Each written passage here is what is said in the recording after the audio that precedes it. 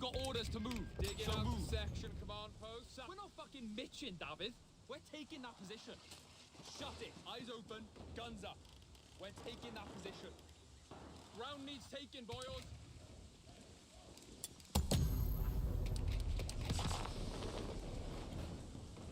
Section command's done. Let's get men on the front line. Pronto. Sappers, are you gonna shift some dead weight? That capture point needs to be ours, right? Little stroll into Jerry's line. Nothing to worry about. Position's ours. An infantry section is present and accounted for.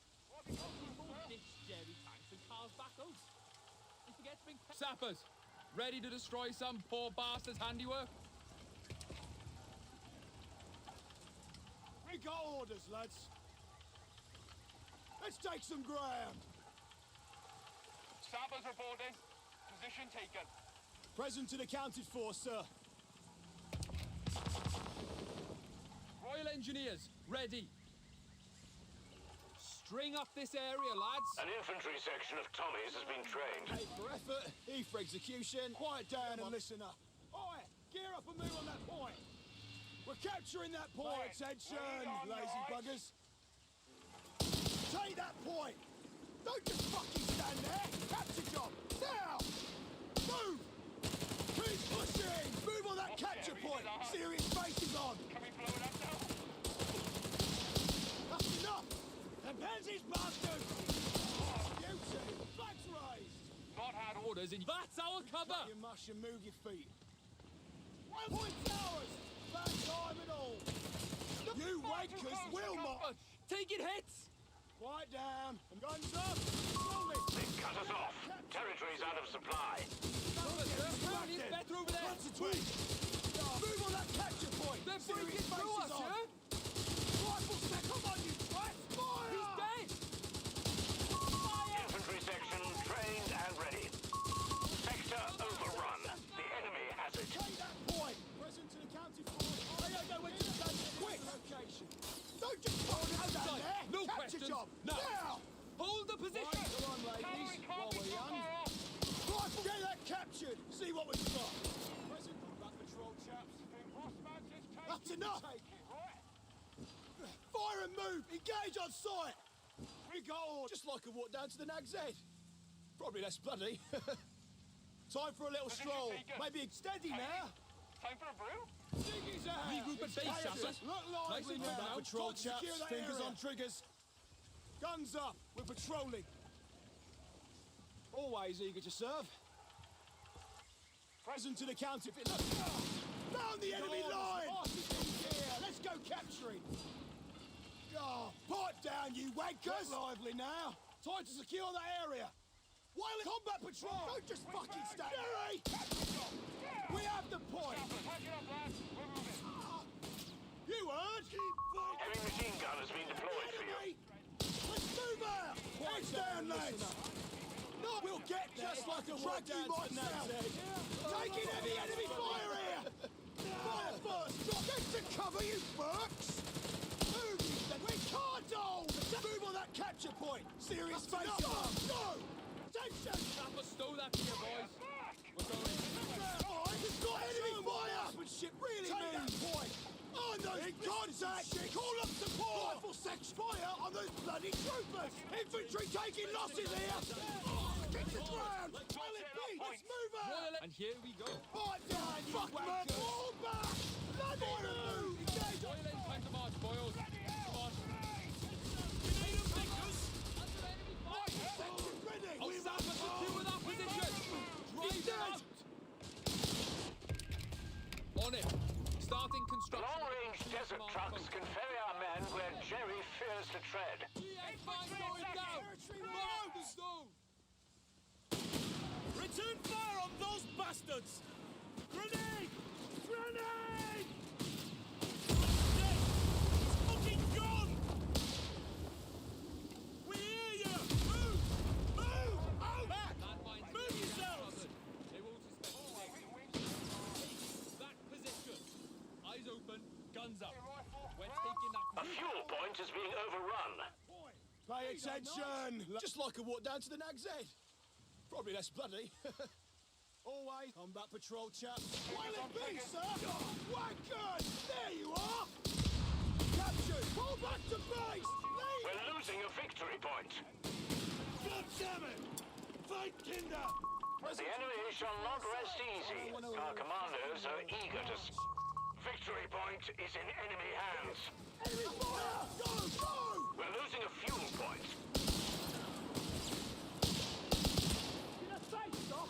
What you got? We're moving. Order, you with me? Let's go looking for trouble, shall we? We're whinging and march. We ain't staying. We've lost the sector to the enemy. This thing queens me, Rob. We're in it now. Just roast it. Now, come on, those GT's ready. Dead boys. Go fire first. Drop those. LRDG trucks are ready to deploy. We need space for the wounded. Pay attention. One at a time. Securing enemy territory. Tanks full. Not a care in the world. Hold on here. Control group moving. Quiet down and listen up. We'll risk it for a biscuit, won't we? Always eager to serve. Boss man says take it, we take it, right? Take your stations. We're heading out. Selves up. We're not out of this yet. Here's a combat patrol, boys. I don't want to hear a fucking word. March. Big LRDG on patrol. Heading to our destination now. Work done. Now what? You need the expecting trouble. All right then. If it looks funny, shoot it. Roll into Jerry's line. Jerry, caught wind of us. Back up. Back us up. Get on it. Lazy git.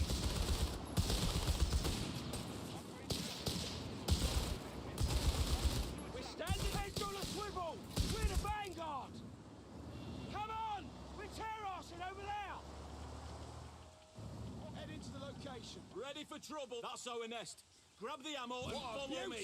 Flags right. Choppers on site. Ground needs taken, boys. Right Vehicle. Goggles on. The 38. Territory sector lost, Commander. Pay attention. Cut your mush and move your feet. Keep pushing. Move. Fire first. Drop those sods. Present. Head into the location. You want the tanks full.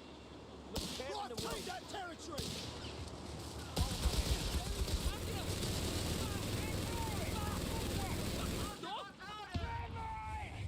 Shit! Move those arses! Shift it! Fucking scarborough! Let's take some ground! We're up, Well done. Now what? Fall back.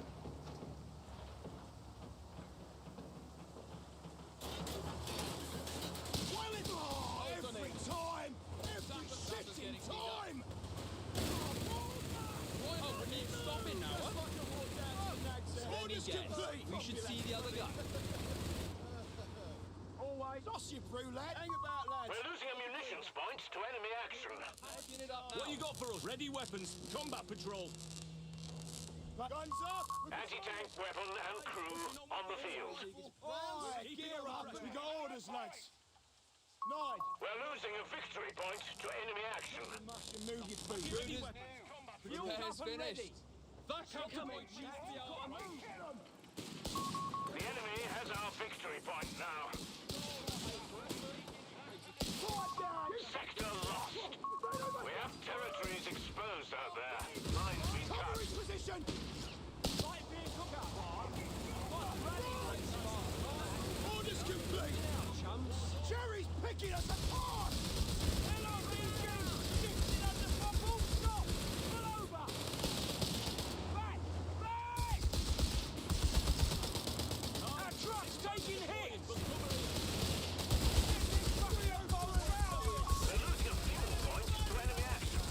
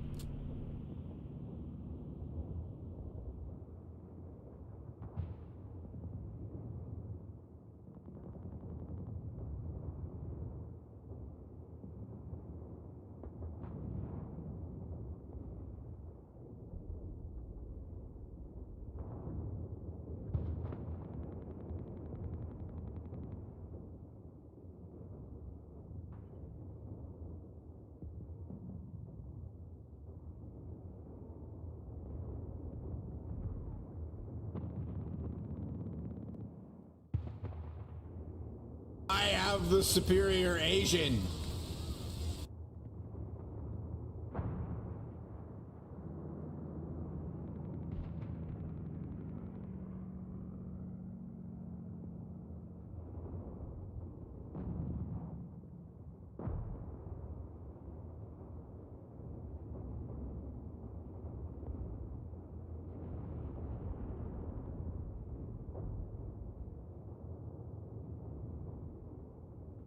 Patriot, patriot, vampire, nationalist, mental retard, eugenicist, a scared man, Really? retard, traitor, Here we go. Digging Vampire. out section command. Royal Engineers here. next level, Moses, Needs taken, boys.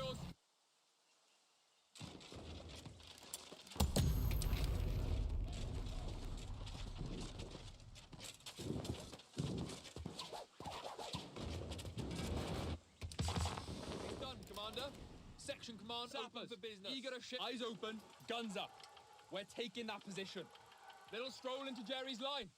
Nothing to worry about.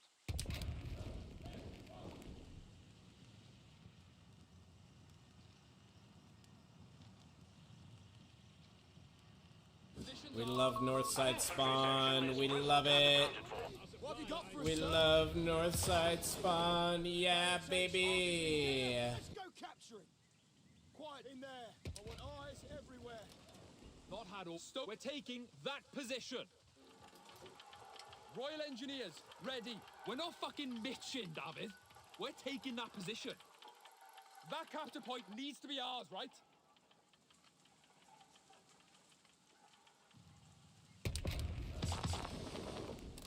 Infantry section trained and ready.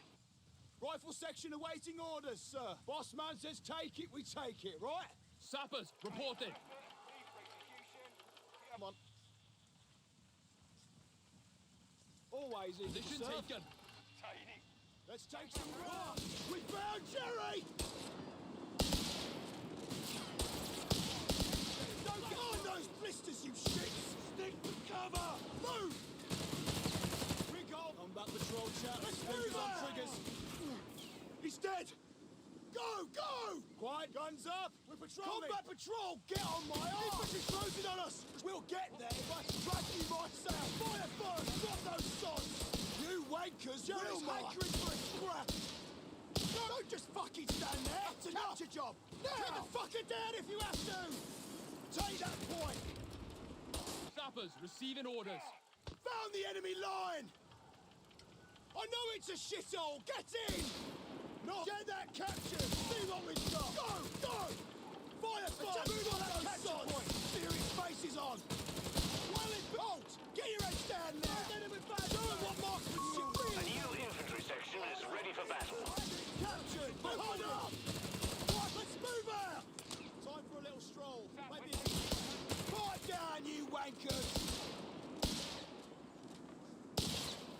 Don't just fucking stand there! I have to track you myself! Now! You wanker! Take that point! Oh, we found Jerry! Come on! Come on! This guy's over with! Serious faces on! Got a last one! Cheeky little wanker! Go! Go! Get that captured! I'll see what fire on this bloody trigger! Move out! Bloody hell! Give it on sight! Move on that capture point! Orders, sir. Yeah, we're moving. Pull back to base! Leave it! Royal Engineers here. Pack it up, lads. We're moving. Hold your asses. Move. Shoot on sight. Hold the Position! We're losing a munitions point. digging in. Sappers, yeah? Work to secure that position. Drive them out.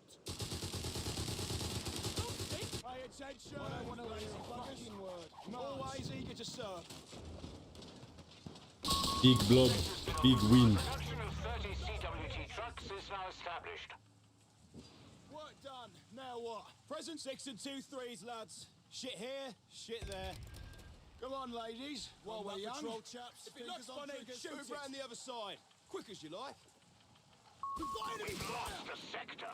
Think we'll get there if I can drag you myself. Always eager to serve. Come on, you fuck me! He's gone! Sappers, take cover! Under enemy fire, yeah? Rifle section ready! Heavy machine gun and crew are ready for orders. He's nowhere to be seen. Present to the counted force. Quit whinging and march. Sappers, we're ready! Always in front grenade! Move! Get the anti-grab! They're breaking through us, yeah? Move, boys! Awaiting order. Apparently it's better over there. Move! Stop! Watch your feet. Sappers, yeah? Get an ansi! Give us order! Down there! Jerry, down there! Back! Don't fucking stop! Hey, it smells like sausage ahead. Oh, contact with the bloody enemy! Rig up, shut your mash and move your feet. Guns up! Keep your distance! While it be, sir! Fucking scupper! The beggars are threatening a victory point. You wankers will march! You orders! What'll it be? Just move! Sappers, we've got orders. Big blob, big win. Building a field in 30 CWT truck assigned to your sector. Get in! Goggles On land. We got orders, lads. We're pushing. Ready for us? Taking that point! We're losing a victory point to enemy action. Always eager to quit whinging and march.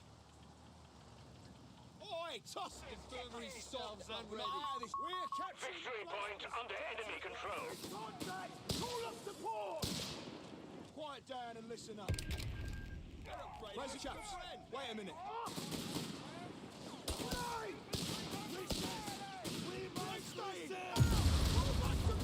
Get out full whack! Shift it! A victory point is being overrun. He's fucking gone! Let's get rolling, lads. Heading off. Gauge on sight. Bring us around. Enemy in sight. Move. Truck repositioning. Our truck's taking hits. Quiet down. Listen up. Pay attention, lazy buggers. I don't want to hear a fucking word. Rifle grenades and anti-tank grenades are now available. Truck repositioning. Time for a brew? Job for us. I'll do it now. Take it down.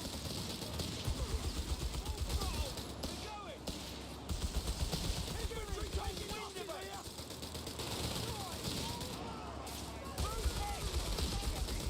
Infantry taken out. We got them all. Truck hit. Stop this thing. Right in the bird. Engage with extreme prejudice, lads. Unlocking production of Stuart light tanks. Move those engines on the flank. Send help. On those nests of cover. Shit. Our 30 CWC truck has been claimed by enemy fire. Fuck's sake, die, you bastards! Enemy territory will be ours. Guns up. We're patrolling. Keep pushing. Where's me glove? Our supply line's broken. We have sectors isolated out there. Damnation! The sector's in enemy hands. Order, you with me? Hold on here. Standing by. Pay attention. Securing enemy territory. Quiet down. Get scary, lads. This is enemy We're not territory. fucking bitching. Pay attention. We'll risk it for a biscuit, won't we? The enemy shall not rest easy. Our commandos are eager to start raiding. Engineer, say the word. Oh, Covering every this up. time. Every shifting time. Will it be, sir? Cover his position. Targets in the We're up, shake a leg, you fucks. Pass! We're on it! Cough the fuck! Infantry! Drop us! You have command points available. Time and all! Awaiting order. I don't like it either. But it's order. Fire arrow! Go! Go! We're losing a victory point. Shit! Awaiting Enemy come on, fire! Sappers. Get to follow it. Finish! Let's move out! Stop, get moving. Awaiting order. The enemy has our victory point now. Engaging on sight. Hit the ground! Orders, sir. Sappers ready. Back to base! Advancing to attack. Back yourselves up. Mad as shit. Come on, ladies, while we're young. We're losing a strategic point. Orders complete! Shit here, shit Our there. victory point is being overrun. Combat patrol. Got your rifle?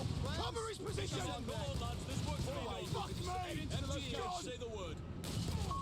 Victory point is in enemy hands. Rifle, sign those blisters, you shit! Victory point belongs to the enemy. Little stroll into jail. Well, it will get there if I have to drag you myself! Orders complete! Stuart's light tank, tracked and ready. Present to the county just like a raw down to the nag's head. Ready for trouble. Let's go looking for trouble, shall we? The boss held all victory points. Act now.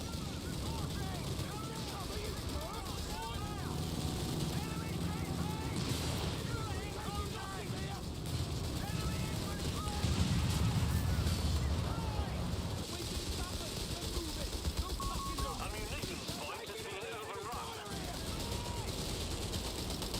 Orders complete! Get moving! Come on, bastard! Take that position! Get and secure that position! Drive them out! Engage on sight! Fall back! Resting territory! Eyes and ears open. Mouth fucking Done. shut. Now what? Pre-established dead drops can be utilized by forces in dire need. Orders, lads. Like you was trained! SSB commandos are deploying. Quiet down. Back it up, lads. With enemy territory, so be careful. Recon pushing the line. Come on. That contact with the enemy! We're in it now!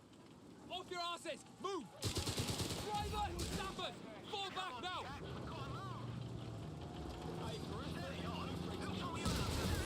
Enemy troopers! Stay keen! Heads down! The fucking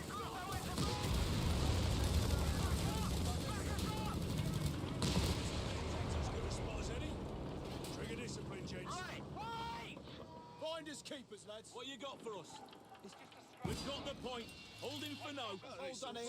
Snappers back to full... We're losing a munitions point to enemy action.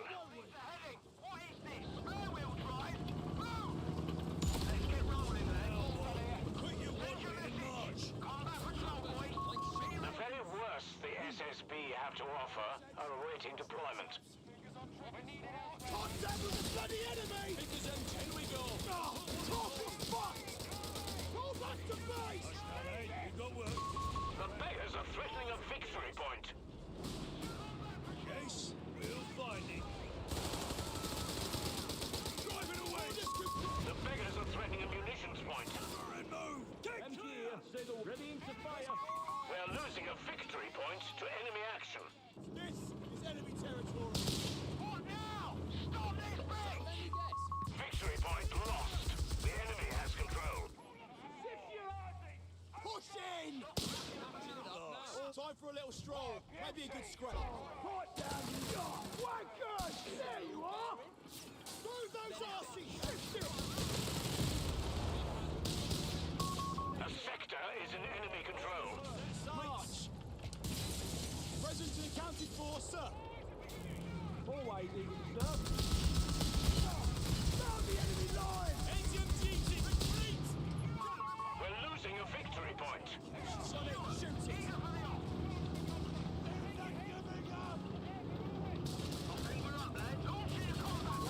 Victory point belongs to the enemy. Take the bridges, Linda! Take the deck! Trust myself! You heard? Don't get distracted! Cover up! You can't save it! Bloody move! Orders complete! Your tank available on Lend-Lease. Guys, Jerry's picking! 5 command points available. Acknowledge.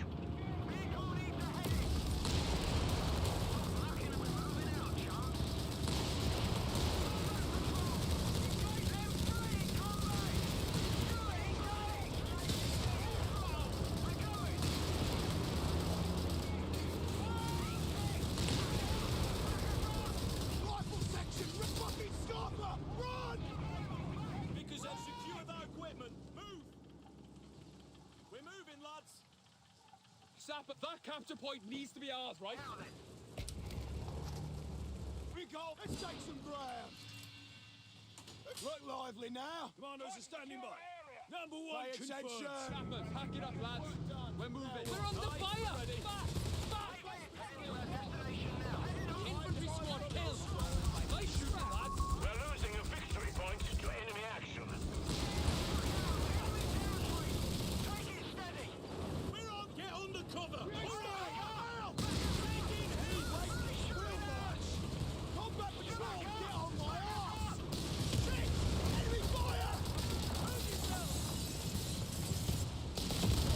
Oh, let's move it! We can't go! Help him. Fight!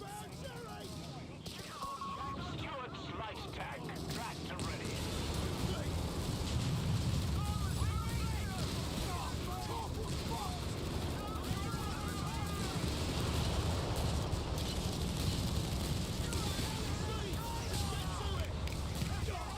Stuart tank has been lost to enemy action.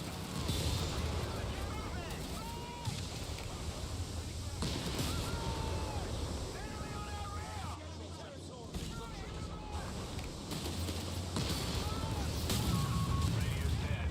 Stuart crew Of course, man! Of course, dude! Of course! Of course! We're losing a victory How point. can we play without miss?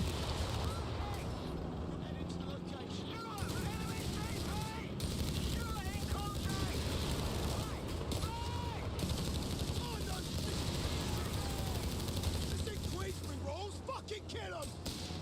Rifle grenade!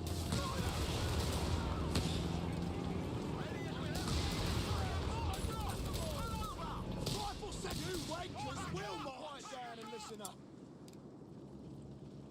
A dead drop cache is being established at this location. Time, Commander.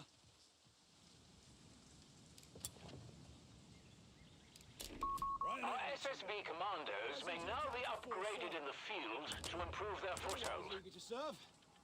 Pay it, come on, ladies, while we're Sappers. young. Eagles will ever be. And here we go. Fire back! Starting. Shot tank, available on Lend-Lease. All done here. Taking heavy enemy fire here! Jumping at the bit here. We'll find our own way. Please, sir! Shoot back! Go back to orders complete! Sappers, we're needed elsewhere, lads. We have dead drops available to unearth should we We're require under them. fire! Find cover, you dunce! Get moving! We're losing a munitions point.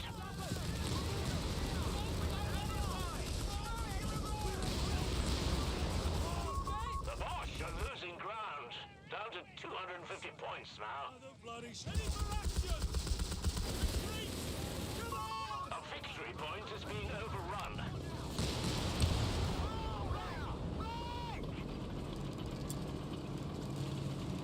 Victory point is in enemy hands. The beggars are threatening a victory point. Just like you did that. Enemy forces have destroyed a dead drop. Fire guns up! I'm patrolling. Victory point under enemy control. Down this range! Fall back to base! Leave it! The weasels in the infantry's closing on us! In contact! Call it!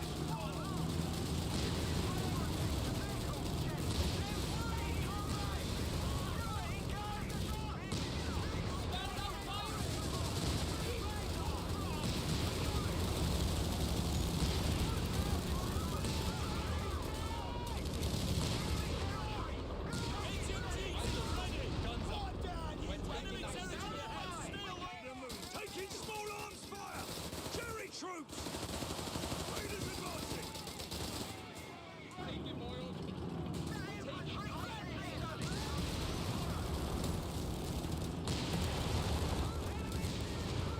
SSB making. We're ready. Quietly now. Pass the word down the line. Victory is ours.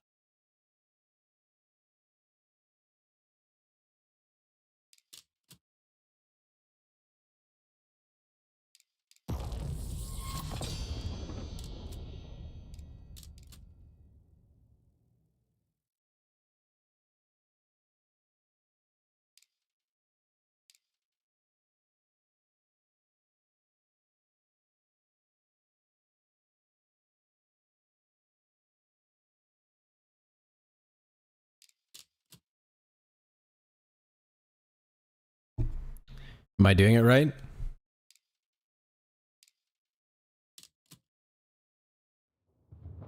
Hoorah!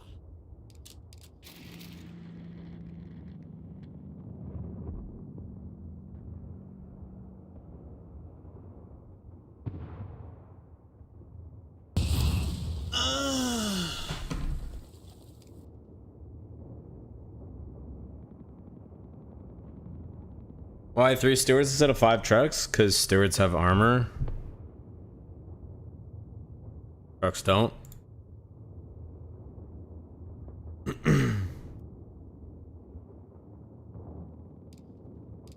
Oh wait, I got another name for this one. Big blob, big win.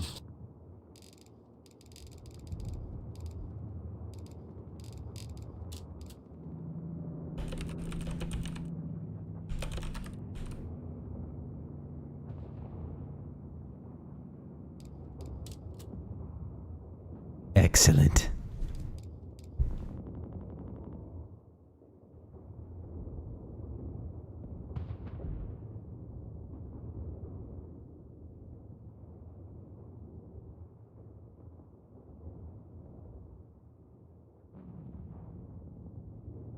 But I spam Stewart? Because I have to. Yeah, the first one was better. I agree.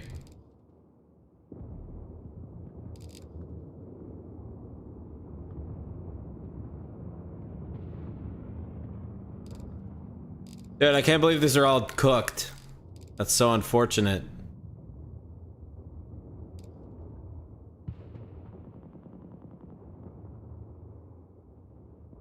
Look at me. I am the spammer now.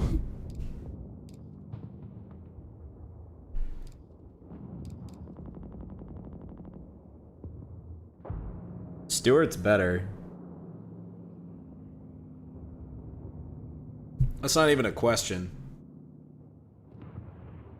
What forces us to spam in light vehicles in Code 3, even though build orders were more or less the same Code 2, but we never needed to spam 5 light vehicles?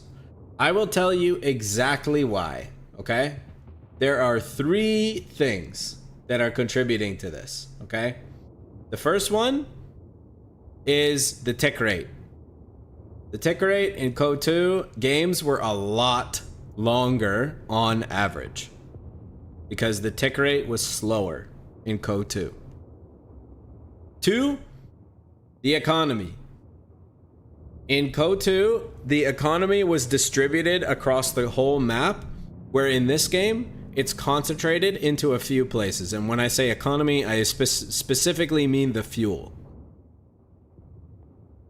So applying concentrated pressure to a few points on the map is the most important thing to maintaining a good economy. The third thing is, actually it's kind of 2 things. It's the cost and scaling of light vehicles. In Code 2, as soon as a P4 came out, your Stuart, your T70, your 222, whatever, your armored cars, your light class vehicles were not capable of dealing with the medium class of vehicles, and all vehicles cost a lot more. In this game, light vehicles are cheaper and more effective than they were in Code 2.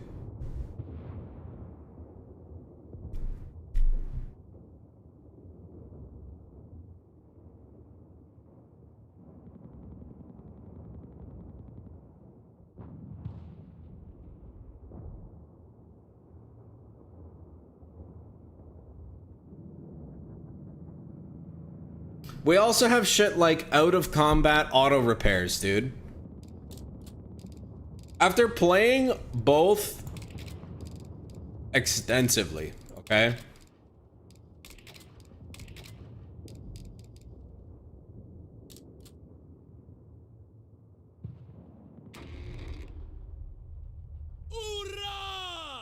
Repairs have never been as accessible as they are in this game.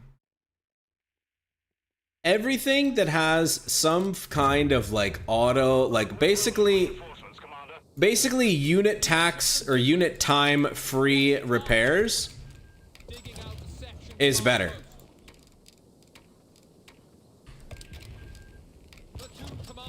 Like normally in Co 2, I would say, or in Co 3, I would say, you know, go Commander if you want the buffs, right?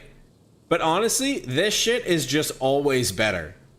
This shit is just always better.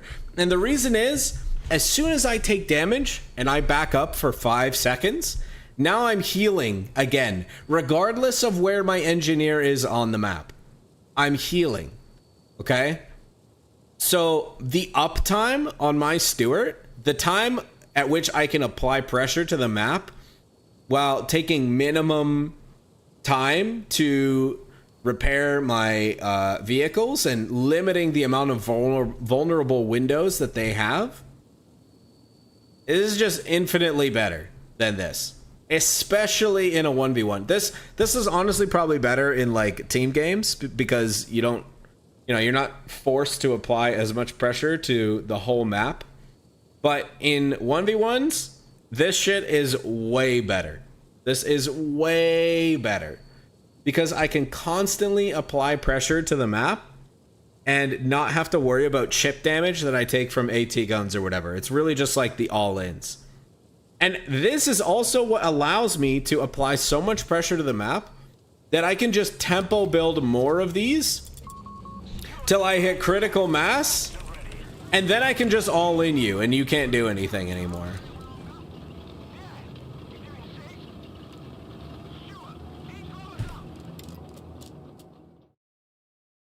Repair also gives smoke and it's 40 ammo. Yeah, that's right, and the smoke is free.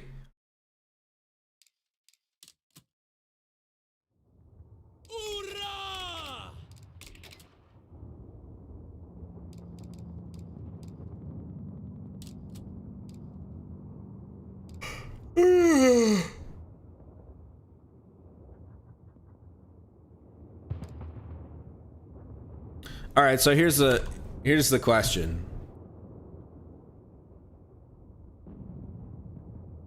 See who's on. There's like very few people on.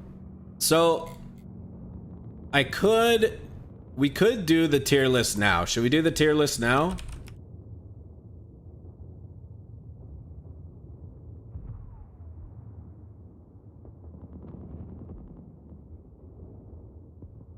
The tier list of battle groups.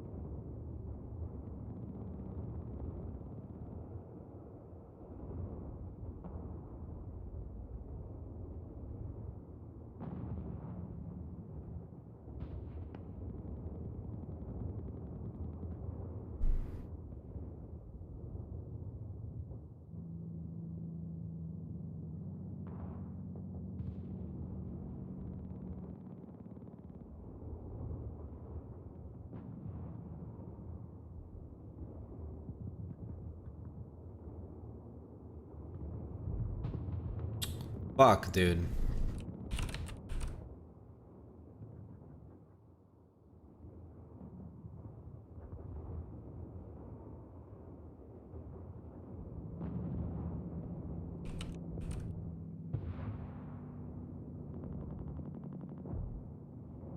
Damn it.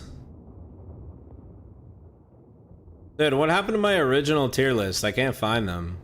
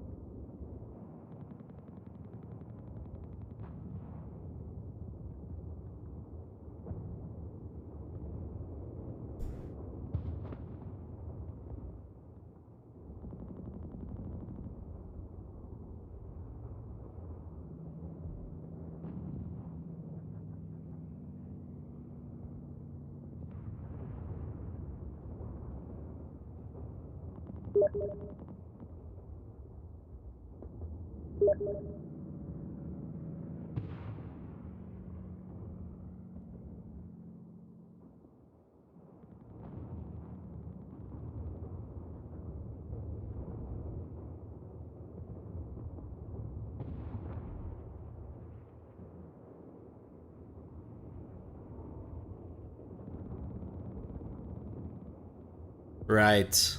Yeah, that's what I need to do. All right, hold on a sec. I gotta dig it up.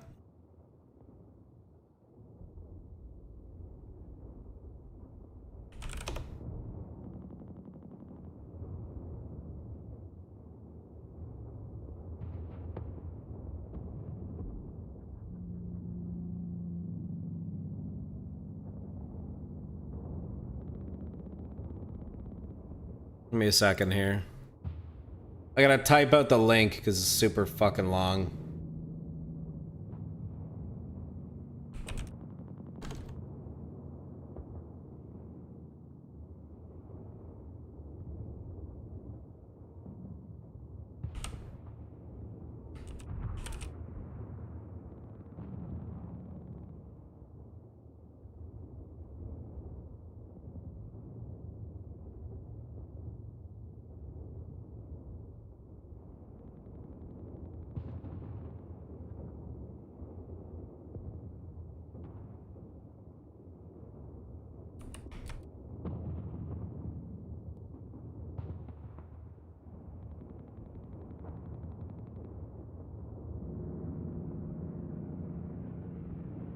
Oh, the link doesn't work.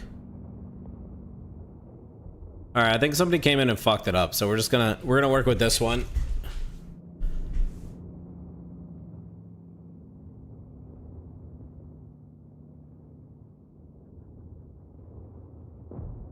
All right, so this is gonna be best. No, this is gonna be OP. Good.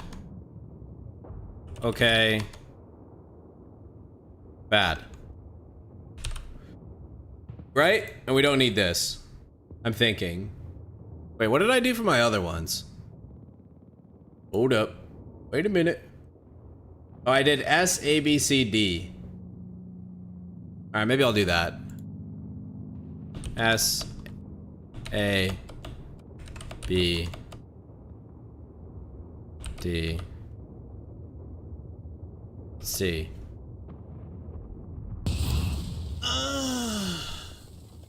Uninstall the bottom ones? Yeah, basically.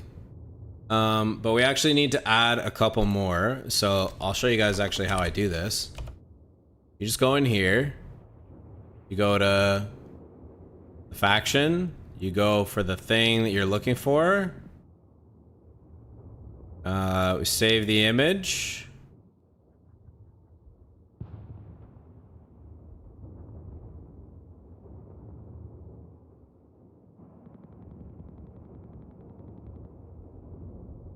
Where is it? Okay.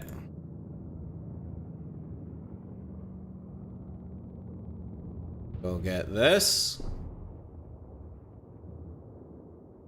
Siege.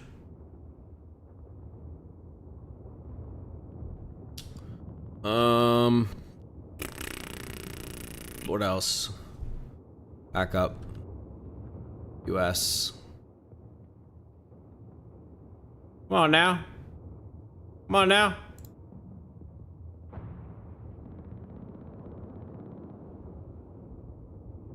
Okay, we add these bad boys in. Bum bum bum. There we go. Now we'll organize them by faction.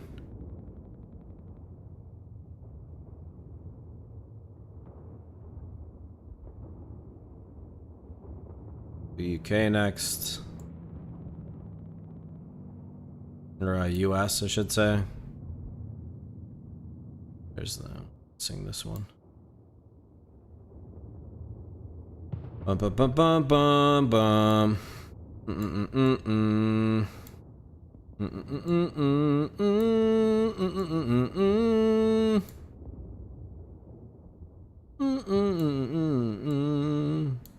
I'm missing the Polish one. US artillery. Ooh. Go.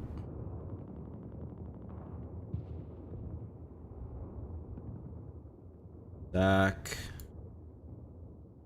Back. Back.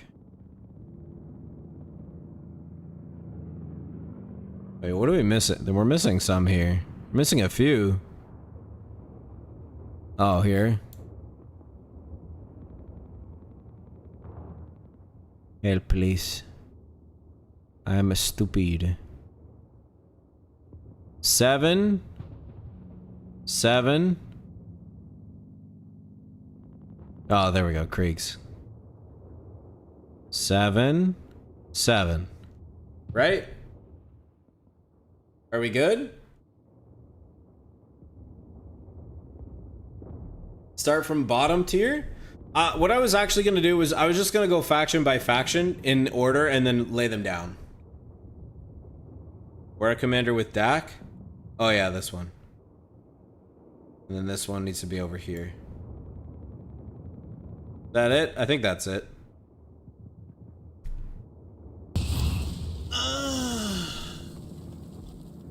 We fix it? I think we fixed it. Alright, I'm gonna need a tall ass glass of water for this.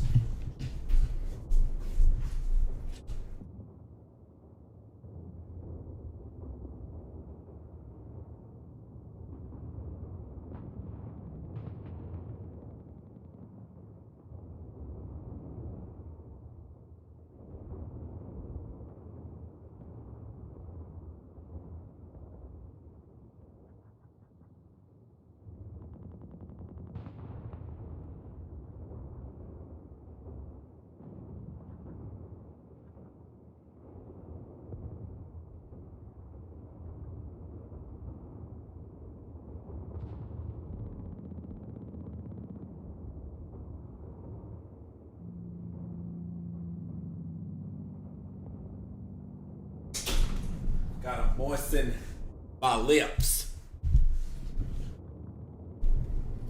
Is this about to be a 2-hour tier list? Well, FK9. Let me show you how long my last one was.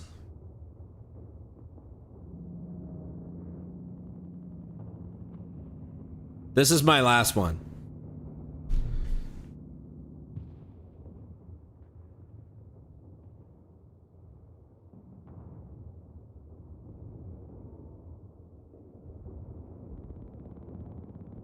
The big yap. Alright, I'm gonna close this, otherwise the background noise is gonna make me crazy. It's also kind of hot in here.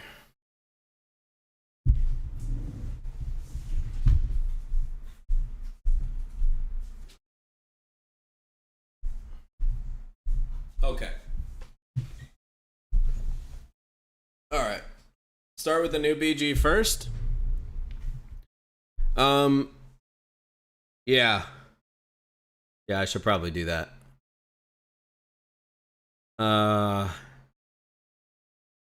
Okay. So, here's... I'd like to, actually, just so I can remember. I've got an... I will say vehicle... Okay. So, what I did in this one was... I literally went through, I think, every single faction, every single battle group ability. Yeah, here you go. You can see it. Air and sea, heavy armor. Did we? Yeah, we did, right? We pop. Yeah, we did. We pop these open. It's gonna be, so basically what I do is I do like team games. Well, I think I did 1v1s first, and then I adjusted it for team games. By the way, I'm gonna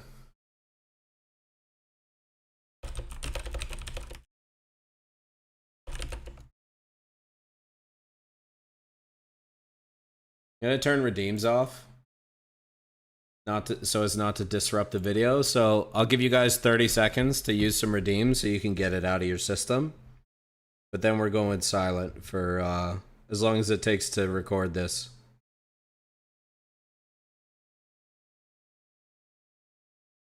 I have the superior Asian. Of course, dude. Of course. Of course. Bro, what the? How can you play without miss? Oops. Because these Game over units are for just me. better.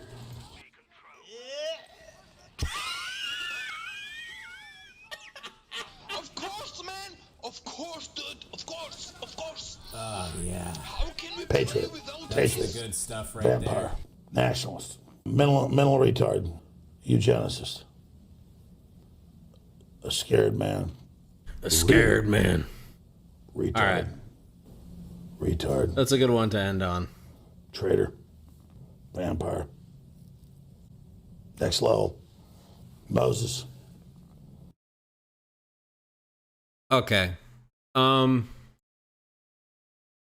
So my question is, should we redo the same format? Yeah, I think we should, dude. I think we should just do it, right? For the sake of giving a complete... Actually, here's what I'm going to do. I'm going to organize them in this order. That way, it's easy for me to access the page. So let's do that first. Let's do... no, I think I have UK first. I'm going to organize it in the same order that they're set up in here. So it's Australian... My retention. Air and Sea, Heavy Armor, Canadian. Air and Sea, Heavy Armor, Canadian. Indian, Polish, SSB. Indian, Polish, SSB. Okay. Then US. We'll do Airborne. Armored French, Advanced Infantry, Partisan. Airborne Armored French, Advanced Infantry, Partisan. Spec Ops, Heavy Weapons. Spec Ops, Heavy Weapons. Wehrmacht. Breakthrough, Italian, Last Stand, Luftwaffe. Breakthrough, Italian, Last Stand, Luftwaffe. Wow! Mechanized, Siegebreaker, Terror. Mechanized, Siegebreaker, Terror. Almost dead, almost already there. Almost already done. Then we got DAC. Armored Support. Elite Forces. Italian Combined Arms, Italian Infantry Kriegs. Combined Arms, Infantry Kriegs. PJK. Battlefield Espionage. PJK, Battlefield Espionage. Alright. We good? Kriegs in the trash tier? No. No, no, no, no, no. No, no, no, no, no, no, no, no, no. No, no, no, no. No. Okay. I think we're good, right? Is this good? I think this is good. I feel like we're too zoomed in. Does that feel like that to anyone else? Are we too zoomed in? Maybe not. No, I guess not. I guess not. We need some good background tunes. It's not going to be a huge pain in the ass later. Let's see.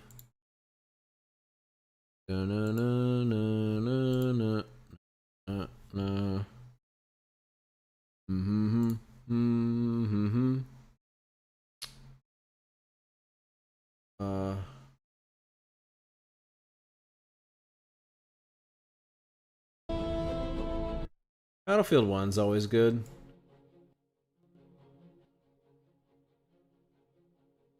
Medal of Honor Breakthrough following up, that's good too. You should be good, right?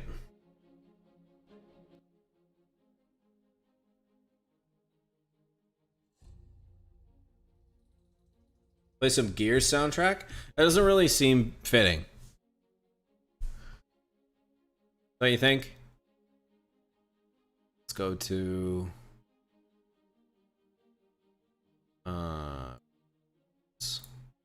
Okay. Don't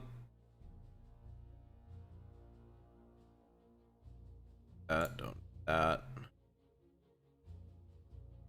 This right now.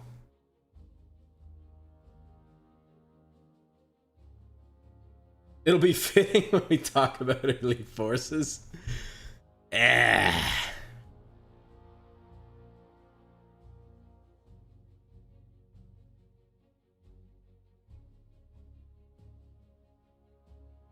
Band of Brothers theme? That'll get me copyrighted real hard. Otherwise, I absolutely would. But that's a great call out, Chex. SC2 music. Okay, I think we're ready. Let me just check the formatting one more time of my last one, because I want to have some continuity there for people in terms of how I did it. I see a lot of players go for like double or now they're having to deal with all these stacked vehicles that can hit it really hard, penetrate it really consistently using tungsten 20%, and they're still not a CQC unit. Just everything in this battle group synergizes so fantastically together. Everything is valuable. There isn't really anything that's like not very good, except maybe I would say burnout, but burnout I'm about. So let's see what the last one was. You guys want to see this? This was the last one. Let's pull this over here. This was the last one.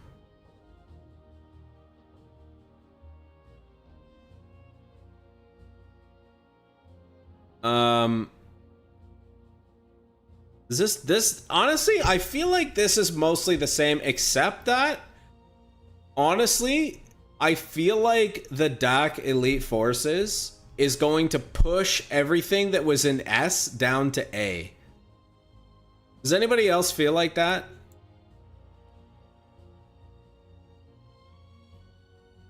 Partisans below S tier? Yeah, it probably is now. That's true. This was pre-nerf. This was pre-nerf. So also Canadians is going to drop a tier for sure because they cooked that healing. No Panzerjäger? It's right here.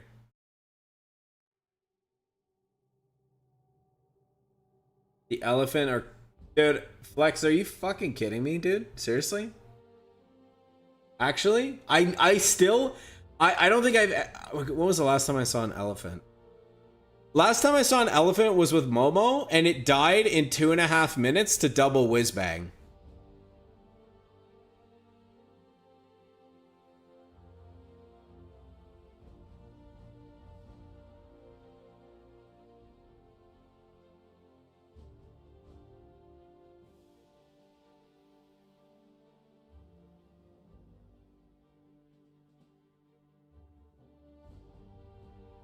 Games are different in 900 elo. No kidding. No kidding. I actually think this is going to be pushed up a tier because the howitzers are better. This one is still trash.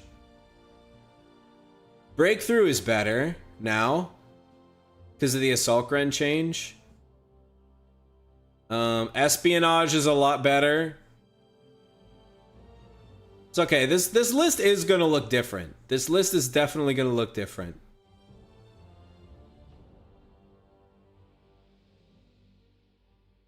Last Stand is going to drop for sure.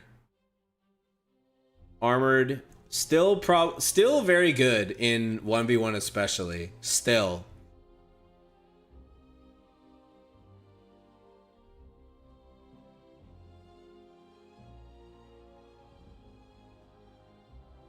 Mech S? I actually don't think Mech is S. Mech is definitely close to S, but I don't think Mech is S. I actually think the only two battle groups off the top of my head that are S are Elite Forces and Poles. Those are the only two obvious S tier to me. Siegebreaker is also very good, but not like not S tier. Can I send a link to this page? Yeah, when I'm done. When I'm done.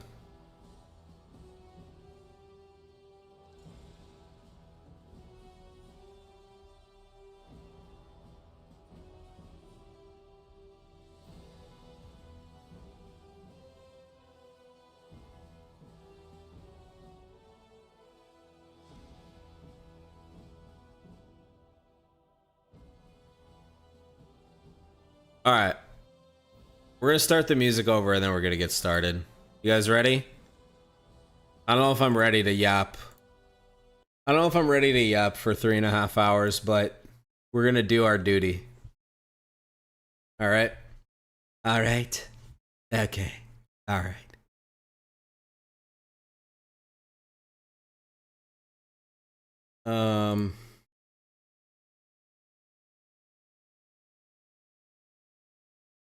Okay. Here we go.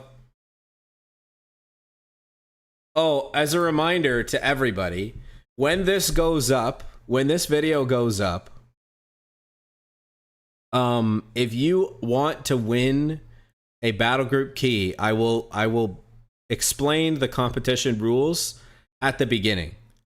So pay attention, and when it goes up tomorrow, basically you'll have to be subscribed to the YouTube channel, and you'll have to comment something to submit for the key that I'm giving away. Just so you guys know. All right? Okay. Start our music up again.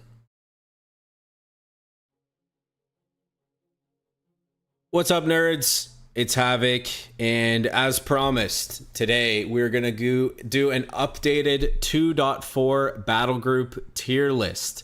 This is going to encompass both 1v1s and team games. We're gonna cover both today. The initial tier list is gonna be focused on, I think we're gonna start with smaller team games, and then at the end of the video, I will redo the tier list for team games. We're going to go into a lot of detail, so get a drink, buckle up, because we're going to break down every single battle group, every single ability in this video, faction by faction, including the new stuff. So SSB, Free French, Elite Forces, and Siegebreaker, the latest battle groups from Relic. And in addition to that, for those of you that I apologize, actually, there was a little bit of confusion on my last post. The key giveaway is happening on this video. So next week, it'll probably be Monday. I am going to give away a key for the Dare and Destroy battle group. To win, you must be subscribed to the YouTube channel. And below, you have to comment your current favorite faction / battle group to enter. And of course, whatever else you want to say, you're welcome to say. But make sure to include that, because that's what I'm going to be looking for entrance. But with that, let's get right into it. So we're going to start out with UK forces. So we're going to start with Australian. I'm actually just going to open this Explorer. If you're not familiar with this website and you're new to the channel, I would highly recommend it. It's called co3stats.com. The guys that run it are absolutely phenomenal. Anything that you could possibly want to learn about the game, you can find in here in terms of data, in terms of, abilities, just like learning how units perform against each other. All of that can happen on this website. I'll actually showcase the DPS calculator tool. This is extremely useful for learning how infantry interact with each other. You can pit them up against each other. You can look at vehicle values, penetration values. Anyway, I digress. Let's get to the good stuff, okay? So, starting out with Australian Defense Battle Group. Left-hand side, we've got logistical supremacy. A lot of things remain the same patch over patch for this battle group, there are some small differences, which I'll try to make sure I cover. First, starting on the left side, logistical supremacy.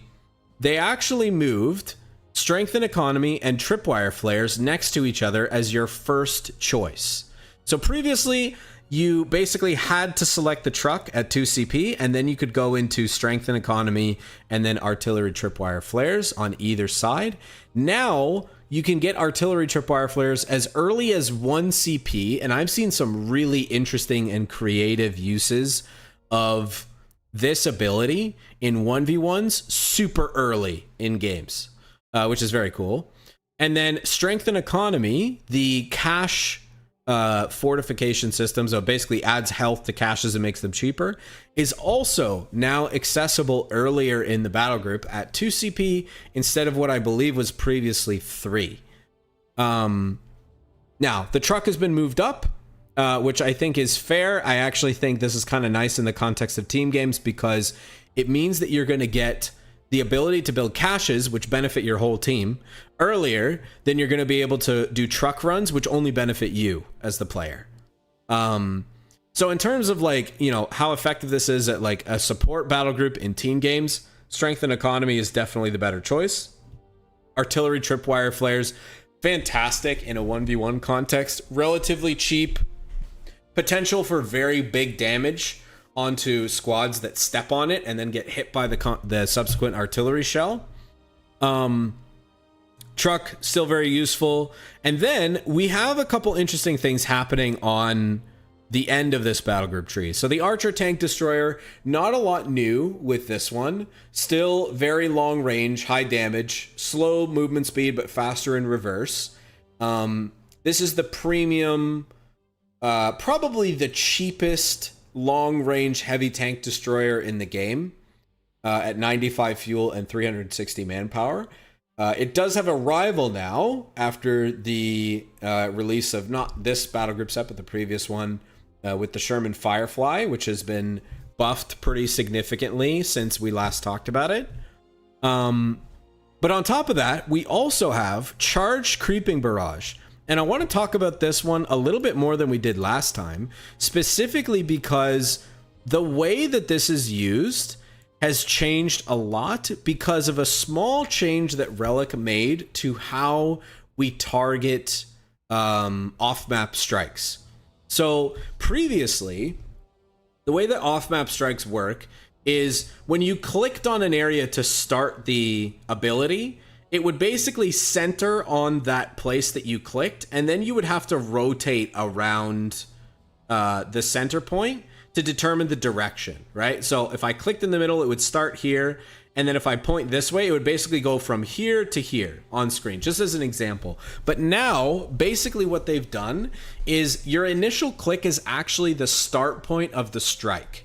And this makes for some really interesting potential plays that you could not make with this ability before.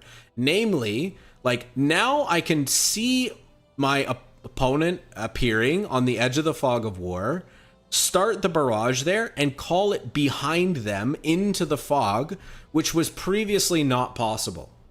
So the long and the short of this is that I feel like Charged Creeping Barrage is actually a lot more useful than it was in the previous patch, simply because of the targeting change that Relic made to this stuff. So definitely worth experimenting with, definitely worth exploring as an alternative over the Archer Tank Destroyer.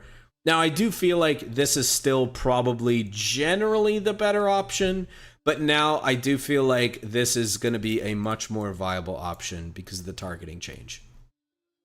On the right-hand side, we have Australian Light Infantry sections. Not much has changed with them. These guys are still the equivalent of riflemen that can build fortifications with no snares. On the UK side, they have a short into mid-range DPS profile primarily focused, and then when you upgrade them with the scoped Lien fields, then they have a much better long-range damage potential. They still have the snipe ability, which has been nerfed significantly, probably since the last time I talked about them. It's not quite as strong as it was, but still very useful, very effective. Probably, again, remains one of the best scaling line infantry substitutes in the game, is the Australian Lights. Moving down further, we've talked about before the 2-pounder. This is a fantastic answer to heavy light vehicle play from your opponent, especially when combined with pairs and light team weapon or team weapon training or UK forces. Immediate access to the VET1 capability that allows you to disable targets at long range and guaranteed penetration. Then, of course, you have defensive tactics, which allows you to build the Bofors and the 17-pounder emplacement. Generally speaking, both of these very useful. I tend to see defensive tactics more in team games, 2-pounder more in the 1v1 context. But both very effective. You know, if you're dealing with a lot of like aircraft or armor in the mid game, this might be, or medium to heavy armor in the mid game, the emplacements might be better. One of the really nice changes that they made was that Australians now have the ability to repair buildings. This is a new addition in the most recent update for 2.4. You couldn't previously repair structures with the Aussies, but now you can. So they synergize a lot better with defensive tactics where they didn't before, because you could only repair things with your sappers. Moving along to vehicle over repair, this ability has been gutted pretty hard since the last time I talked about it. This used to be like the S tier premium ability in this battle group because it made all of your vehicles so much stronger. It was easy to apply and yeah, relatively low lift in terms of the time tax that was required to use this. But now, like, the onset of the ability takes much longer. You can see it's 15 seconds. And the bonus health that you get is not as much as it was before. It used to be 120. Now it's only 100. And it takes much longer to apply. On the other hand, Hold the Line remains a very strong endgame ability for this battle group. This, like, with the exception of getting nuked by like a Sturm Tiger or a V1 or something like that, Hold the Line remains probably the best way to keep your team weapons alive when you're undergoing like a big attack from your opponent. Like the amount of pressure that your team weapons especially, I mean, I think the idea is Hold the Line is supposed to synergize with defensive tactics, and it does, but it's so much better with team weapons, it's not even close. And the reason is specifically not just the damage reduction. By the way, 40% damage reduction is absolutely insane. That is a ridiculously high number. And then the 4 health per second when active. This is faster than healing you would get from your base, but it's in combat and laid over top of damage reduction. It basically makes your team weapons immortal for the duration of the ability. Again, with the exception of like really high burst damage weapons. Like I've eaten entire Stuka barrages with this thing. Nebelwerfer is an absolute joke.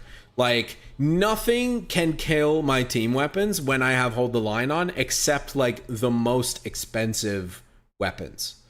So Hold the Line I find to be a much better option in general between these two. But over repair does still have a bit of a place. But I think the opportunity cost of not going Hold the Line when UK already has some of the best team weapons in the game, this just makes them even better and easier to defend. This is excellent. So that's the Australian Defense Battle Group. I think we're going to drop them. These guys are still like quite good in a 1v1 context. They're quite good in team games. I see players both using these guys as like a means to construct a lot of field defenses, kind of do like a SimCity play style. But I also see like very aggressive play styles. The economic support that they provide is also very good through strength and economy and the trucks.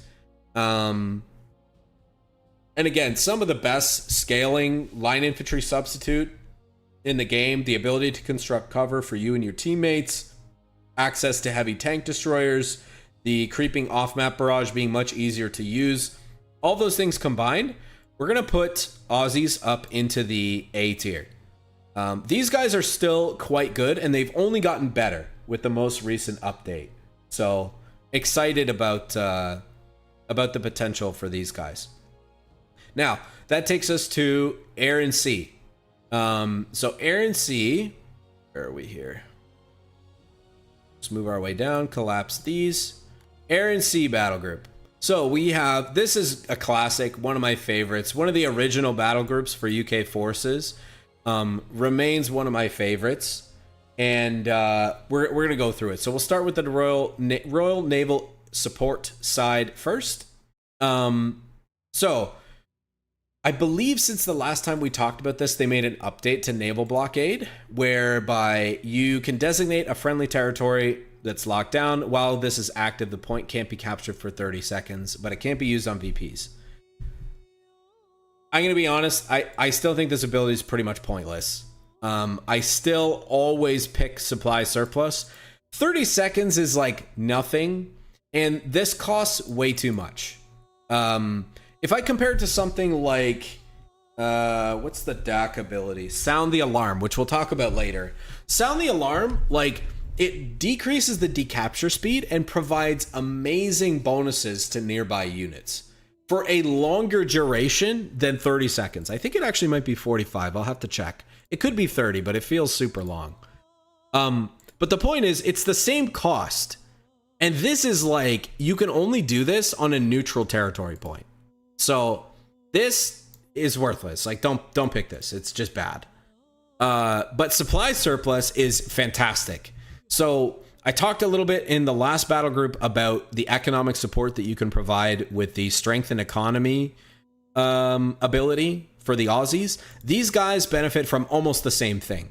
So supply surplus, there's two things that are awesome about this. The first one is that caches can be built without the use of units. So they can be auto-built on territory points, which is a really nice boon.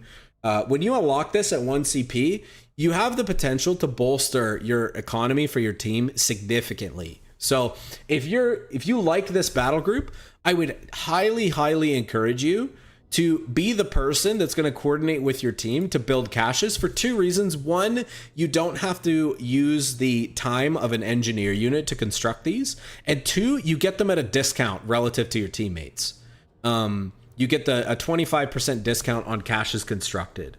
So in the context of team games, this battle group is fantastic for no other reason just than supply surplus is going to give you a nice boon to the economy of you and your teammates. Further down, we have the Centaur. And boy, I love this thing. This thing actually got some buffs in the most recent patch, which I'll mention in a second. But an overview of this tank is like, you can think of it as a faster, more nimble, but less lethal version of the Bulldozer or the Brumbar or the Stug. It has a turret. It is very fast compared to most of the other tanks in a similar class. And most recently, it got a buff to the long distance damage fall off, which is basically, if you think about it, it's like the part of the explosion that is furthest away, but still part of the explosion. You have units taking a little bit more damage, like when they're a bit further away from the epicenter of the explosive round and where it lands, which is only a benefit to the Centaur in its effectiveness against infantry. So this is really good. It actually says short weapon range, but that's actually not true anymore. It has the same range as pretty much every other tank, as far as I'm aware. And the ability to toggle into Hesh rounds as a form of anti-tank. Now, you can't straight up duel another medium tank, but you can apply very consistent damage and debuffs using the Centaur. That combined with how beefy it is it's a really, really nice anti-infantry / anti-vehicle support vehicle to include in your roster. I don't typically spam these things. I usually build like maybe one over the course of a game, or I have one at a time. But this is a great unit, and I think highly underrated. I don't see this nearly as often as I think, you know, it merits having. Having this supporting like a 17 pounder is fantastic, because the Hesh rounds, you know, obviously you can mark targets, you can deter them from pushing in with the Hesh round and the crippling effect that it has on the vehicles. You can fire smoke rounds, and you can deter infantry from pushing into your 17 pounder just by pushing them and hitting them with the Centaur's main cannon. Moving further down to the last abilities in the tree, we have assault flares and naval bombardment. Both of these abilities are fantastic. Naval bombardment, like, there's no firepower in the game like this one, except for from the more recent battle groups. The Sturm Tiger has a similar effect on an area that naval bombardment does, as does the V1. The Kriegsmarine naval bombardment, similar, but not as much firepower as standard naval bombardment. I think the main drawback to this is the cost. It's like, it's pretty expensive. Like, I think this might be the most expensive endgame ability next to the V1. I think it actually has the same cost as the V1, which is a lot. So that's like the main drawback of naval bombardment. I tend to lean more towards assault flares, and I love it specifically in a team game context, because you can think of it as like a go button for you and your team. Like, whether you're playing with a coordinated team or not, assault flares is a great way to give your team the signal, so to speak. And in the meantime, you're going to buff all of your infantry on the map and get huge offensive bonuses. You can see 25% rate of fire and 50% speed for all affected infantry. It's a little expensive for a flare ability, but I would say, like, the bonuses that you get, not only that, but also like the psychological bonuses that it gives to your teammates, in that they can see the entire front line and they can see your infantry leading the charge at a ridiculous speed. It's a great way to get your team to buy into an attack with you. And so I highly prefer this just due to its cheaper costs, and again, all the effects we just talked about. But both abilities are good. Naval bombardment has a place, you know, great at dismantling static defenses, which we may or may not be seeing a bit more of in the most recent patch. But it is also, like, it's a very expensive way to do that. And since they reworked Incendiary, which we'll talk about in a minute, I don't know if this is worth it. I feel like this one is in general better. Now, moving on to the Royal Air Force side. These guys, commandos, one of my favorite units in the game. Previously, they were kind of eating dirt because detectors were pretty pervasive. Now, not as bad for the allies, I would say. It was a little bit easier, but like last patch, for example, 2.3, Luftwaffe was virtually unusable against UK forces because they could just build sections, recce sections, and detect Fallschirmjägers and keep them from ambushing, and that basically rendered them effectively useless for their cost in the last patch. But anyway, that's since gone. There are still detectors, but they're not as pervasive as they were last patch. And so I think commandos are in a great spot. They have some fantastic veterancy bonuses, the ability to heal out of combat, throw grenades, sticky bombs. One of the main drawbacks, probably between the last time I talked about them and this patch, is that the demolition charges were nerfed significantly. And not just the commando ones, every demolition charge. They now have a timer that happens when you click on the plunger as opposed to just blowing up immediately. And there's also a grenade call out for your opponent, which is on the receiving end of the demo charge. And that's just going to notify them further to give them an opportunity to escape before they get killed by the demo charge. So they lost a little bit of effectiveness, but still overall like a very strong unit, I would argue.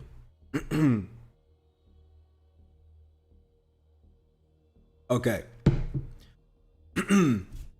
Next part of the tree, M1 pack howitzer paradrop. and commando support section. Pack howitzer is probably my favorite choice between these two.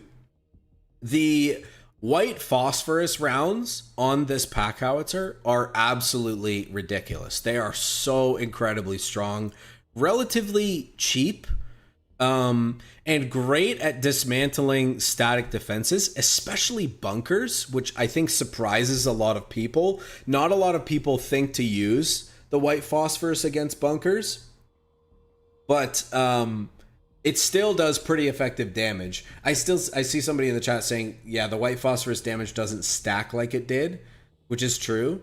But the white phosphorus is still great. It's still great for clearing a path to your opponent. It's great for applying pressure to fortified positions or like medical or like forward assembly areas for your opponent. Better than a standard barrage by a long shot, and great at exerting pressure on those enemy force concentrations. The commando support section definitely has a place, especially if you're using standard commandos and you want to try to avoid retreating as much as possible. Because their ability to reinforce other commando units that are on the field. I would also argue that their strafe is a little bit better due to the targeting changes that we talked about with the Aussie artillery ability, but it affects all effectively call-in abilities or strafe abilities. The commando support section strafe is a lot better as well. They're not as good as like most infantry, I would say. They're a little bit too squishy and maybe a little expensive for like how effective they are in combat, but a great hybrid like combat support unit overall. Now we have the anti-tank rocket loader. You guys know, if you've seen my last video, I'm a huge fan of this ability. This is really strong. One of the stronger anti-vehicle loiter abilities in the game. And then you also have incendiary bombing run. Now, they actually reworked a lot of the incendiary abilities in the most recent patch, where they do less damage now on impact, but they do more burn damage and they burn for longer. Which is great at like dismantling bunkers, dismantling other enemy fortifications, did area denial for an opponent's infantry for a longer period of time. It lasts longer and it does more damage over time, just not as much impact. And I think, you know, they were seeing a lot of players like losing units that were just had the bombs like kind of dropped on their head, and there was nothing they could do about it. So it's a little bit less about that. That's more what the American bombing run does now. The incendiary bombing run is more about consistent damage and area denial.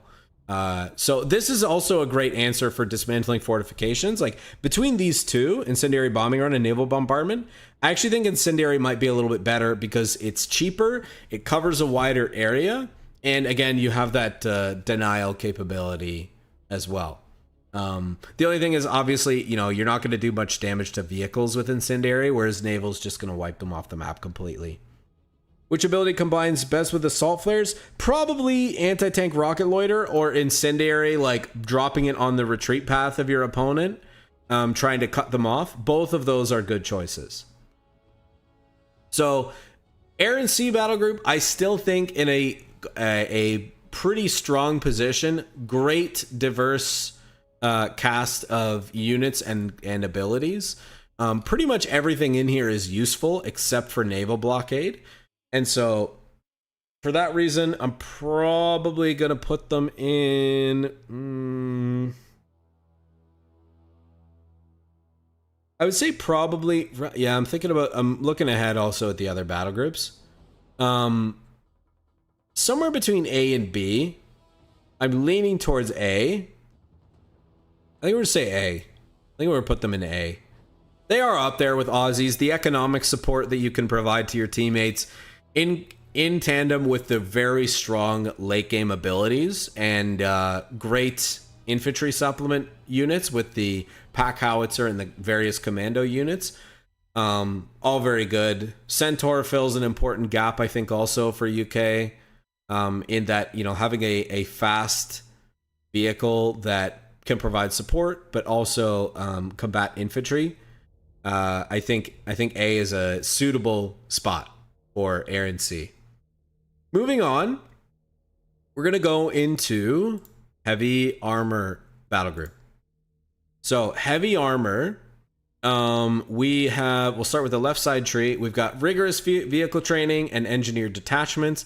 Not much changing here since the last time we talked about this battle group. Same with forward repair assembly. The Black Prince, I think, continues to remain a trap most of the time. I don't think this unit is really worth it. It's incredibly slow. It's a massive target. If you're looking for something that's like a bulwark frontline vehicle, the two Churchills is far better than a Black Prince, for sure. They can protect each other much better. And obviously having two of them allows you to juggle threat between two vehicles instead of just one. I almost never tell people to go for the Prince. There's like very rare circumstances that would be suitable to go for the Prince over a standard Churchill. Churchill's an amazing unit. I think it's highly underrated. Now, it could just be because we don't see this battle group that much. The main weakness, obviously, is its slow speed, and that can be a big problem when it comes to dealing with, like, for example, the newest DAC battle group and the Stuka strafe. But knowing how to handle it in situations like that, where you're dealing with an oncoming strafe, for example, not backing into the strafe as opposed to maybe moving forward to dodge the damage and then backing up. But either way, the Churchill is a great unit. It's a great bulwark, great frontline, even better than the Matilda in pretty much every way. I think it is. I actually don't know if it's faster or slower than the Matilda. Let's just do a quick comparison here. I think it might be slower, but I want to confirm for sure because I would hate to give the wrong information here. Matilda is speed 385, speed 35. So yeah, the Churchill is a little bit slower than the Matilda is. So that it does have that going against it as well, but it does make up for it in beef in terms of, you can see the frontal armor significantly higher than the Matilda. For context, just so you guys know how to kind of read this, think of this as like, I think a pack generally at long range has 160 penetration, which gives it about a slight bit more than 50% chance to penetrate the front of a Matilda, whereas the Churchill, 160 penetration is not going to cut it. It's going to be below 50% ability to penetrate frontal armor, which is very good. Very, very, very strong armor on the Churchill. Okay, moving back here. So we talked about left side of the tree. Not a lot to talk about here. I would say like a couple things to call out. Engineered detachments is probably not worth it most of the time. Royal Engineer has just been power crept really hard as a unit over the course of the life cycle of the game. These guys used to be like actually way too strong and really capable in combat. Now I actually feel like they're overpriced. They are still great SMG units and can win CQC engagements where they get the initiative or the advantage at close range. But generally speaking, these guys are not worth building too many of. If you are fielding a lot of vehicles, the forward repair assembly, part of the reason it's in this tech tree, I think, is for access to it. Now, the mechanized support center repairs is better than this, coming from the US forces.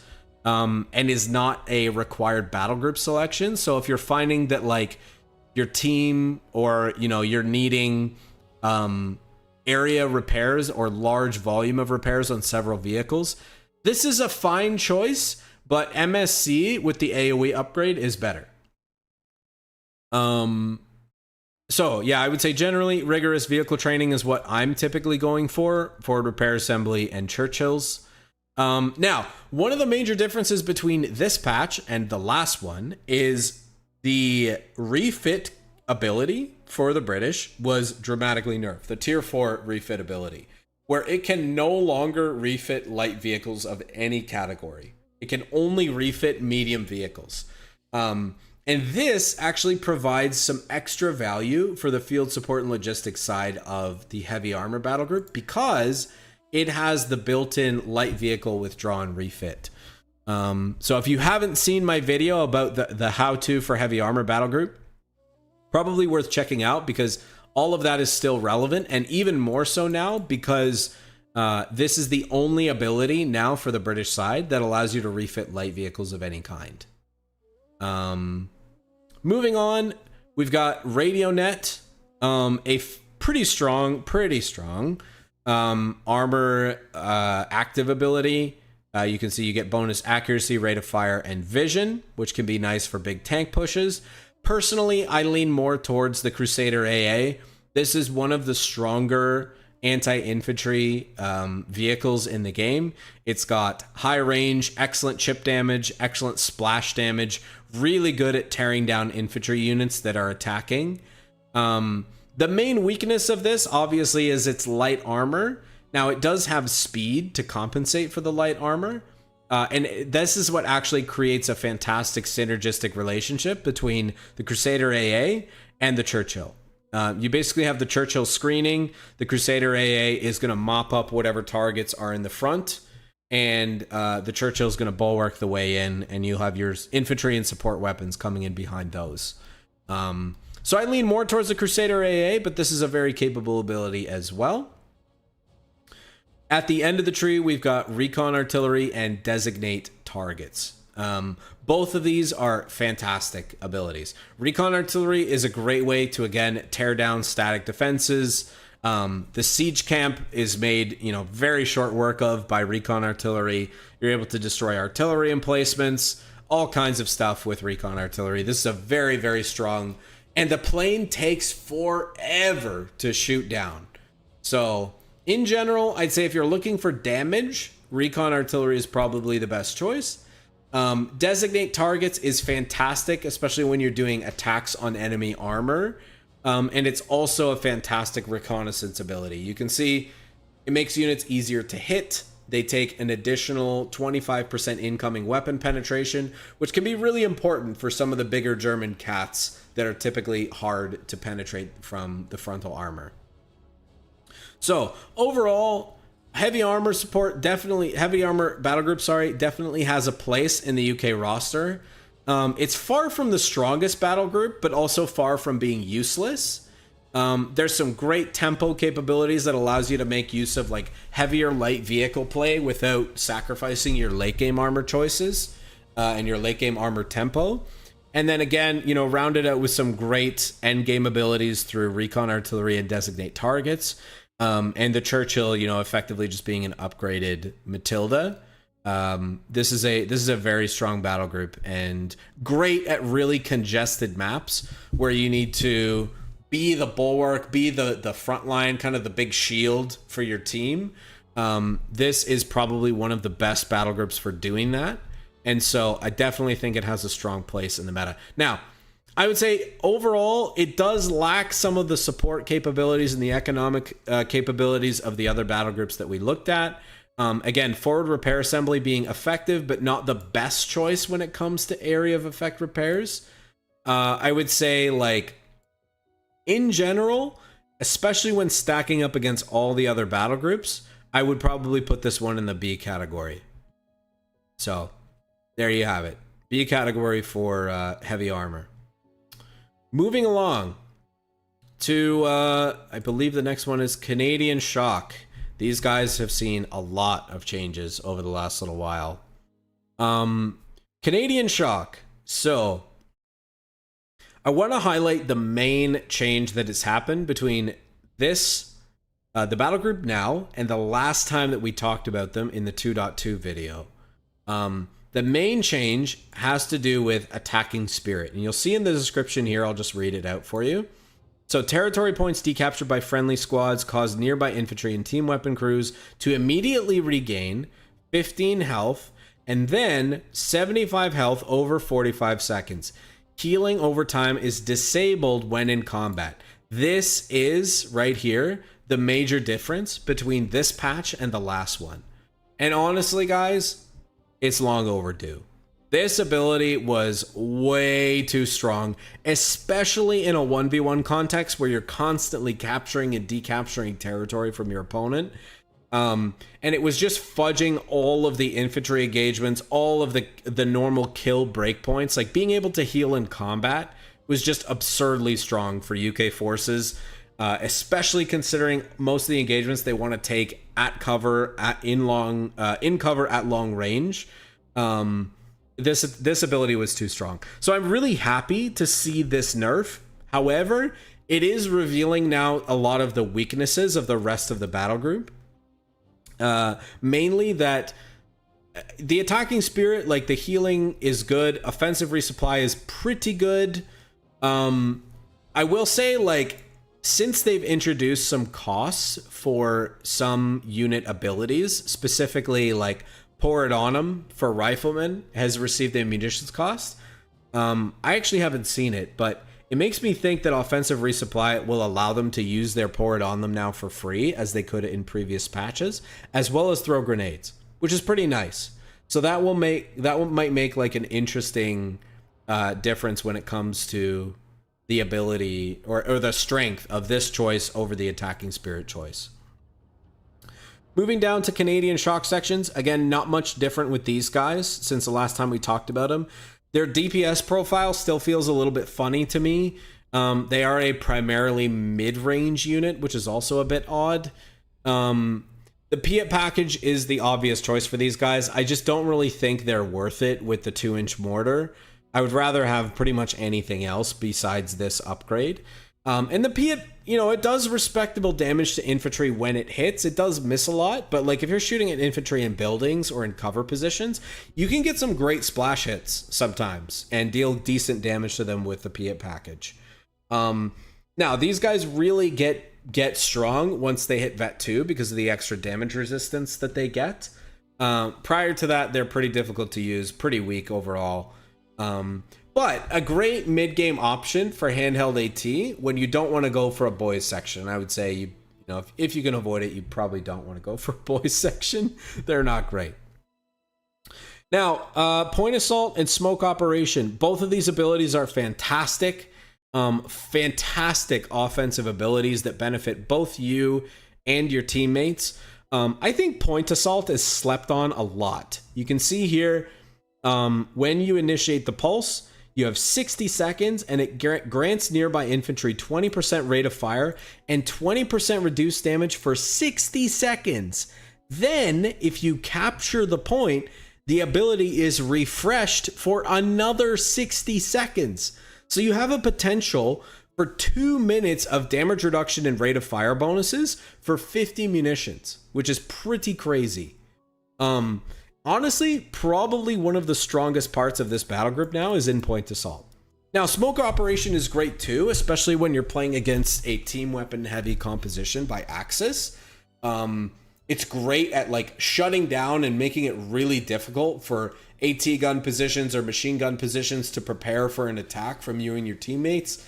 Again, it's another great like go button if you're doing a big armored push with your team. But yeah, overall, I prefer point assault these days. I think there's plenty of other ways to get smoke and use smoke that we'll talk about later on in some of the battle group abilities. But point assault is among the best, one of the best offensive battle group abilities at the moment. Now, moving on to incendiary weapons, we've got burnout. Nothing big different here. Still fairly good at burning down and decapturing territory points. I see this as more of an annoyance than anything else.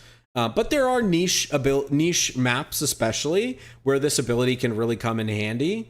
I'm thinking of... what the hell is that map called? Damn, I can't remember. We'll have to pull it up later. But it's one of the maps that's kind of split by... There's like a hill in the middle. It's a desert map. And then there's kind of a river that's running down the middle. And there's cutoff points on that. And burnout can be a really effective way to harass your opponent's economy consistently using this ability. Now, I think most people would agree that incendiary munitions is still one of the better choices on this side. It makes your rifle grenades absolutely devastating. adds even more beef to the Canadian and the guard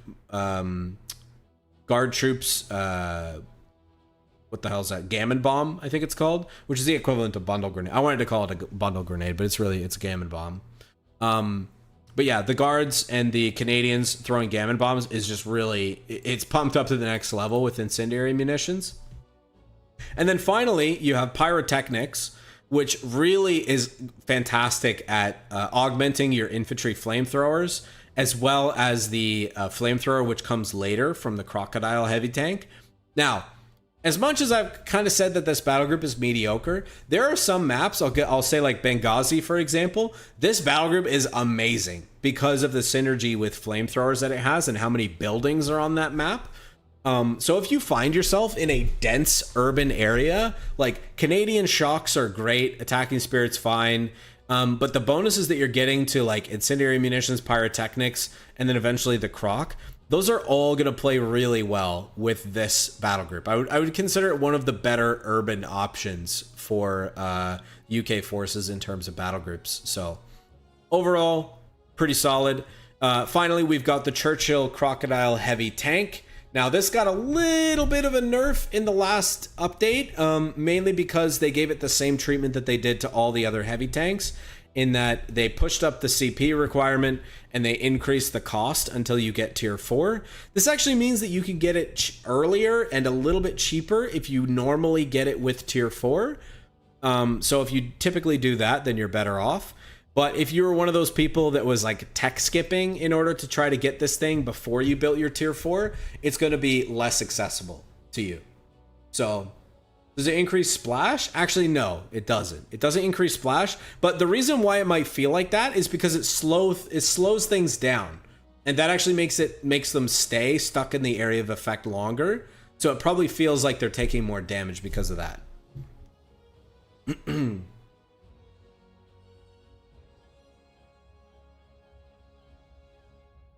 Oh man, Tyro. I did not even consider that, dude. I did not even consider that. I haven't even tested it, to be fair. I haven't even tested it. Have you tested it?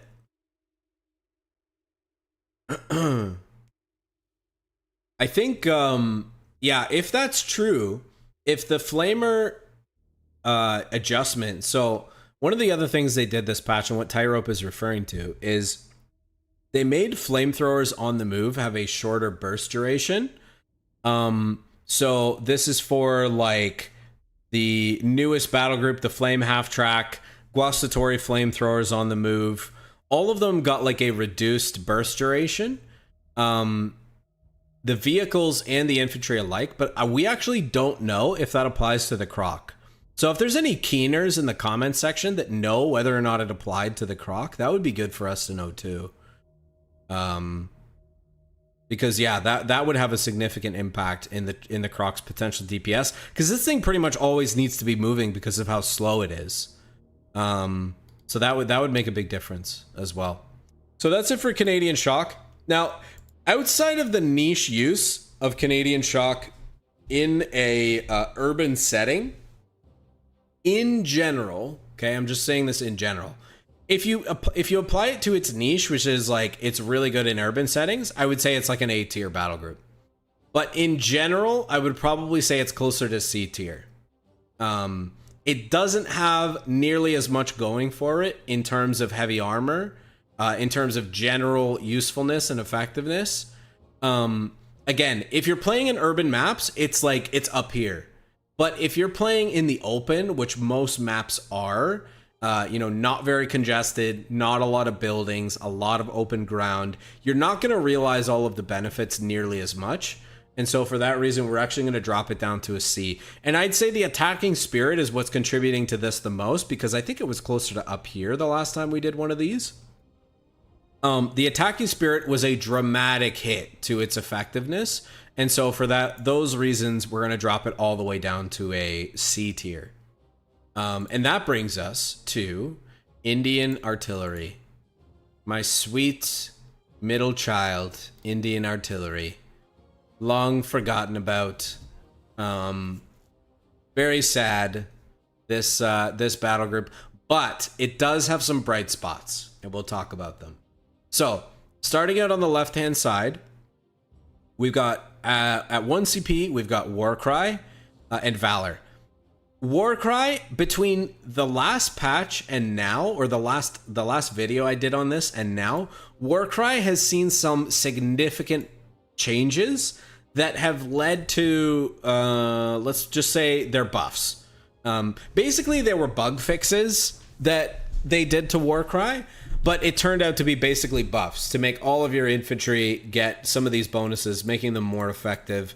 Now, the duration is much shorter and the cost is lower than it used to be, but the bonuses are still like very strong. So this is a great ability to use in the early game for chasing down kills, for doing, you know, early all-in attacks. Whereas before, this was kind of like a funny, like slightly very similar version of the Assault Flares ability, except that, you know, it could only do the infantry bonuses and no flares.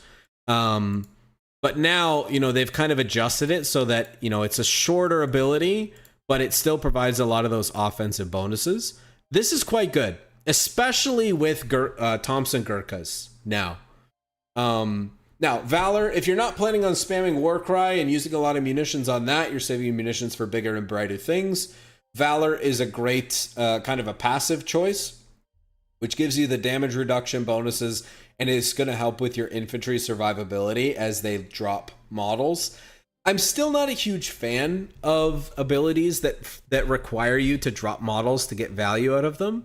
But this is one of those ones where like you are going to get the value because it's going to stack a lot usually with like your retreat bonuses, or it's going to tilt close engagements slightly more in your favor. So this can be good for those purposes, but I tend to prefer Warcry personally.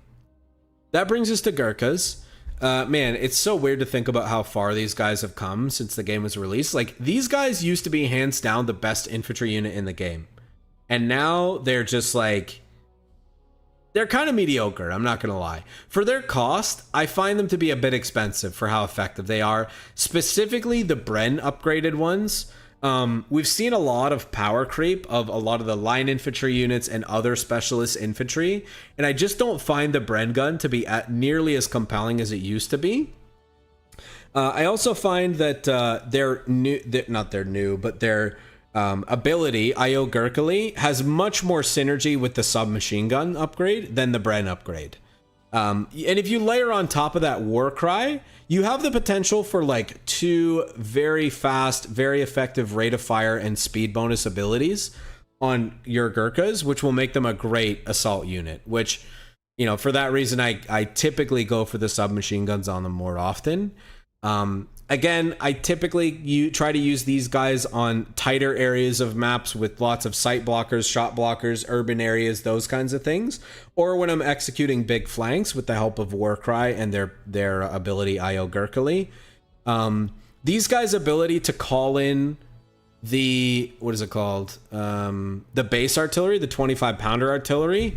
Since the nerfs to the Recce package, which I don't know if I'm going to talk about that here, but basically, well, actually, maybe I will a little bit, just for context. So the Recce package was nerfed, I would say, quite a bit in the last patch.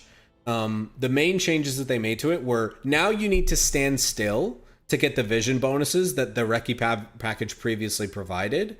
And you also need to physically throw the projectile to call in the 25-pounder artillery. And that's also limited the effectiveness of the Recce package. I much prefer the Bren gun, personally, especially now with the changes to the Recce package. Because of the extra firepower, it helps your infantry vet up and scale much faster, cut down your opponent's DPS by dropping models on them more quickly. I could go on. But basically what I'm getting at is the Gurkha section, having one of these allows you to go focus more on Brens in your other infantry squads as opposed to needing a Recce package so that you could call in the 25-pounder. And that is also one of the highlights of this unit. Now, between Pillage and Volunteer Infantry, both of these abilities are great. I tend to find that like I usually float a fair bit of munitions, so like pillage can be a bit overkill as far as I'm concerned. But if you find yourself spamming Warcry like as often as you can, I actually think this cooldown is too long, to be honest. I feel like it should be 2 minutes instead of 3, but that's just me. But pillage basically being you know, a passive that allows you to get munitions on infantry kills, well, fuel as well, but I mean, how often do infantry kill vehicles? Not that often, pretty rarely. But anyway, so the munitions that you get from this feeds well into your Warcry and your off-map airburst. I tend to go for volunteer infantry more often, not just for the reinforced cost, but honestly, the speed.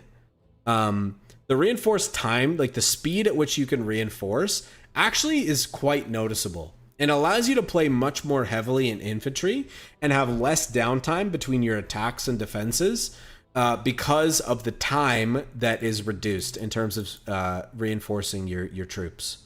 So I tend to prefer volunteer infantry, but both of these are quite good. They're very solid. Now we've also got the Towed 4.2-inch heavy mortar. I think this also saw some slight changes in the last update. I think this is a great early game support unit. Now, I do think it does get outscaled, especially in a team game setting. Like, you're probably going to get counter barraged by Nebels and like mid and high tier artillery units, and this is probably going to suffer as a result. For that reason, I typically go for, this is actually bugged, but this is, I think it's called saturation fire, where it actually gives you extra shells firing from your mortars, your bishops, and most specifically the BL5, which to me is the highlight of this battle group, and we'll talk about it in a little bit. But it gives extra shells in each barrage for all of your units, which is very nice. It also applies to the 25-pounder base howitzer, which again is also very nice. The off-map airburst barrage, this is a great extra layer of damage to throw on top of areas that you're trying to harass and barrage. I love using it in tandem with the 25-pounder barrage or like a BL5 barrage if I have vision in an area.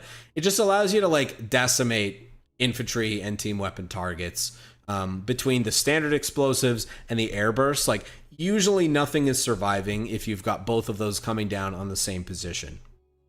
And finally, we've got your BL5 and Perimeter Monitor. Now, Perimeter Monitor has seen some changes as well. I do think that for its cost, it's probably not worth, like, it's a great deterrent to keep your opponent from pushing into your territory too deeply, because they're going to have shells constantly landing behind them. But again, it's quite expensive for what it does. Now, if you're using pillage, this actually might be a nice choice. But because I'm more of a BL5 player myself, BL5 enjoyer, I tend to go for volunteer infantry again for that reason. And the BL5, my personal favorite, and I think this is what takes this battle group from like one of the lower tiers to like a mid-tier placement. This got some major changes in the last update. Specifically, it's way better. They basically gutted all of the damage resistance that fortifications were getting against this type of howitzer. And so the BL5 is fantastic at tearing down bunkers and other static defenses now. It's probably the best artillery unit in the game for that purpose, simply because it fires a ton of shells, and even more when you apply saturation fire on top of the BL5. And even better, the synergy between the Vet 1 BL5 and the 25-pounder Colin. For those of you that don't know about it, the BL5's Vet 1, what it allows you to do is you can fire the standard barrage at an area, and then when you call in the 25-pounder barrage using Gurkhas or a Recce section or a Dingo or whatever, if the BL5s have Vet 1, they will also fire airburst rounds at the target position along with the 25-pounder, which is like, it's a ton of artillery in an area. and really, really effective. One more tip I would give for this is don't forget team weapon training. Team weapon training also applies to your emplacements, so that's going to allow you to get your BL5 to Vet 1 even faster. And once it gets there, it's going to get some rate of fire bonuses and obviously access to that airburst rounds we just talked about. So very effective unit, probably one of the best howitzers in the game. And so for those reasons, I'm actually going to put Indian in B, sorry. And this might come across as crazy to put it over Canadian, but I actually think between volunteer infantry, between the volume of artillery support that you can provide with this battle group, which is pretty much universally helpful to your teammates, and then how much this allows you to play into infantry and team weapons compared to other battle groups because of the bonuses of volunteer infantry, I think this is actually a pretty solid choice for team games. And so we're putting it in B for that reason, which is really nice to see. I actually think it was quite a bit lower. I was checking my tier list from last time, and I think, yeah, it was in D last time. And I think between the changes they made to Warcry, some of the synergy we're seeing with Gurkha, and then all the buffs that the BL5 has got in the most recent updates, like for me, it's moved up quite a bit. And so it's nice to see it kind of coming up to the position it's settling in. Now, second last, we have the not most recent battle group, but the previous, before the most recent drop, we had the, what the hell is it called? Endure and Defy update. And the Polish cavalry forces, what are they called? Polish cavalry battle group came with that.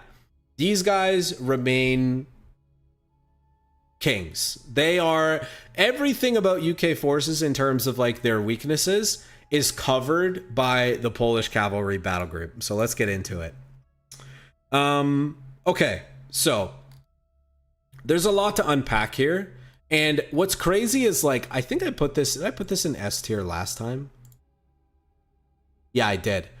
And I'm going to put it, spoiler alert, I'm just going to put it in S tier now, and I'm going to explain why, okay? I'll explain why. It's going in S tier again, but the nice thing is that it's actually going in S tier for different reasons now. A lot of what was strong about it before remains strong, but now it has other things that are also great in it. So let's talk about what those things are.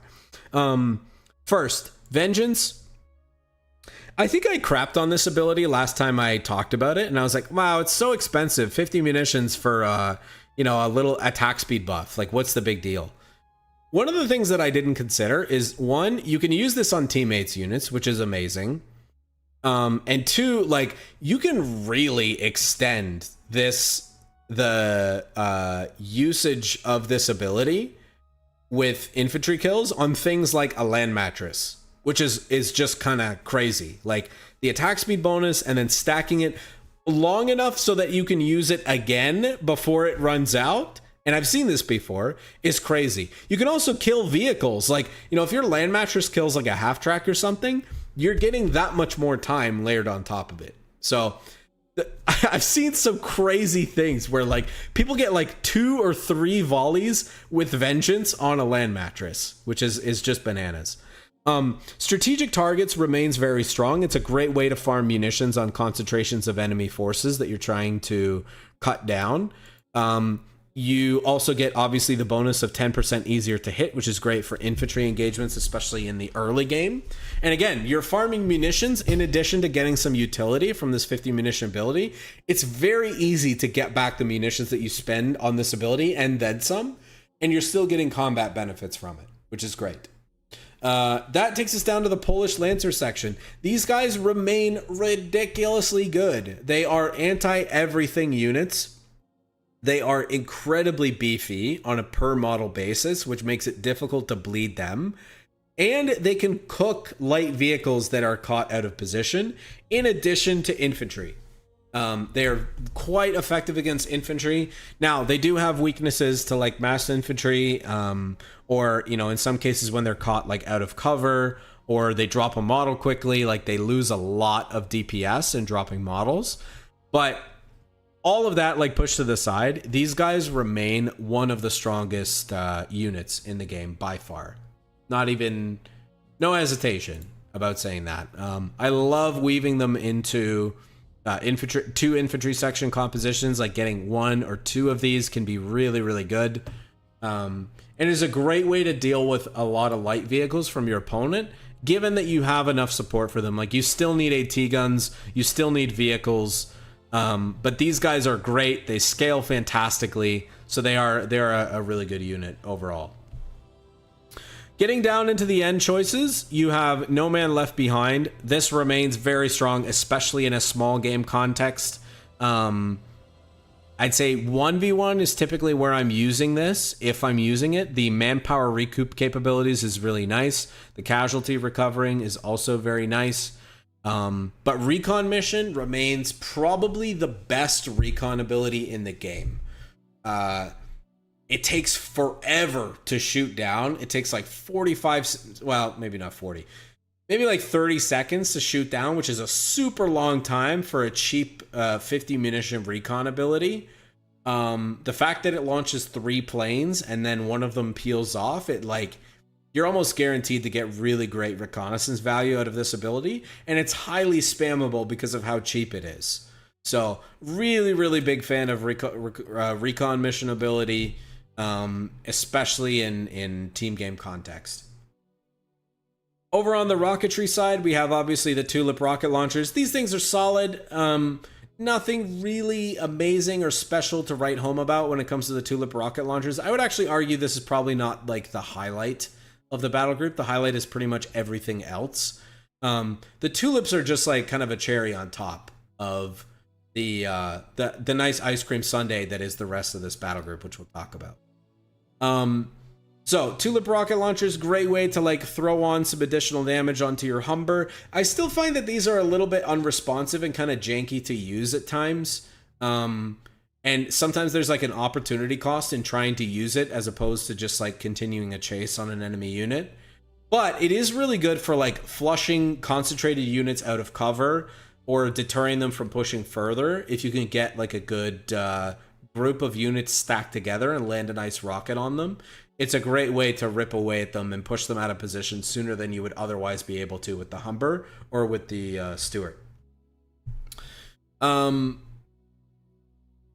Now, between Panzerbane rockets and Land Mattress, I think since the buffs to the Land Mattress, namely, they fixed the rate of fire that was kind of bugged, I think from, I don't know if it was from Team Weapon Training or if it was Vet 2 or both, but there was a rate of fire bug that was affecting this, and then the fuel cost, in my opinion, was a bit too high at 50. They've since reduced it to 40.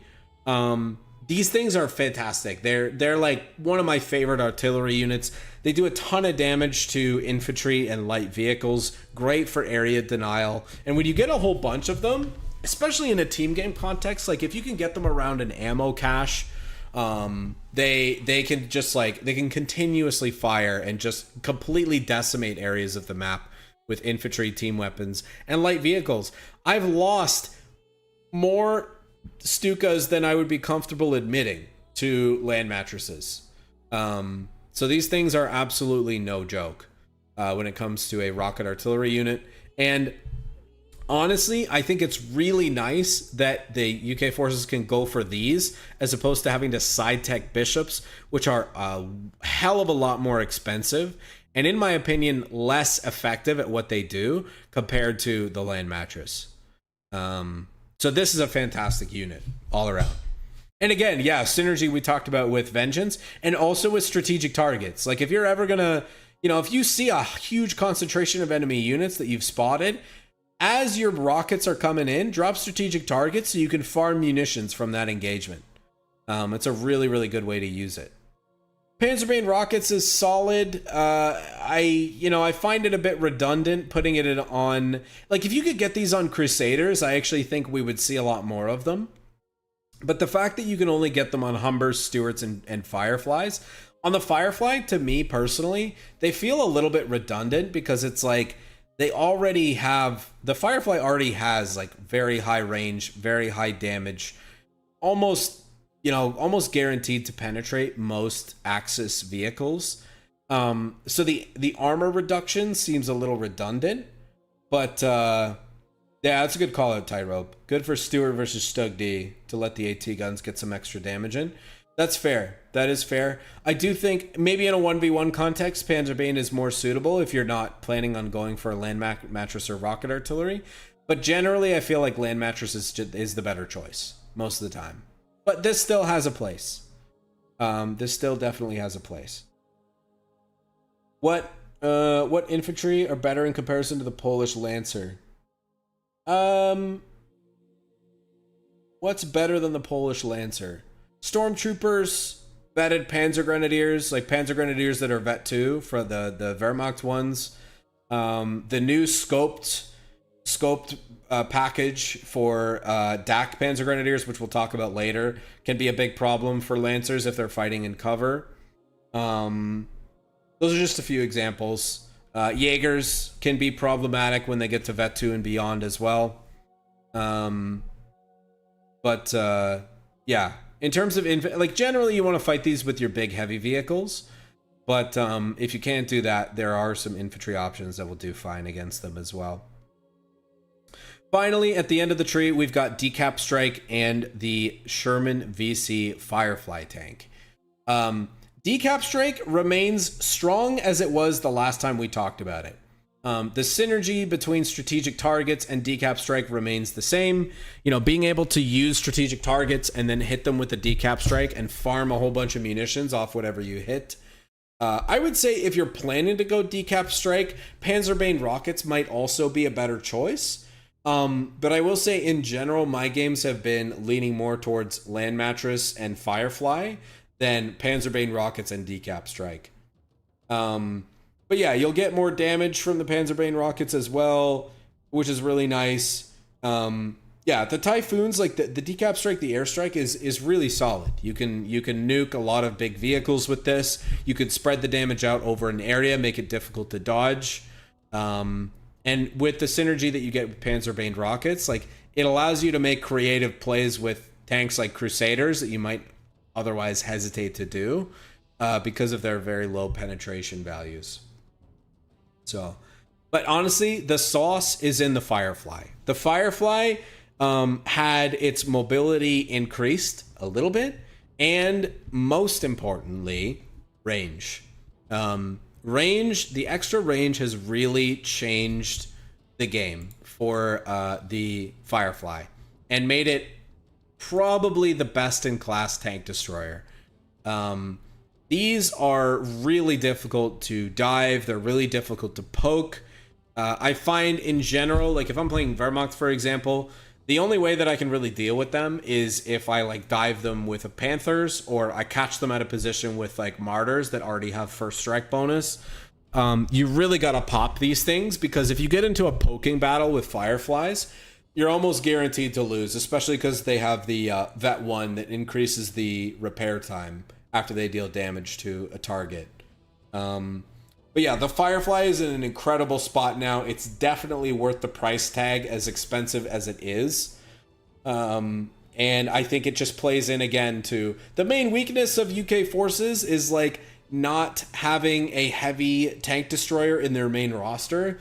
And this completely compensates for that. So this battle group overall, for all those reasons, again, great artillery substitute, fantastic airstrikes, reconnaissance, do it all infantry, and then some nice, strong, team-oriented abilities in the early game.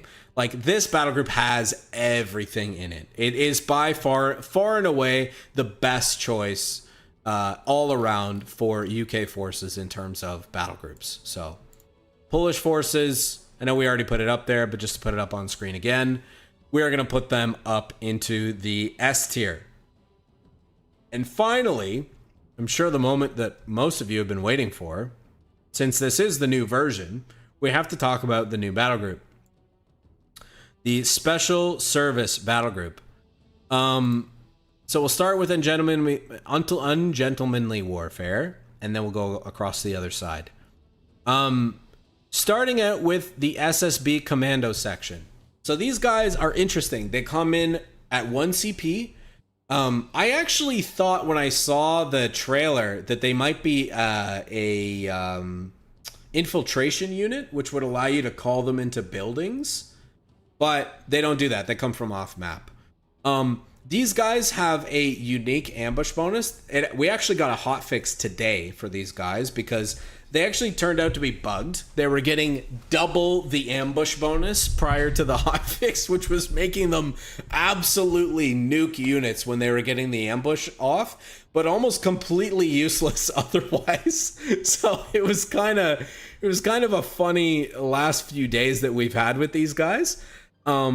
In the fix that they just implemented with the hotfix, they did increase the SSB section's ambush capabilities to be closer to the performance that we were seeing in the bugged version, but not quite there. So they still have a very, very strong ambush bonus, but it's not quite what it was prior to this hotfix. These guys, like the definition of glass cannon, these guys get nuked quickly. And understandably, you know, that's part of the reason why they're given their special smoke bomb ability. I'm actually going to crack open... Can I crack open the unit card here? It's not going to allow me to click on it. Just give me a second. Let's get that open here. SSB... No. Oh, it's because we're filtering for... There we go. So, this unit... you can see 110 hit points, 3-man squad, relatively squishy. For when they come out, they're still quite effective. Now, this concealment bonus, you can ignore this. This is like the old version. Now they have the Lewis bomb, which has incredible synergy with Havoc. We'll talk about that later on. Scorched Earth. This is probably one of the strongest parts of the battle group and makes them really strong in some uses in a 1v1 setting. I'm still feeling it out myself. Honestly, this might be the last battle group that I do a battle group how-to video for, because to be honest with you guys, like, I get the feeling that the skill cap for these guys is insanely high, but the floor is also insanely low. And I've been having a lot of trouble figuring out how to make them work most effectively. Now, all that to say, even if you look at the rest of the battle group, and I'll go back to it over here, the rest of the battle group is mostly early game focused. There's a lot of like early game augments, early game abilities. They did make some efforts to, you know, give them some late game options, which we'll talk about later. But overall, I found that like the usefulness of this battle group is tied up in SSB commandos, dead drops, and Havoc.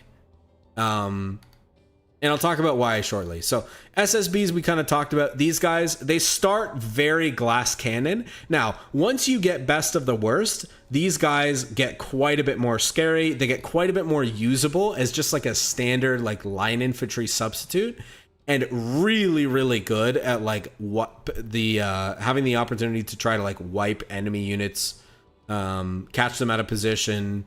You can get more aggressive with like your Havoc plays too if you try to hit the vehicles with Lewis bombs, and go for deep strikes with the territory raid ability. What the hell is that called? Scorched Earth.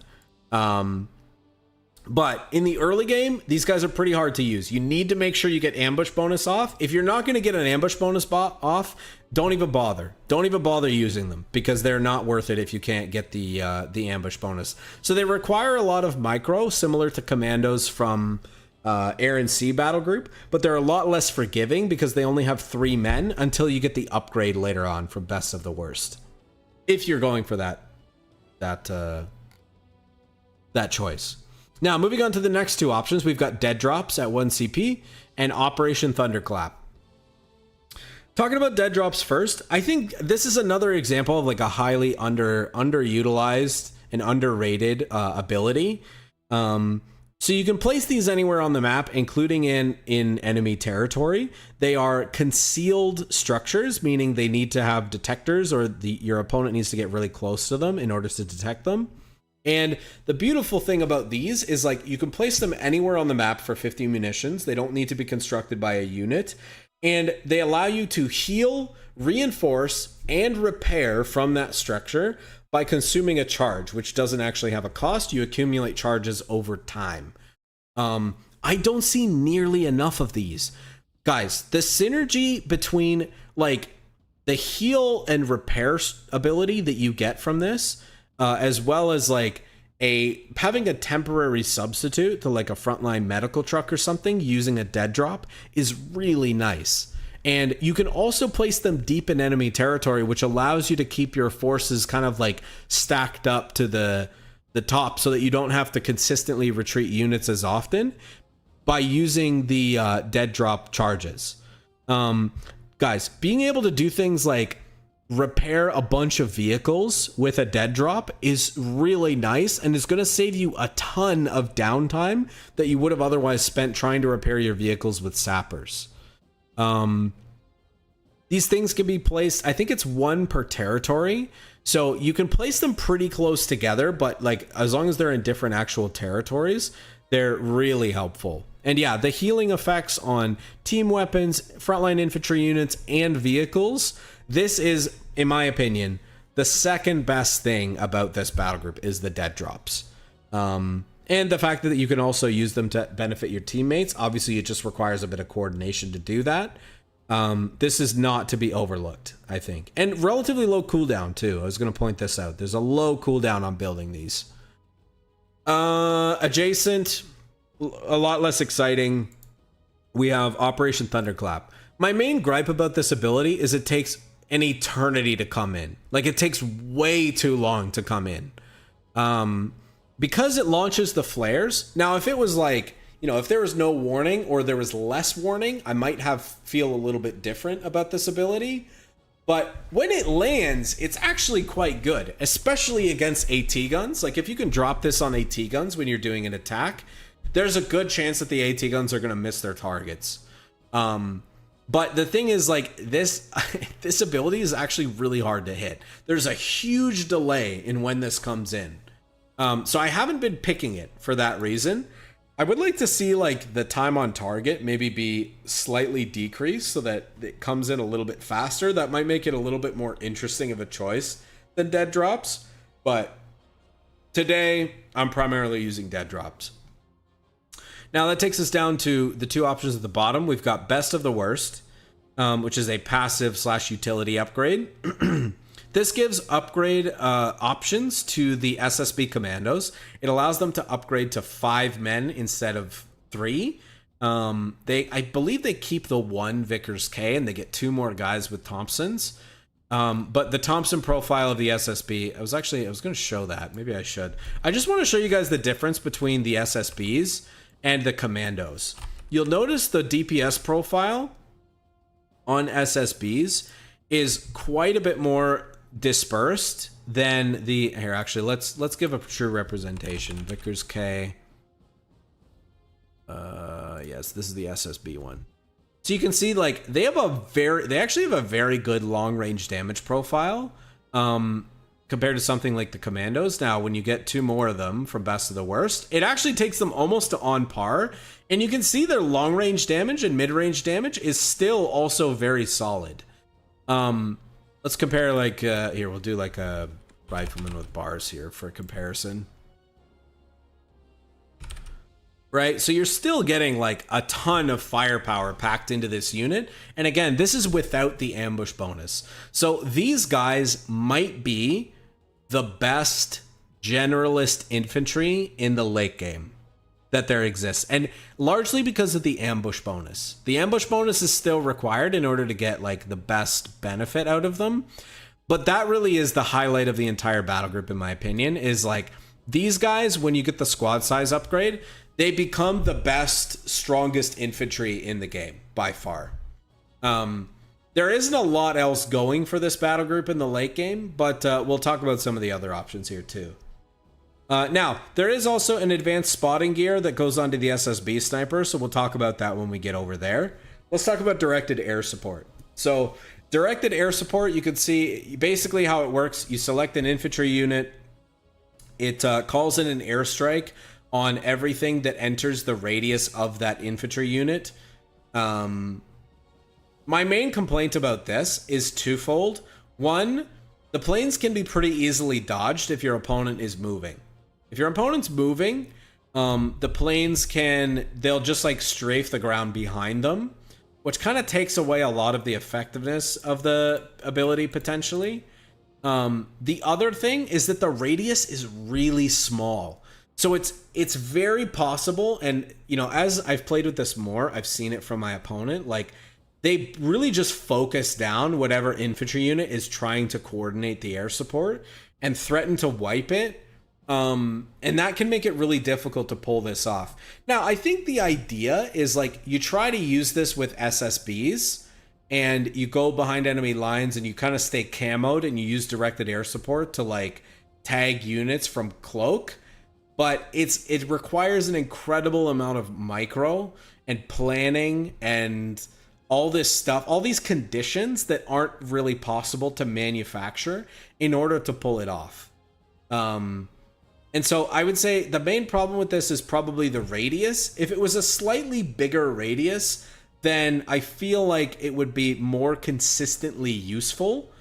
But I've had a lot of trouble using this ability the more that I've played, because like after the initial learning curve of, you know, your opponents being like, oh, that's what that ability does, everybody kind of starts to figure out how to deal with this.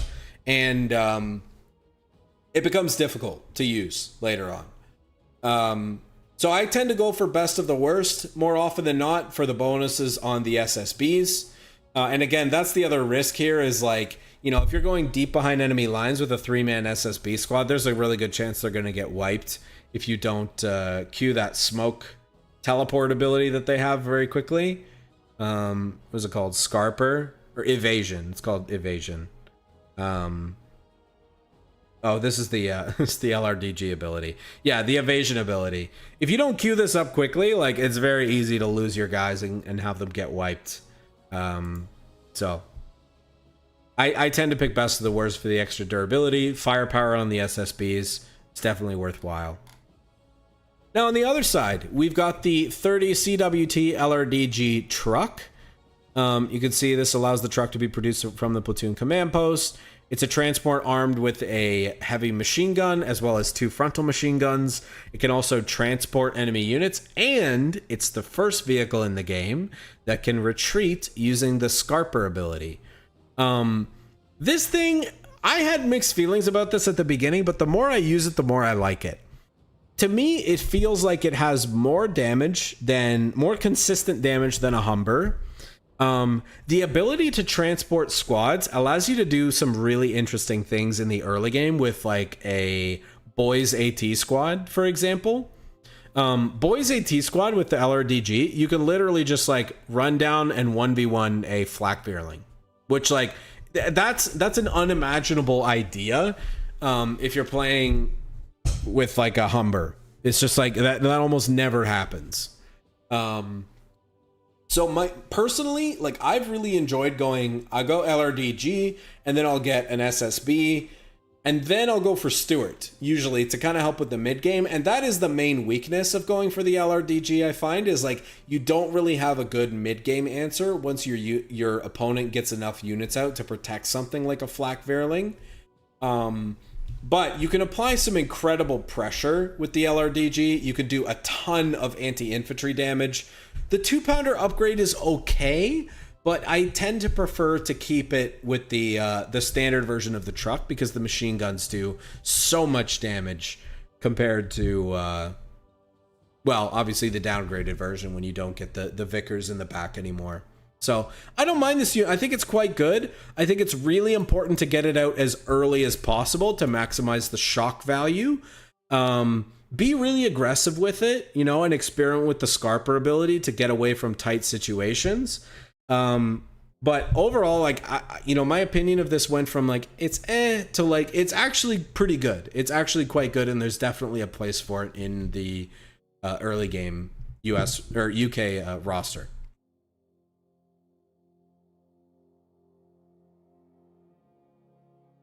All right. It takes less damage on retreat. Cool. I actually didn't know that. That is a very good insight. Very good to know. Moving on to the next steps here with next spots in the tree. We've got Ultra. We've got SSB Sniper. I'm going to be honest. as much as I love the SSB sniper as a unit, it's got a very cool design. It's got cool abilities. The upgrade that you can get with the advanced spotting gear is pretty good. This unit is not worth it. It's not worth it. I'm going to be honest. Like, in any situation that I can get a sniper, I would almost always rather get another SSB commando. Just due to the nature of like how fragile it is, how much damage you can actually inflict over a long game compared to like, you know, an SSB commando with ambush, you can wipe a squad if your opponent's not paying attention in like a few seconds. This guy, he's chipping away at a model like every, I don't know, 12, 15 seconds. Like, it's just not very good. It's not worth it. It's not worth 320 manpower. It's not worth the opportunity cost of filling and spending this manpower on something else, like another commando. It's just not worth it. So that's my take. That's my honest take on the SSB sniper. It's very cool, but not very useful. And that's just the nature of most snipers in the game. You know, it's hard to deal a meaningful amount of economic damage to your opponent to make the sniper pay itself off and be worth it. But I gotta say, like, I have to admire their effort. Like, they tried really hard to make this a good unit that's worth it. But even with the spotting gear, even with, you know, all the abilities and stuff on this unit, it's just not worth it. I'm typically picking Ultra. It's a very cheap recon ability. But honestly, nothing in this tree is like super interesting. Last but not least, we have Desert Raiders, and we have yours truly in the end of the right hand tree. So Desert Raiders, you know, you get munitions from killing infantry and vehicles, using your vehicles, of course. That's the important disclaimer. You need to use vehicles to kill these things. I think the idea is that this synergizes if you're selecting with... this synergizes with directed air support if you're selecting that. Because maybe you have a more of a focus on vehicles than on commandos. And in that case, you know, it makes a ton of sense. Someone in chat mentioned like using directed air support on guard squads is a great idea because guards are really beefy, and I definitely agree with that. It also has great synergy with their stun that the guards have, but it requires a lot of setup and it takes a lot to pull off, same as we said before. But yeah, it's pretty good. It's pretty good passive. And obviously vehicles being able to decap enemy territory, that can be super annoying, especially if you're playing a 1v1. Great way to apply a lot of pressure in a 1v1 context to your opponents using Desert Raiders. Now, Havoc. This is, to me, like, the whole battle group basically exists in SSBs, LRDG, Dead Drops, Best of the Worst, and Havoc. This adds a ton of utility to the Lewis Bomb, and Scorched Earth takes 50% less time to cast and 50% more time to repair. I've been able to pull off some pretty crazy, like, you know, frustrating my opponent's backline supply points, shutting down VPs in critical moments, that kind of thing, using this ability. And for me, it's like, it's definitely one of the highlights of the battle group. I'm a big fan of it. I'm a big fan of this ability. This is generally my go-to choice because I tend to prefer to play with SSBs that have Best of the Worst on them. So all in all, I would say like this battle group comes with, you know, you got Dead Drops, like that's a good area of effect heal for your guys. But generally speaking, like this battle group, it really only exists in the usage of SSBs. The truck you're going to lose inevitably. Like, it's a high risk, high reward unit, and you could do some great damage with it and lose it. That's completely fine. But the value of this battle group is really in the SSBs themselves, in Dead Drop's ability to upkeep on, you know, your vehicles in the late game, and these guys just being like the best infantry in the game, being able to shut down territory points with Scorched Earth, Sticky satchels through the Lewis bomb that they can use out of stealth is really nice as well for ambushes. This unit is really the whole battle group, in my opinion, when it comes down to it. Which is fine. It's the special service battle group for that reason. So, yeah, overall, like I talked about early, like this is probably going to be the last battle group I make a how-to guide for, because I'm still figuring them out after a lot of effort. Like, guys, I've played tons of games with these guys, and I've lost so much. Like, I have not to toot my own horn too much, but like, you know, normally I feel like I'm the guy that can figure things out and how to make them work pretty quickly. I am struggling with this battle group. And I don't think it's for a lack of strength. I really just think it's like a skill ceiling and execution thing that I really just need to continue to massage it out and feel out what I need to do to make this battle group most effective. So with that, SSB battle group, I'm actually going to put them, oof, this feels so Pepega, but I actually do think that they're probably more useful in general than the Canadian battle group because of how strong the commandos get in the late game. I'm going to put them in B tier. Because they definitely have a place. They're not an obvious, like, best in class contender for everything like Polish are, but they have a place. They probably can be S tier, especially by, like, the best player in the world that knows how to use this battle group in a 1v1 or 2v2 context, or maybe mostly 1v1. This is probably an S tier battle group, no doubt. But generally speaking, for your average player in a team game context, like, it's okay. You know, it's nothing to write home about, I would say. So that does it for UK forces. We are an hour and a half in, and we have 3 more factions to go through. Sorry if that was long-winded, but I'm just gonna get a drink, and then we'll get into US.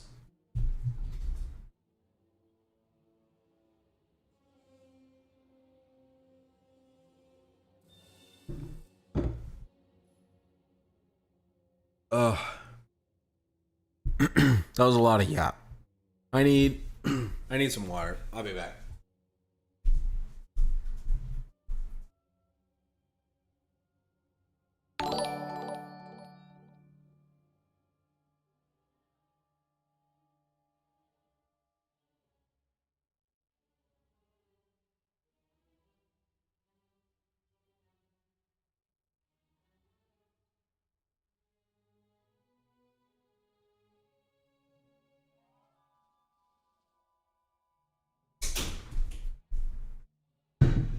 Oh, it's hot in here. Woo.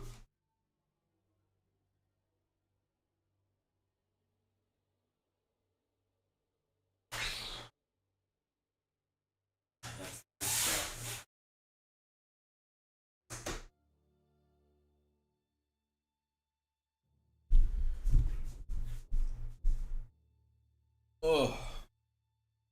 Iron Fist, thank you for the resub, dude. 27 months in a row. You're an absolute legend. Thank you very much. I think you might be one of the only people, if not the only person, to have the officer hat. So kudos to you, man. You earned that, no doubt.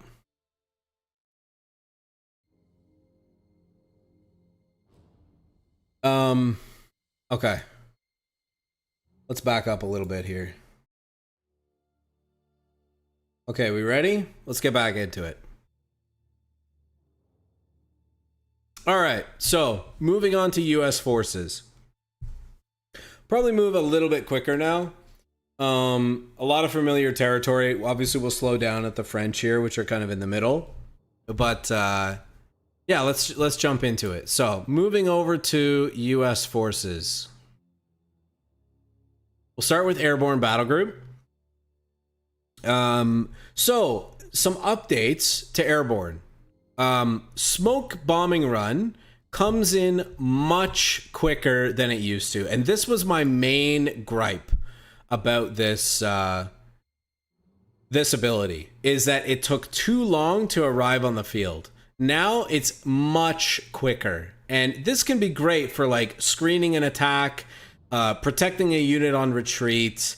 You can use this in ways that you couldn't before because the call-in time was too long.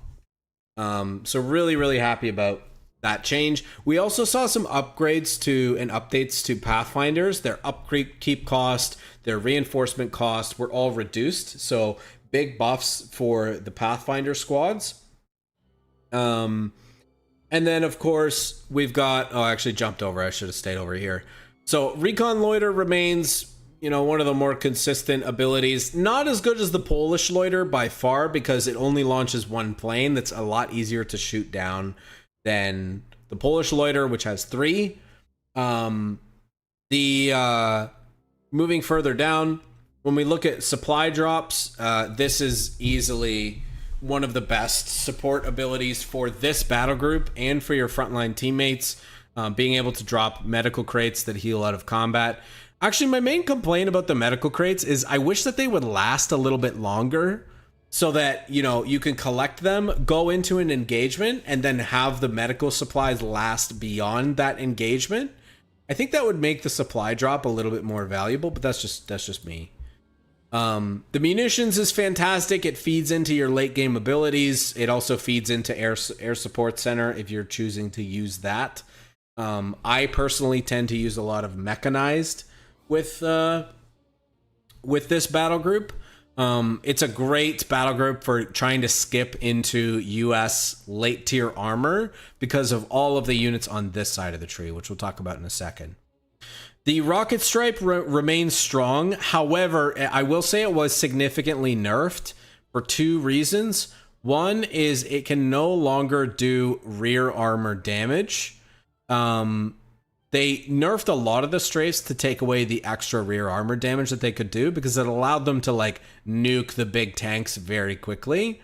But honestly, the changes that they made to targeting strafes and other abilities like that, like I talked about earlier, it also kind of indirectly nerfed the P-47 strike because you used to be able to call it in from behind the opponent, and now it's really difficult to do that. You really have to instead predict where the opponent is going and have it go from where you can see it to back behind it, as opposed to coming in, you know, calling it in on the middle and have the strikes come in from behind and get that bonus damage on the rear armor. So I'm still seeing this thing do like a ton of damage to the big cats, but it's not nuking them quite like it was in the previous patch. So still good, but not as good. Carpet bombing run. I love this ability. I also think it's a great go button for your team. It's great in tandem with the Recon Loiter because you can kind of use the Recon Loiter to mask the usage of this ability on the minimap. The biggest tell for these abilities usually is like players can see them come in on the minimap. They see the lines. And now it's kind of blocked by the Recon Loiter because they both create like a red hue on your minimap that makes it harder to see. So using the Recon Loiter with your Carpet Bomb is great. Using it to cut off your opponent's retreat path or dismantle enemy fortifications or defenses are both great uses of the carpet bombing run. My personal favorite is the former, where I use it to cut off my opponent's retreat and force them to basically stand and fight, which, if I've done my reconnaissance correctly and I, can conduct the attack the way that I plan, usually works out pretty well for me. So, strong abilities on the aerial support side. When we look at paradropped infantry, HMG paradrop remains pretty solid at providing a good frontline presence and tempo in the early game, especially in team games. But Pathfinders are actually now a worthwhile choice as well, between their rifle grenades, the combat scaling that they get, the out of combat heal, the utility from smoke rifle grenades, and flares that they can fire are also very good. I think in my last video I mainly recommended HMG, but it's really a matter of preference, I think, between these two. Paratroopers, Not a lot new to say about them. They're still very solid between the upgrades that they have, the LMGs and the bazookas. I tend to like to get one of each. I think previously I might have suggested getting 2 LMGs and 1 Zook, or maybe I didn't say anything about Zooks. But the Zooks I've really come around to because of the 3rd one that they added in to the bazooka package. And the LMGs are just very solid once, especially once you get the squad to Vet 2. They're very great. They're great at holding down points defensively because of their, what's this ability called? Season Hold, which gives them damage reduction on a territory point. And you layer that on the damage reduction they get at Vet 2. They become very beefy on territory points. So really, really great defensive units. And then finally, of course, the AT gun paradrop. And this is really the unit that allows you to basically tack skip all the way from your weapon support center into tier 4. Now, I will say, like, on open maps, it could be harder to pull this off. Part of what will help you with that is selecting paradrop reinforcements. I don't see this a lot, and it could be because, like, flak units are pretty pervasive. But you can still get some pretty solid value out of paradrop reinforcements. I tend to use this more defensively than offensively, mostly because when you look at the paradropped infantry, most of these units are not really offensive units. They're more defensive units. So really the way that you want to think about using this battle group is like you use early half tracks from your tier 2 to get position, to get, you know, basically put yourself in a position to hunker down. And then between your paradropped infantry and paradrop reinforcements, that can help you on like long maps that are much more vehicle focused in general to drag out engagements and make your opponent think twice about doing an all-in on you. And that allows you to stall your way into your late game tanks from tier 4. So it could be your upgun Shermans, it could be Hellcats, whatever the case is. And I think part of the reason I like MSC so much is because obviously if you're rushing tier 4, there's some great bonuses from the Mechanized Support Center that will benefit the armor that you're building quickly as well. So Airborne, overall, strong battle group. One of the better ones, I would argue, for team games for US side. And it's really nice that it can operate almost completely independently of barracks and motor pool. Which is rare for any of the other battle groups. It's like almost impossible to get around those two structures without losing too much in the early and mid game. So for that reason, I'm going to put Airborne up in the A tier. Generally speaking, I think this battle group probably underrated and underutilized at the moment, largely because of the hype of the French. But still, like, a very solid all-around battle group. Great support, great late-game abilities, strong paradropped infantry. More defensive-oriented than maybe we're used to seeing from most of the other U.S. roster and basically how riflemen perform. But still solid nonetheless. Moving on, that takes us to Armored Battle Group. This one's in an interesting place. Not much different happening with it compared to before. I will say, like, there was a pretty significant nerf for Armored Battle Group in the EZ8's performance against infantry was cut down quite a bit to match the 76mm. I don't necessarily agree that that was the right move by Relic. Obviously, you know, I could disagree. It's my opinion. But really the only difference now between the 76 mils and the EZ8 is the health pool, the moving accuracy, and access to HVAP. I did kind of like that the EZ8 was like a premium do-it-all medium tank, but it's kind of since lost some of the anti-infantry lethality. Now, maybe there's good reason for that, and you know, I wasn't seeing how it was being blobbed or spammed, and you know, almost impossible to counter in some cases, but I was a little surprised to see this one get nerfed the way that it did. Now, backing up a little bit, obviously we've got assault engineers. These guys are great because they get the extra man, the extra firepower, and the extra repair speed, which is awesome. Field repairs, this is a great ability, and I think highly underutilized. You can see how quickly and how long it lasts. you can, yeah, see, you know, it lasts for 20 seconds. You can repair out of combat, but it's disabled during combat. But great way to keep your vehicle topped up if you didn't go for assault engineers. And you can also use it on teammates, which is really nice. I've seen some really smart plays from guys who, like, you know, they see a friendly Matilda that's engine damage and reversing through smoke, and so he's technically out of combat, but they can't get repairs to it quickly. They drop this ability on it to help their teammate get back in the fight, repair the vehicle up quickly so they can get back in and not risk losing it to, you know, an enemy diving them or something like that. Veteran Cruise is pretty self-explanatory. The free Vet 1 is really nice on all vehicles. And then, of course, you've got the recovery vehicle and the Scott. I feel like the recovery vehicle has lost a lot of its incentive because now salvage is available inside the Mechanized Support Center for U.S. forces. I almost don't think it's worth it to spend so much on a unit. I also think 300 manpower is way too much for a support unit in this category. I think like 200 or 250 would make a lot more sense. And the Scott is okay. I think as far as SPGs go, like I much prefer the COHDADDY Scott. This one, you know, I feel like the range is too short. They tried to make it into some kind of like pseudo like a medium, or I guess like medium/light artillery unit. And it just doesn't feel right in that category. You can make some interesting plays with the white phosphorus that you can get from this tank, but it's very squishy.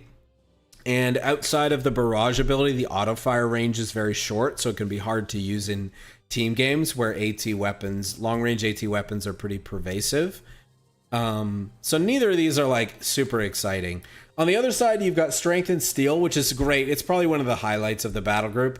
Fast deploy, much more suitable for like a 1v1 context where the timing and tempo of vehicles is a lot more important. But Strength and Steel, really good if you've got a vehicle heavy composition in the late game. You've got Seek and Destroy as well, which is great for doing your all-in attacks with like your Hellcats and stuff, almost guaranteeing that you're not going to miss and that you're going to be able to keep pace with whatever target you're focused on. And then, of course, you have War Machine. Again, I think really to me, like what this says most of the time is like you're usually going to go heavy on the Hellcats. Between Strength and Steel and War Machine, you make them really cheap to churn out, to produce, to replace. The Easy 8, generally, honestly, I just don't really think it's worth it anymore since they nerfed it as much as they did. So, yeah. So, overall, like, Armor Battle Group, honestly, nothing too special in here. Not a lot of support offered to teammates, not a lot of utility, not a lot of great late game abilities. Still very strong in a 1v1 context between, like, Assault Engineers. The Scott can be quite useful as a call-in unit in 1v1s as well. And War Machine is not to be underrated. Like, being able to build your vehicles at a cheaper manpower cost, like this is really a economy focused heavy, a heavy economy focused battle group.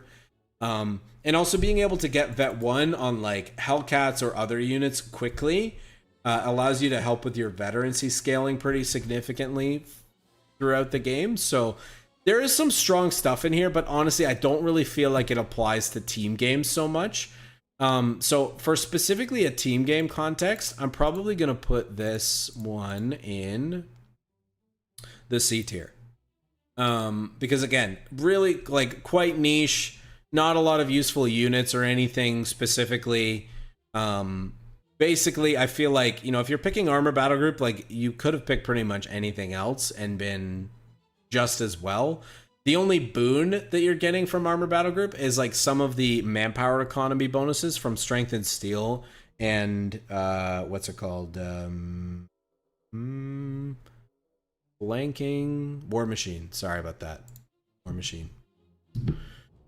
Whoa. And that takes us to our newest boys, our Baguette Battle Group, the Free French.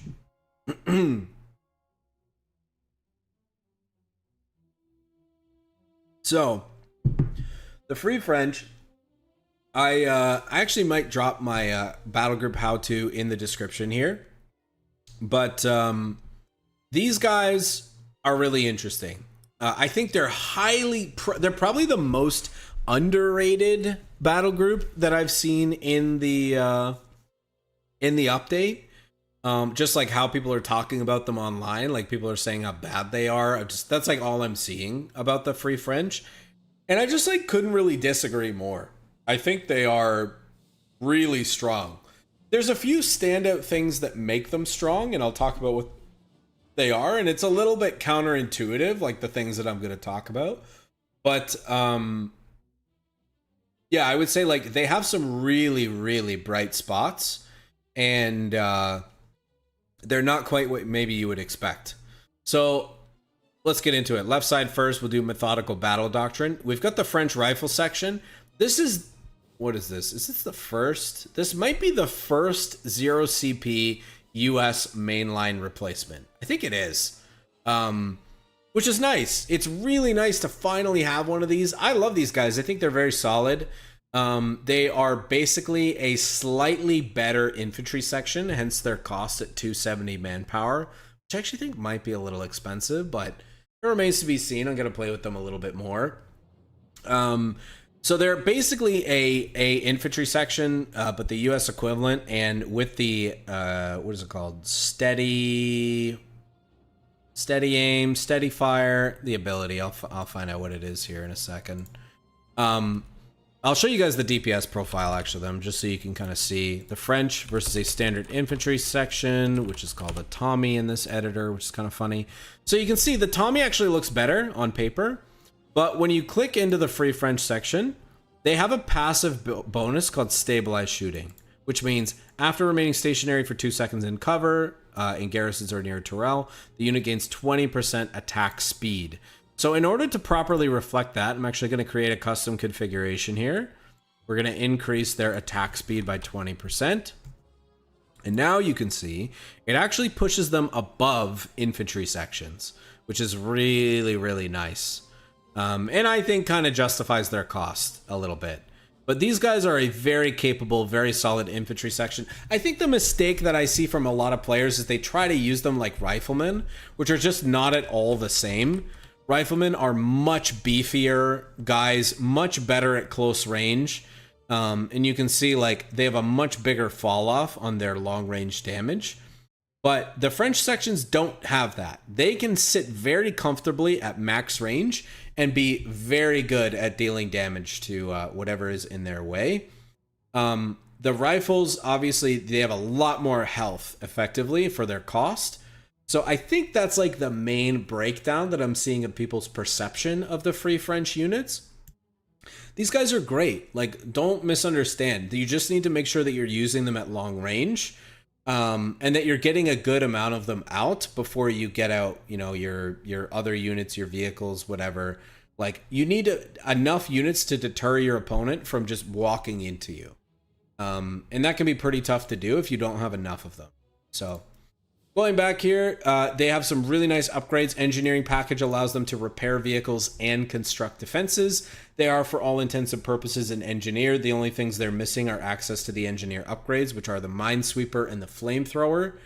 And then, of course, we also have the M42, the new French light machine gun, which is very solid. I think it's similar to the bar. Maybe I should actually put it up here side by side so we can see. We'll compare the what is it, M24? Yeah, there we go. To the bar. You can see here, the bar, much better short range DPS profile. Well, not much better, but what is that, 10%? A little bit more. But the Châtel has better long range profile, and quietly, shh, don't let them know, it actually has better penetration. Oh wait, did they ninja nerf it? Oh my god. Oh no, they nerfed it. No. I'm 100% sure this was different before, because I remember saying the 1919 got nerfed too. Dude, these weapons, yo, this is a ninja nerf. These weapons had 2.2 penetration last patch. I am 100% sure. Now, they still have the same. It's still 1.75, and the bar is 1.33. But they were definitely 2.2. And they got reduced. That's very interesting. Very quiet. That was not listed in the notes.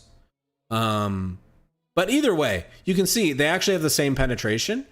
Difference is the Chattel can be shot on the move. You can see it has a lower accuracy multiplier, but the burst is the same. Is the burst the same for the bar? Yeah, it is. So yeah, basically for all intents and purposes, it's a bar that's better at long range. That's the main thing about the Chattel.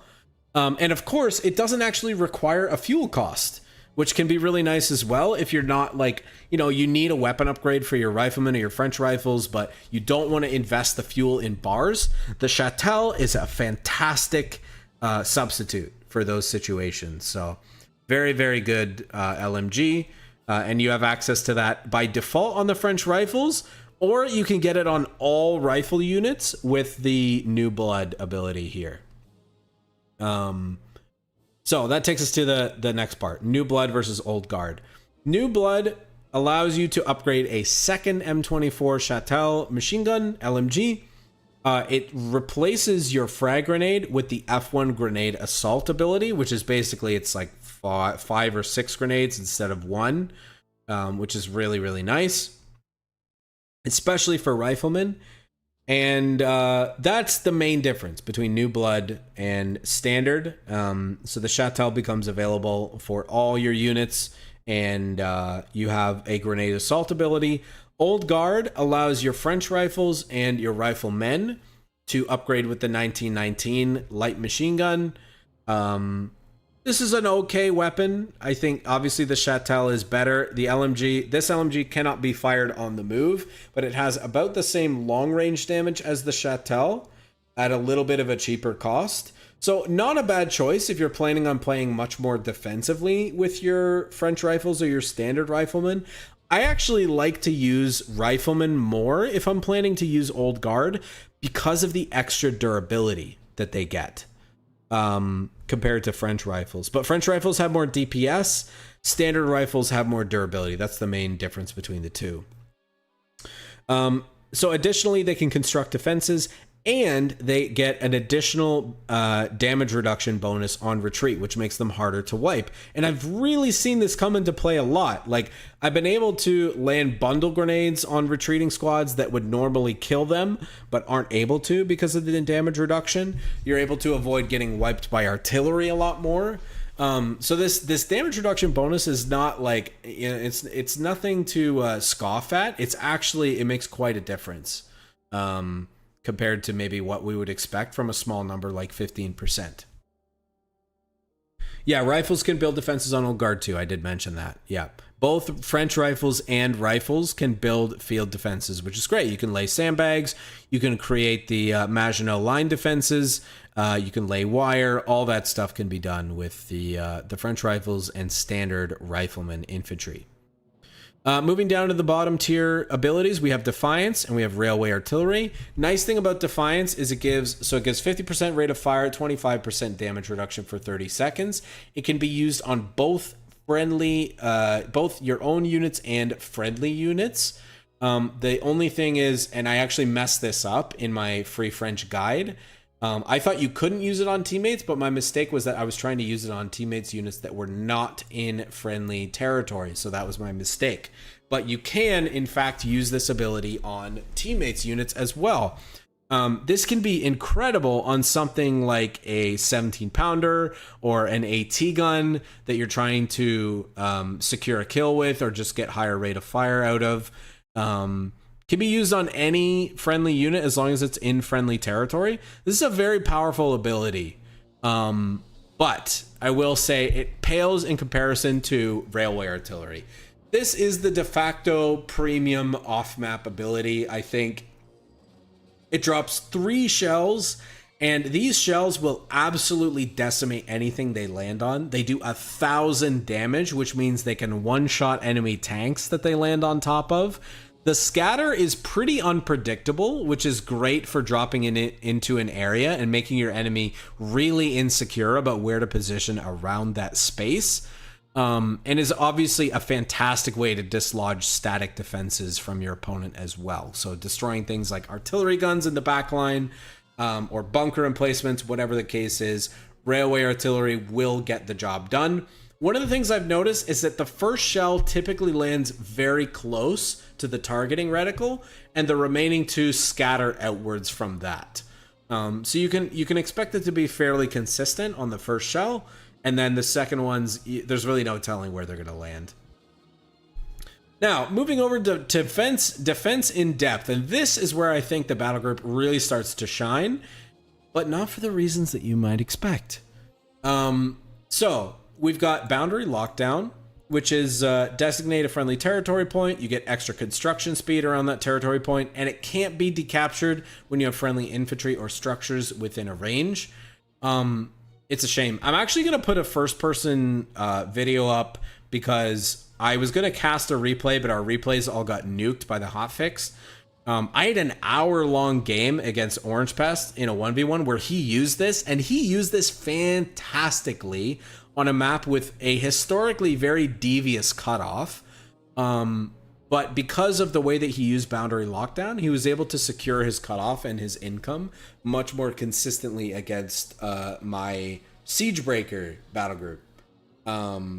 Anyway, so this is pretty good ability, pretty good from a defensive standpoint, but I personally prefer Zone Rouge. This ability is so annoying. So it's 50 munitions. It lays 5 MLE 1936 mines. Now, what you need to know about these mines specifically is that they put infantry into an immediate pinned state, unlike standard mines. Standard mines will put them into a suppressed state first, but these guys will go straight to pinned. And it's really nice because it's a good way to keep your opponent and slow down their ability to capture the territory point that Zone Rouge is laid around. It's important to call out that the mines are laid in a fixed pattern. So the first set of mines that you lay, they're always going to be arrayed around the point in the same way. But if you lay subsequent Zone Rouges on top of each other, then the mines will start to spread out and go into different positions. I love this because it's a great way to help my teammates from across the map. It's a great way to layer defenses and just be super annoying and keep my opponent from taking ground. It's a great way to secure positions like cutoffs that are usually very contentious positions for players to move through. This is probably the best ability in the battle group, in my opinion. And it's very spammable because it's super cheap. You get tons of value from 5 mines. That's only 10 munitions per mine, which is crazy. Someone in chat said Zone Rouge messes with early DAC half-track 250 blobs. If you find yourself getting run over by 250 half-tracks, let me encourage you to take Zone Rouge and just bait your opponent into a territory point and watch what happens to them. It's a really, really great way to shut down big offensive pushes.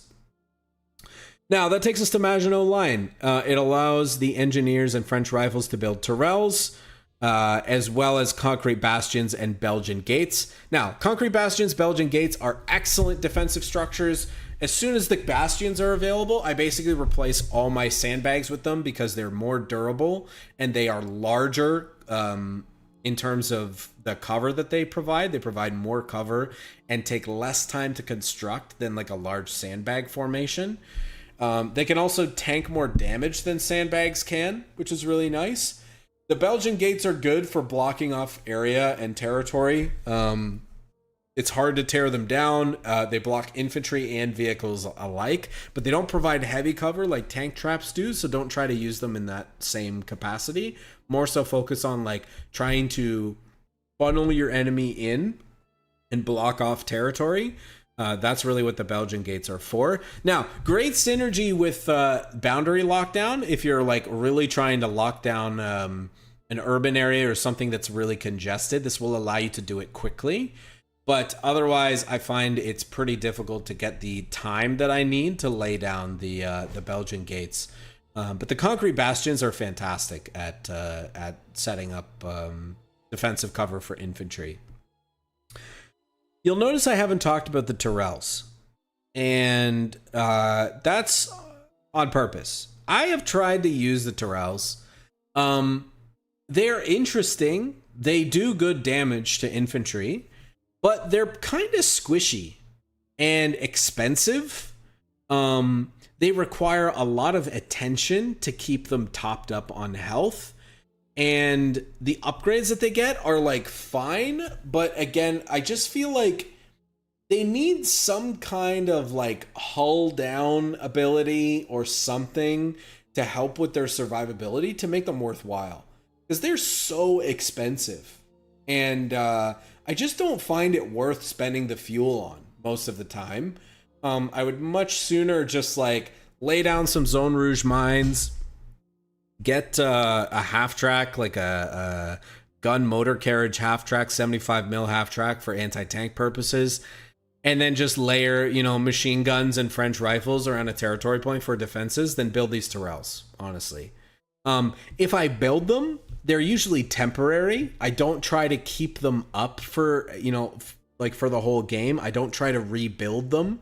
They're usually just a stalling tactic so that I can hold control of an area and prevent an opponent from diving me too aggressively. But I don't find myself building a ton of these, to be honest. I just don't think it's worth it. And that takes me to the last two options.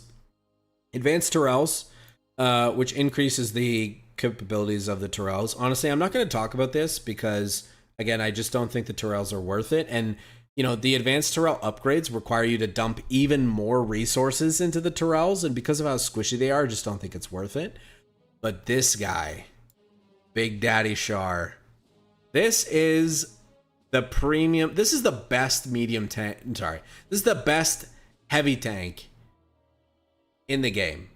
In terms of survivability, this is the beefiest boy in the game by far, and even more so if you go for mechanized support center, improvised armor, because improvised armor also gives a percentage increase to the armor that your vehicles get. And on the Char, man, it really pushes this thing over the line into like borderline impossible to penetrate. I see this thing bounce Tiger rounds, 88 rounds, King Tiger rounds all the time with Vet 2 and improvised armor, man. This thing gets crazy beefy. It has as much frontal armor as the Black Prince, which is like crazy high. I wonder what the KT is. Let's see what the King Tiger is. I wonder if it has more than the King Tiger.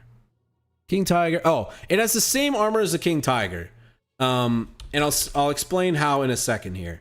So the Char starts with 320, but then at Vet 2, he gets an extra 50 frontal armor, which bumps it to 370. Okay? But when you layer the 25% increase on top of that from improvised armor. No, sorry. 370 times 1.2. 444 armor. Dude, it has more armor than a King Tiger on the front. It's insane. So yeah, this becomes the beefiest boy in the game once it gets Vet 2 with the improvised armor upgrade, which is absolutely insane. Now, do I think it's going to stay like this for a long time? Probably not. Honestly, guys, it's probably going to get nerfed. If you're watching this in like 2 months or not 2 months. If you're watching this in 3 months, it's probably been nerfed since. But in the meantime, this guy is the Giga Boy. He is the mother of all frontliner tanks. And the other nice thing about it is, like, you look at the penetration values on the guns, and like the guns are a joke.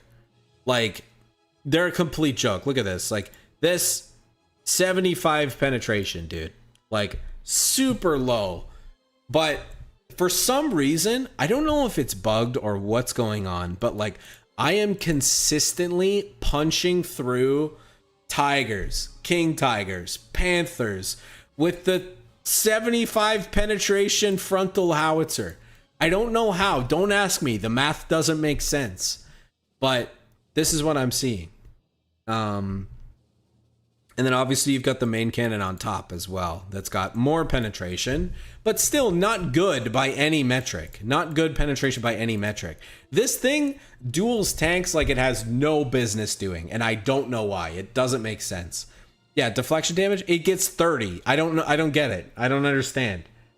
But I guess evidently it's enough to chip away at whatever target it's firing at. It's crazy. Anyway, that's the Char. The Char, to me, between the Char, Zone Rouge, these two abilities, and Railway Artillery, that's where the battle group makes the sauce, man. That's where the good stuff is. And if you watch my free French battle group video, you'll see me go into more detail into how that's applied in games. I'll link that in the description below. But that's it. That's the free French. So the free French, based on everything we talked about, we're going to bop this boy boop up into the A tier. Honestly, guys, I'm tempted to put it up here. Like, and I'm not going to put it up here because Poles is just so much better, but like, it really is that strong. I'm serious. I'm not joking. I'm not trolling. Like, it really is up here. As a matter of fact, like, I almost want to put it in A, and I think I want to bump Airborne down because I feel like French is just better. It's just better than Airborne. But I don't know. They're both pretty good. It's hard to say. I'm a little undecided. We're going to put them next to each other for now. We'll come back to it and see what happens. And unfortunately, after such a big highlight, we're going to drop down to Advanced Infantry Battle Group. This guy, you know, it's in a weird spot. And I'll explain why. So Rangers got kind of buffed, but kind of nerfed at the same time. They took away the speed bonus that was provided by cover to cover for Rangers, which honestly to me was a huge mistake. That was one of their keystone abilities that made them super interesting, was the speed bonus that they got from cover to cover. And now that's gone. And so now they're just kind of like Gamba, like Giga Riflemen in a way, but they're also super expensive. I don't really know what to make of these guys, but in my opinion right now, they're not very good. They're not really worthwhile. Now, the only time I am still using them is if I'm getting to the late game, like late game, with Riflemen that are Vet 3, and the Riflemen are just not standing up against PGs, against Stormtroopers, whatever. And converting them to Rangers at that time when they're already Vet 3 is pretty good. They're actually like, they're good once they get to Vet 3. The struggle is usually getting them there, but once you get them there, they are very solid. For team games, Frontline Medical Station is one of the highlight abilities because you can place it anywhere on the map. You don't have to place it on a territory point. You can put it anywhere. I've found some really creative spots on some maps that I played, like Bignano Gap. Being able to put it up in the top corner behind some of the buildings is really nice, or some of the castle structures. You guys know how valuable Frontline Medical is in team games. It allows you to be a lot more greedy with retreating and reinforcing and healing without giving up too much territory or space to your opponent. Designate assault position, good infantry bonus ability, but not amazing, to be honest. And then the real power comes in, like infantry assault. This off-map ability is still, I think it's absolutely silly, but it is what it is. I still think it's pretty strong. It's great at creating a diversion. It's great at applying pressure to specific positions, to choke points, to cutoffs, to lead the main charge while your Rangers, you know, you kind of do the flanking, you do the damage with, while these guys absorb the threat. Infantry assault is one of the better ways, and I also like it because I can use it when I'm pop capped to expel some extra power from my my army without spending any more pop cap that I don't have.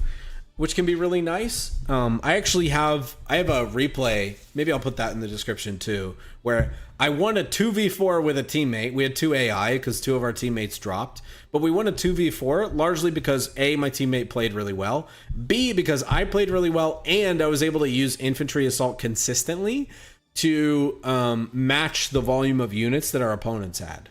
So it was really solid. Anyway, right side of the tree. This is where it gets a little more interesting and better. Artillery observers, put these guys in the trash for team games. Don't even think about them. The real sauce is ammunition storage. The synergy between this and any howitzer type weapon, including SPGs, this is like one of the best support structures in the game because it gives reload speed, rate of fire speed, ability recharge speed to all your artillery units and AT guns if you happen to have those planted nearby. But this is the best support structure in the game and is the highlight of the battle group, I think. The howitzer is also very solid. My main gripe about this is typically it's pretty hard to keep alive to like off maps and stuff like that. But if you can, man, the shock rounds on this howitzer are incredible for disrupting enemy armor and dealing damage to enemy emplacements, shattering enemy infantry because it has a huge blast radius once you get the shock rounds. What exactly are they called again? Charged shells. Here it is. So it increases the area of effect, shocks crew of enemy vehicles upon dealing damage to them. Very, very strong artillery unit. I'm really selling myself on actually moving this up as I talk about it. This is actually, like, I love this battle group. Unfortunately, Rangers right now feel to me to be kind of stupid to use. I really hate the gambling mechanic on their weapon drops. It's not something I'm a fan of. But I love the howitzer. The howitzer is fantastic. The frontline medical station is good. I don't really like this ability, but it's pretty useful as well. Yeah, the howitzer is good. Now, it's not the best US artillery. Honestly, guys, what I would have loved to see is Relic remove Air Support Center because I hate it. I think they've been trying to shoehorn it into the game for way too long. Replace it with some kind of artillery support center that allows you to build this in your base roster and use it. That would be so much better. Or maybe like make it a constructible unit that you can tow around with a half track or something like that. That would be way better. Obviously, that would take a lot of this juice away from this this battle group, but I think that would make it much more interesting. Now, between rapid fire artillery barrage and free fire drills you're almost never going to use in a team game because the range on it is too short, and it forces you to put your artillery unit too close to the front line, and it's very dangerous. The rapid barrage is good because you can call it anywhere on the map. It comes in very quickly, and it pretty much takes out anything that it lands on top of if your opponent doesn't move quickly. So I generally go for rapid artillery barrage, even if I go for howitzer. So that's advanced infantry. Again, I think some bright spots in this battle group, especially with ammunition storage if you're playing with teammates that are building artillery units like land mattresses, BL5s, like all that stuff really benefits from the ammo storage. And sometimes the battle group can be worth it just for that, the medical tent, and infantry assault. Disregard howitzers, disregard rangers. It can still be very useful just for those 3 things alone. So for that reason, I'm actually going to put it up in the B tier, as this is actually one of my go-tos when I play team games. I have a lot of fun with it, and I think it's got some solid utility. So I'm actually a pretty big fan. Moving along to Partisans. Partisans, boy, these guys have been on a roller coaster since we last talked about them. So a lot of changes have been made to Partisans over the last few patches. They have been nerfed, arguably gutted in the last patch, 2.3. And then in 2.4, they got some significant buffs and adjustments to a few abilities that we're going to talk about. So obviously we have the tunnel network. Nothing has really changed in this capacity. They did decrease the cooldown on the usage of the tunnel for units from 25 seconds to 20. I believe when I made my first video, it was like, I don't know, it was some ridiculous number. It was like 8 seconds or 12 seconds or something like that. But now it's not quite as unforgiving as it was. Moving into the second tier, this is where it starts to get interesting. We've got smuggling routes and OSS coordination.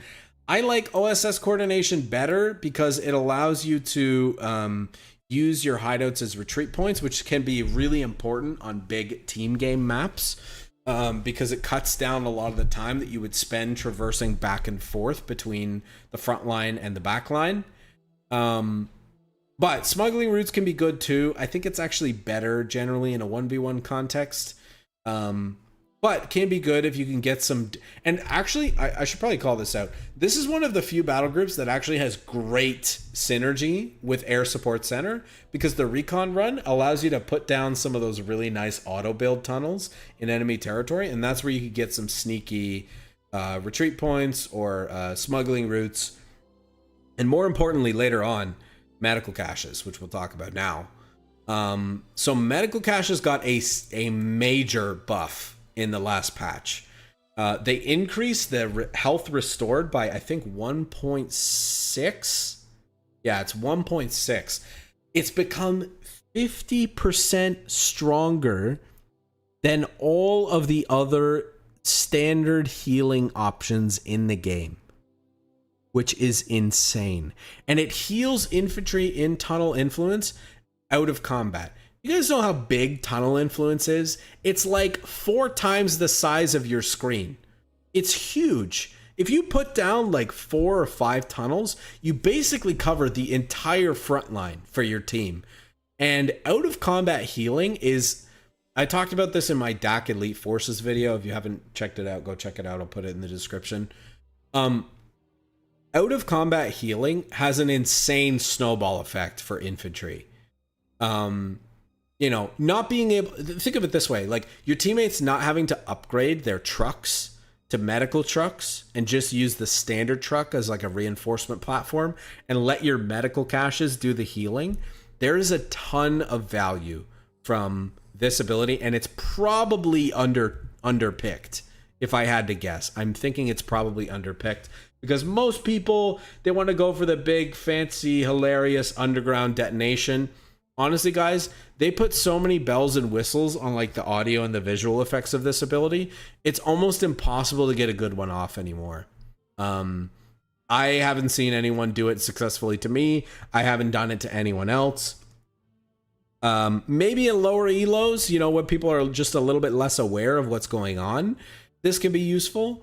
But by and large, I personally prefer the medical caches. And you can get this so quickly. Like, this is 0 CP, this is 2, this is 1. So by 3 CP, I can effectively have global healing on the entire map if I have like 2 or 3 tunnels, which is great. So now, they've been tinkering a lot with the resistance fighters. They've tinkered with their ambush bonuses. They've been trying to buff the SMGs, the grenade launchers.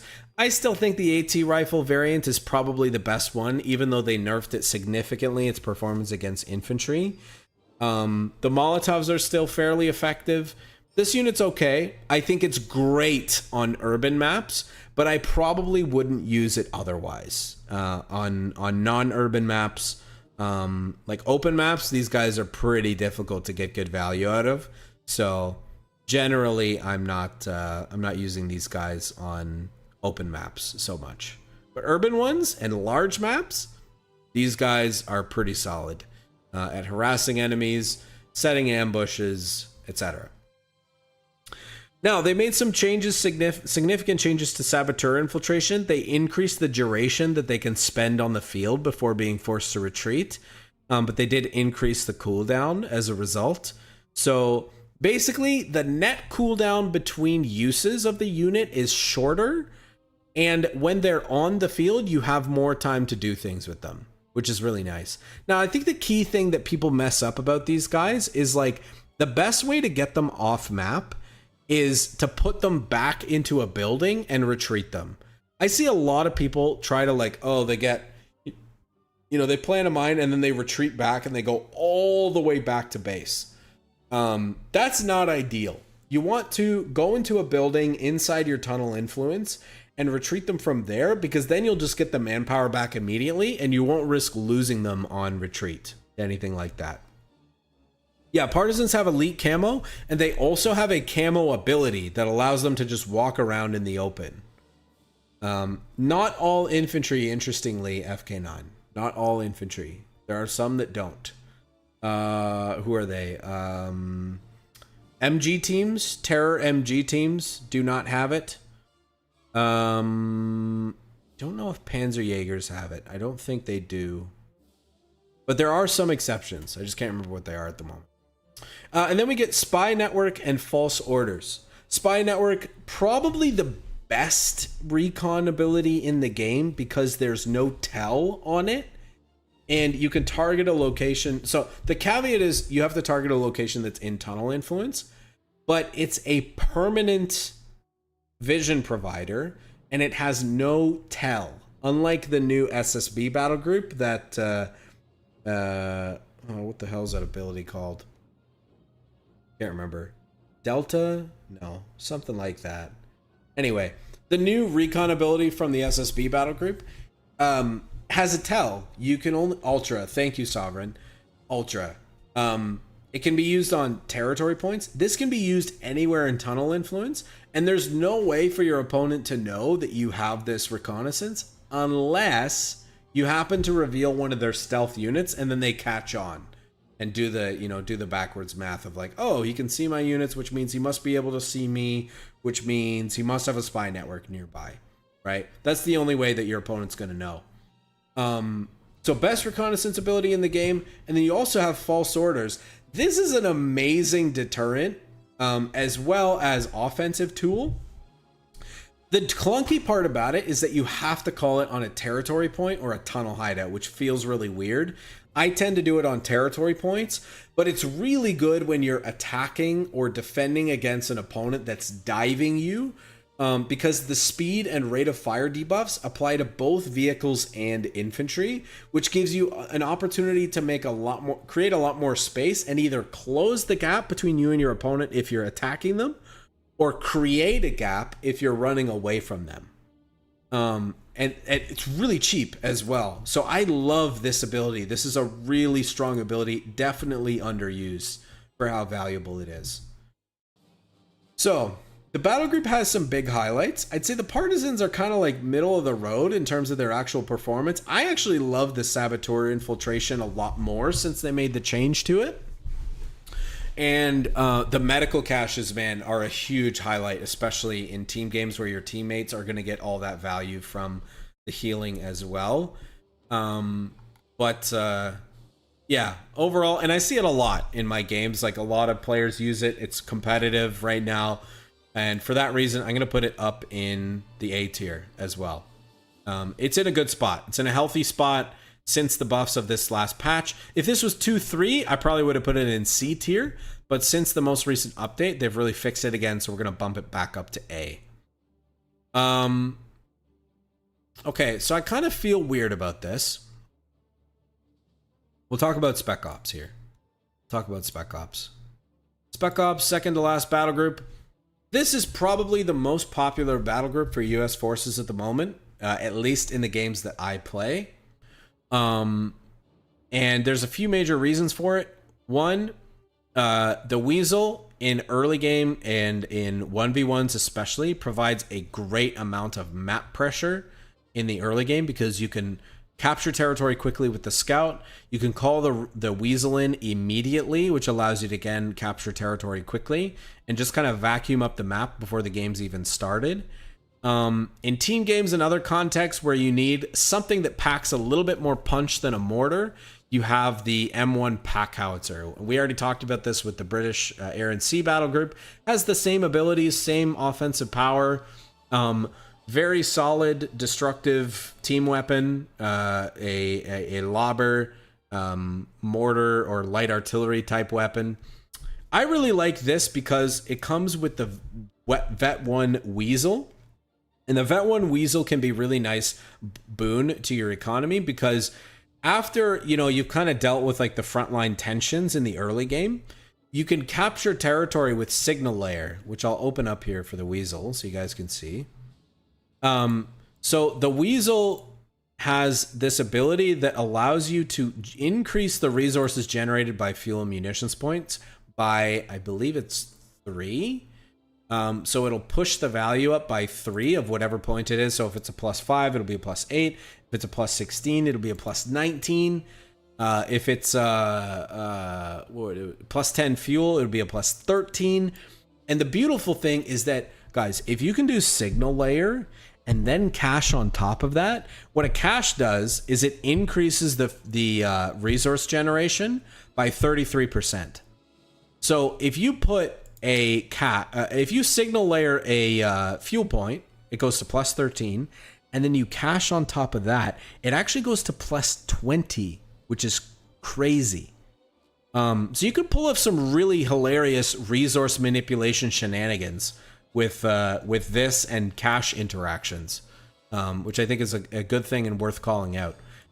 Next, we've got the P-47 anti-infantry loiter. This is probably the best anti-infantry loiter in the game. Very effective, great for all-in attacks, synergizes really well with the general flavor of U.S. forces and how you want to be using them. Great at pinning Axis infantry to the ground, applying pressure to team weapons, and you have 2 planes, so it's going to diversify targets really well. Also, mark target, I'm going to be honest, I don't really use this. It's a little expensive, and the captain does almost the same thing with his own mark target. Plus, normally what you would use this for is like trying to isolate and pick off an enemy vehicle, and it's just like there's few situations where you would rather do that than apply a blanket amount of pressure over a whole huge area, right? Then the highlight of this battle group, the Whiz Bang. This is probably the best mobile artillery unit in the game. Most consistent rocket artillery at destroying enemy team weapons, especially. Team weapons have a really hard time getting out of this thing before they die. And it can be converted into a Sherman tank. So this is far and away, the weakness of U.S. forces is their lack of artillery. And I think big part of the reason why this is the most popular is because it is the strongest artillery unit. And it's multi-purpose, because once you get Vet 1, you can repurpose it into a Sherman tank if you see fit. So, really, really strong left side of the combat support battle group. On the right side, we've got raiding flares, smoke screen, seen great use of both of these abilities. Raiding flares also provides bonus accuracy to friendly infantry, not just your own, which is also really nice. And the smoke can be used creatively. If you don't have smoke nearby or you don't have a mortar nearby, you can off-map smoke AT guns, 88s, machine guns, bunkers, whatever, and it's going to come from anywhere. So that also makes this ability quite strong. And it's free, which is also really nice. Then you have SSFs. I've been seeing less of these guys recently. I think I you know what, I really don't know why. I'm not too sure why. It could just be because people are trying out other things. It's also just like riflemen, cost for value. When you invest a lot of fuel in bars and grenades and all this stuff for riflemen, you tend to want to buy more of them instead of SSFs. But these guys are pretty solid. I think the biggest weakness is they got the demo charge nerf that we talked about earlier with commandos. So the demo charges are just not as good as they used to be. And their other veterancy option, the throwing knife, is a joke. It's a fucking joke. It's so bad.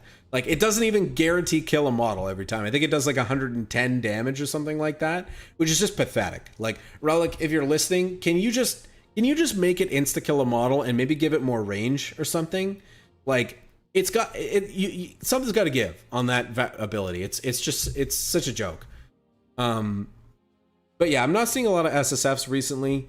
I think another reason why this battle group is popular is air resupply operation is really nice. It's relatively cheap at 150 munitions for what you get. You get an AT gun to crew, a machine gun to crew, and a plus 40 fuel crate for 150 munitions. You get all this good stuff, which is really, really good at, if you're playing a motor pool build, which is very common in like high elo games, in 1v1s and 2v2s. If you're playing motor pool, This helps mitigate some of the burden of how much fuel you spend on mid-game upgrades because of the extra fuel crate that you get, and that allows you to get access to your whiz bang quickly, right? So it's kind of a snowballing, like, synergistic effect. Assault operation is good. You know, you get the capture decapture speed, reduced damage received, which is also really nice. I think it's a little expensive for what it does, to be honest. I don't feel like it's worth 100 munitions. Maybe 80 would make this a more attractive option. I tend to go for air resupply more often than not, but yeah, that is my preference. All right, so that's Spec Ops. Now, thing is, like, Spec Ops, as far as US battle groups go, it's probably the best one consistently. It's probably the best one. I'm probably going to put it in S tier for that reason. Now, I will say it's kind of like bottom of the S tier. Like it's hovering on A in terms of S tier, but it is still like far and away the strongest, most useful. The whiz bang is really what pushes it from A to S in terms of how strong it is. The destructive power of the whiz bang, like, guys, I've seen some crazy things with like I've seen double whiz bang just 100-0 kill an elephant tank, like, you know, just like obliterating 88 guns, the crew and the gun itself just getting destroyed by a single barrage.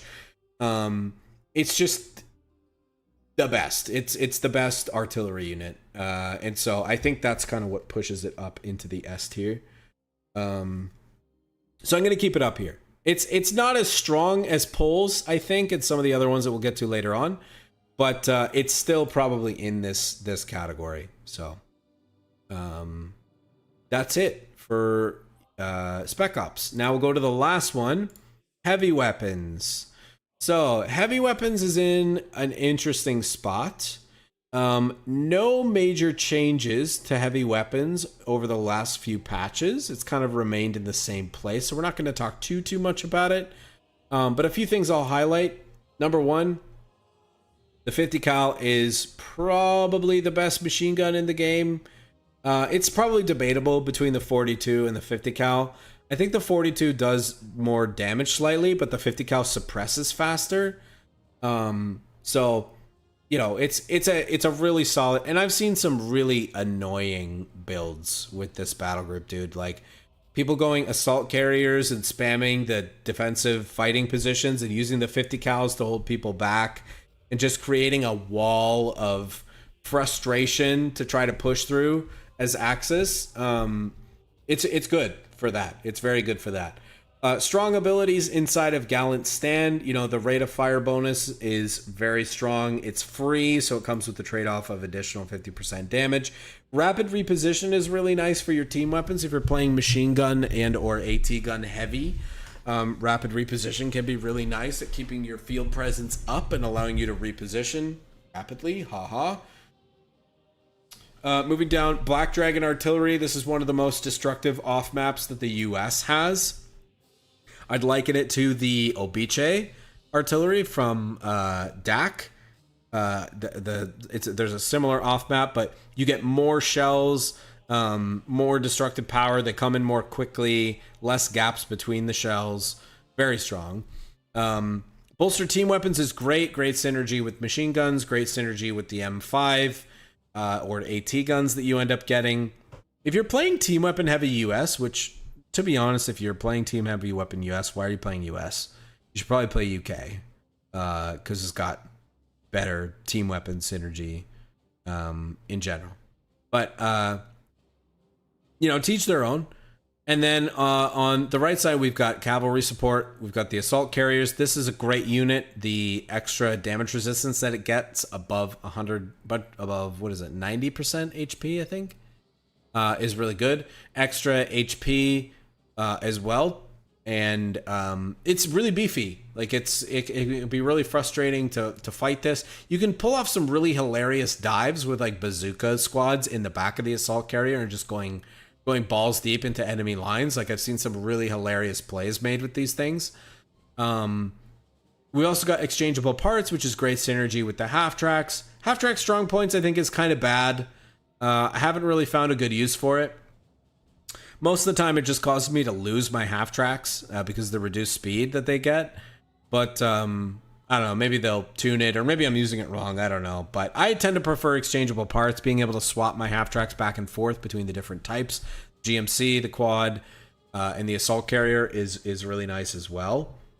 And then we've got the, of course, Big Daddy US heavy tank, the M26 Pershing, and the M5 3-inch heavy anti-tank gun. Both of these are solid. I will say, since the heavy AT gun nerfs that we saw in the most recent patch, I haven't seen as many M5s as I did in previous patches. But I think its effectiveness remains the same relative to the other heavy AT guns.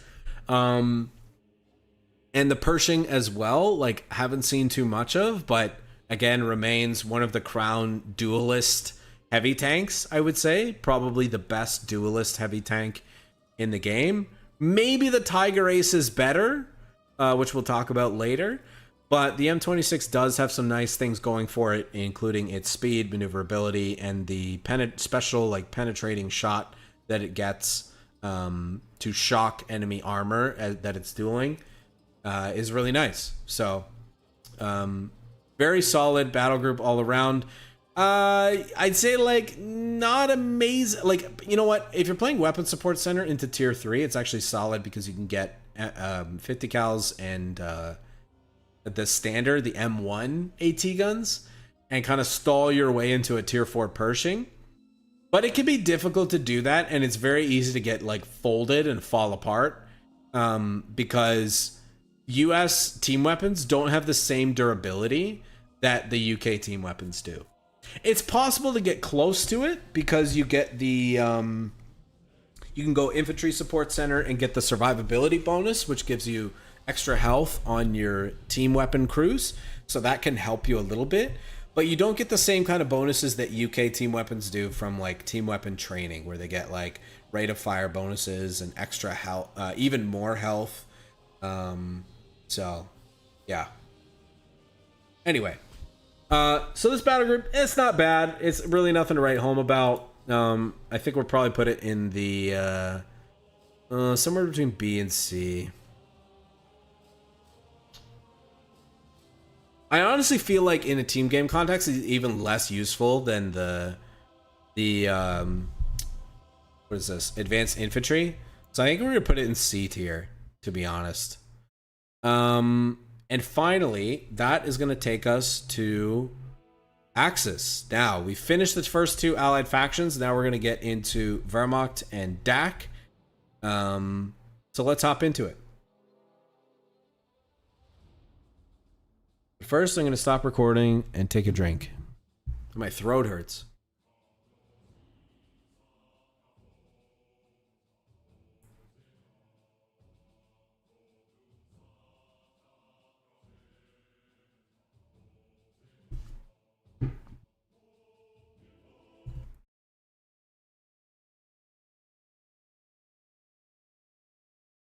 Oh, brother. How far in are we? We're 2 hours and 48 minutes in, and I haven't even gone through the Axis side yet. Is that too long? Is this fucked? Are we fucked?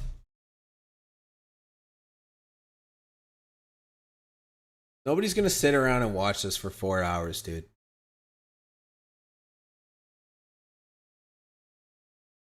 This is the future. Could split it.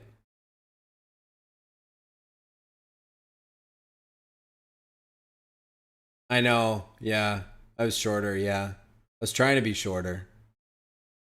Make it 2 videos? Maybe I should. I am going to put chapter tiles. I've ever since the first person did it for me, I've been making chapter tiles. This is too long for people to expect people to sit through. You should be able to go and find the battle groups you're interested in.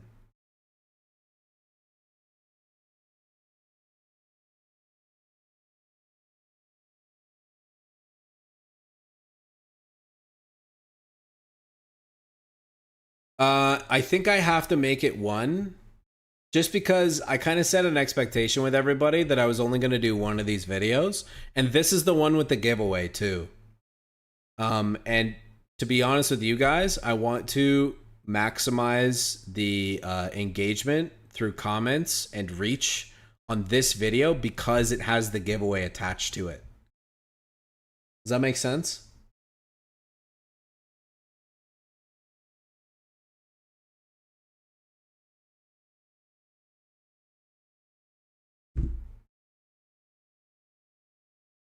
Oh, I'm sweaty.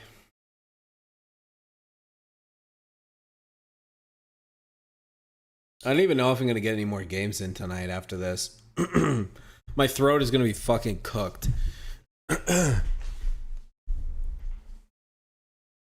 mean, okay, let's look at the one. Like, what do we have a lot to talk about here? Probably, you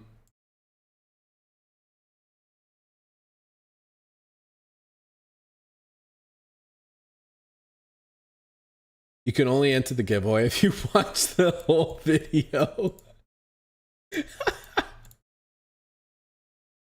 Oh my god. We'll get there. We'll get there. We'll get there. We're making our way. Oh boy. You know, I haven't used D tier. It's literally just that.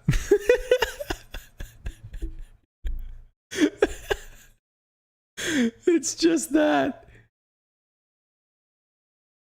Oh my gosh. That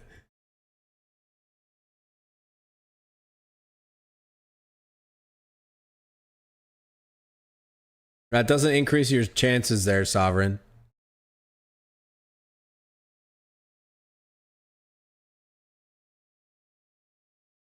All right, ready?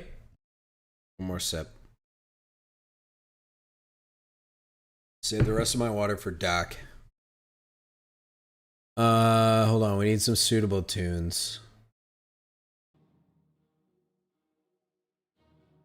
There we go. Classic.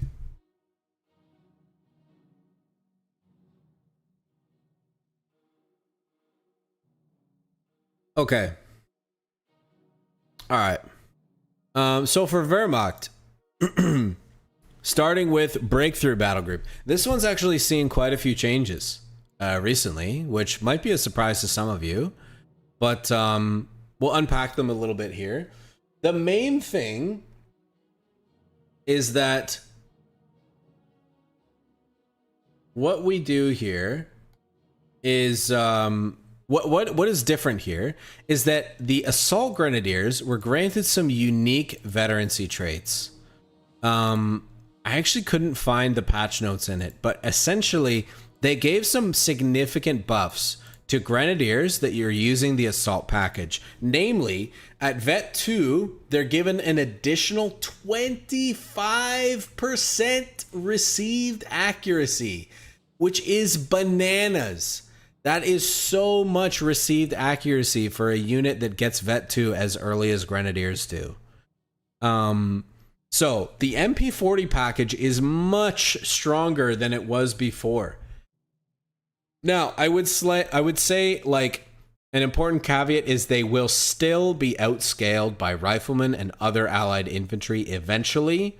You don't want to keep these guys forever, or at least all of them. Like, you know, if you build 3 Grens and you convert one of them into the assault package, maybe you keep that one the whole game, but not the other ones. You know what I mean? But they retain their sprint, they retain construction capabilities, they have a long range snare at Vet 3, so there is value in keeping them for sure. I have yet to experiment with these guys a lot. I've played a couple games with this battle group, but the difference is noticeable. It really is. And so trying these guys out again, if you haven't tried them recently, is definitely worth the time and experimenting. So give it a shot. Moving on, we've got Breakthrough, 100% capture and decapture. This is really good, especially in 1v1, The smoke bombing run, way better. Much like the the airborne one that we talked about. It arrives much more quickly. I think this is great in a team game context and would highly recommend trying it out if you haven't recently. Lastly, we've got Mechanized Assault Group. You can see it deploys a 251 medium carrier with a Stormtrooper escort. Both units arrive at vet level 1, which is huge because normally the weakest part or the weakest time for a Stormtrooper is pre-vet 1. Once it gets vet 1, the guys get like, they really get cooking. But because they both show up at vet 1, I actually think this is worth the value that you pay for it now. Whereas before it was like, once they normalized the cost, it wasn't really worth it. Getting a half track that late, and of course the Stormtrooper. So this is solid. Like, this is really good if you're playing an infantry heavy composition in the early game. And I still think I prefer it over the Incendiary Bombing Run, although the Incendiary Bombing Run did see some changes similar to the UK Incendiary Bombing Run. It has the same burn effects where it's going to do less damage on impact, but more damage over a period. I would say like using this more for like dismantling field defenses, or, you know, dropping it on a retreat point or a medical tent or something like that. That is the proper use of this ability now, instead of trying to use it as like an offensive bombing run. I find that it's too narrow to consistently hit the target. But I will also say that the targeting changes that we talked about way earlier in the video on like the creeping barrage and some of the other airstrikes does positively impact this as well, because you can start the bombing run from the position that you see the target and launch it kind of behind it in a line. So that can be really good for cutting off anti-tank guns that you're trying to, like, you know, do that with. Or, you know, if there's like a congested choke point, it can be good at dropping in there. But yeah, I'd say generally like static things, like things that you're not really worried about moving so much, is when I would go for the Incendiary Bombing Run. On the other side, Cargo Truck hasn't changed. This is still like a decent use of resources to lock down and increase your resource generation. Unfortunately, it doesn't benefit teammates. I still would really like to see this more close to like the Aussie version of the transport truck, where it calls in kind of like a truck that goes in, picks up resources, and comes back. I would much rather see that. But this is fine in its current state. Rapid production is good for producing vehicles, increased speed, 1v1 tempo. This has written all over it. Blitzkrieg remains a very strong ability in that it gives fire rate, speed, and rotation rate, which is good for vehicles that are doing offensive dives. It did lose the target size bonus that it got, which made it so that like AT guns were constantly missing vehicles, which was a huge pain and I wasn't a big fan of. Glad that they changed it to this new version. And then, of course, you have the Panzer Command Tank, which saw a handful of buffs, and the Tiger Tank, which is, you know, it's the de facto iconic unit of this battle group. So overall, between the buffs and like some of the upgrades that some of the units got, especially on the left-hand side of the tree, I actually think Breakthrough is in a pretty good spot. Not great, like not up here, but it's not... Actually, what was it before? What did I have it at? I had it in C tier, so he's moved up. He's moved up a tier into B, and I think that's a pretty fair assessment. You know, when I think about some of the other battle groups, I'm like,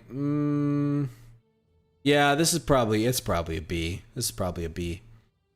Moving along to Coastal, I'm gonna be straight with you guys. These guys are kind of in the dumper right now. Between all the buffs to the allied howitzers that I was talking about earlier and the damage reduction mitigation that they got rid of when it came to like emplacements and how much damage they took from howitzers, these guys kind of got cooked by that really hard. Now, the Obiche still slaps, which is great. You could do some really nasty wipes and big hits with the Obiche, but that's really it. Like everything else in the battle group is kind of garbage. The officer is solid as well, but it's kind of hard to justify picking a battle group just for the Obiche and the officer when there's so many other things that other Wehrmacht battle groups offer.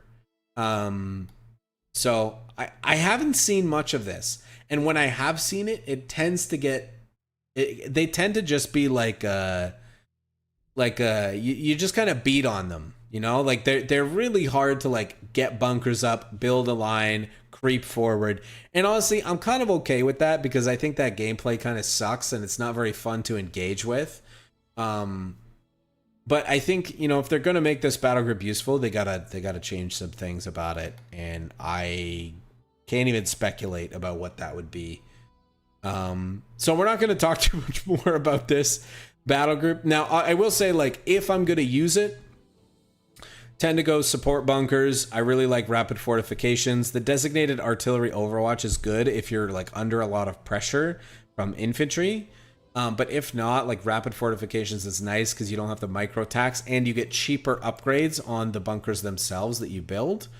Bulwark is the obvious choice. Call the reserves. There's just absolutely no sense in using this ability when it's 100 munitions for something that the bunkers pretty much do passively for the coastal reserves. Coastals kind of got gutted. They had their cost increased, and they're suffering a lot from like the artillery changes because they can't keep the structures up. They can be protected pretty well and still function inside garrisons and bunkers that they build. But the problem is that those defenses just don't last very long anymore because of the damage reduction changes. So it is what it is. You know, a sacrifice that I'm willing to make when it comes to the health of the overall game is the Italian Coastal Battle Group. And so we're going to put them in D tier. Moving along to Last Stand, we've got Desperate Battle and Defense in Depth. Again, not too many changes for this battle group. Over the last couple of patches, they haven't changed too much. So on the left side, Final Battle, I still feel like the downside outweighs the upside on this, including the munitions. Taking 20% damage on units that are already pretty fragile, especially in the early game. Like, you get this at 1 CP, right? To me, it just doesn't really seem worth it. I would sooner see this turned into an active ability that you have to pay for that gives you munitions for units killed or lost, and then maybe a damage increase, something like that. But this just totally turns me off.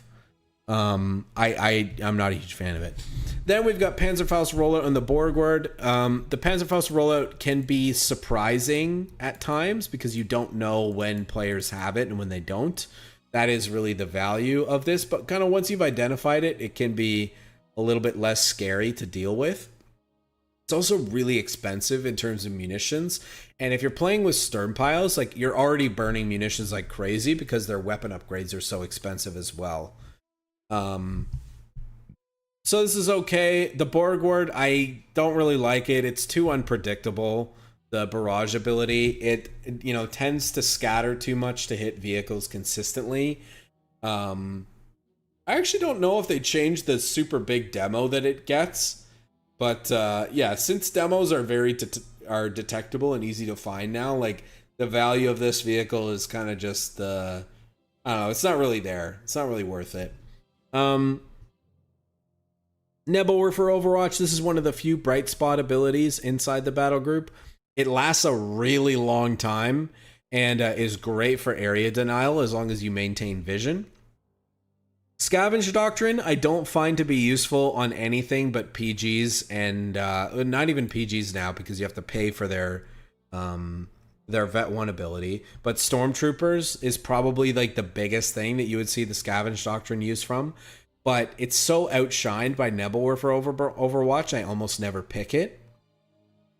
Demo is bigger AoE. Yeah, I knew that. It's still visible, though. That's the main problem.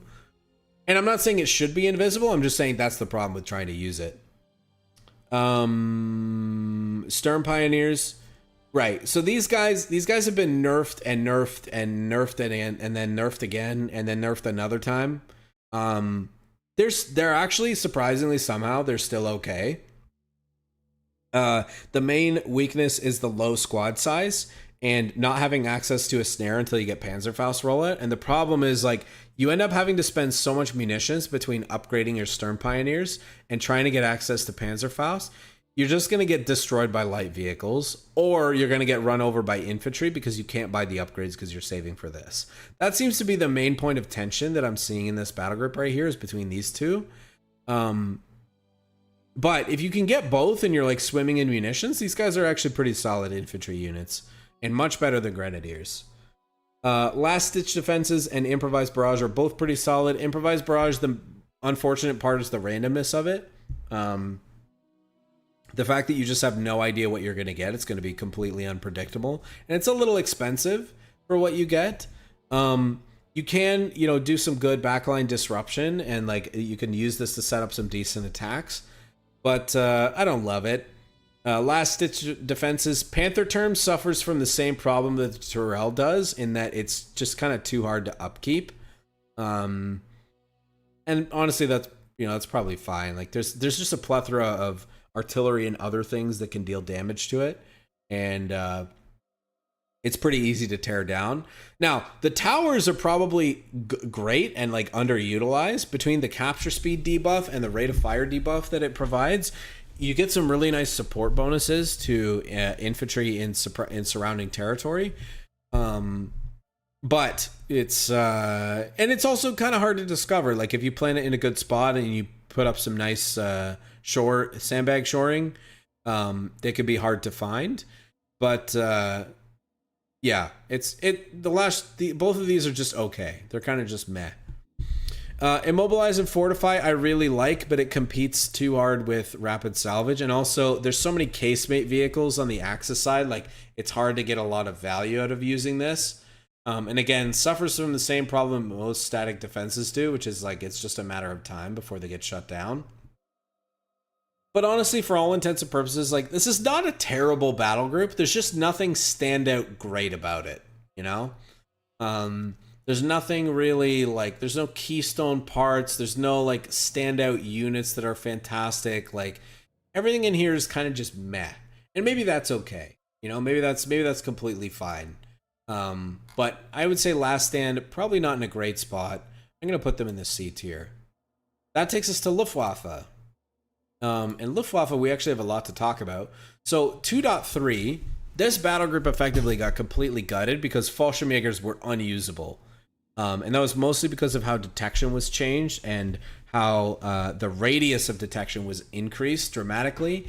And everybody was playing the British forces with recce sections.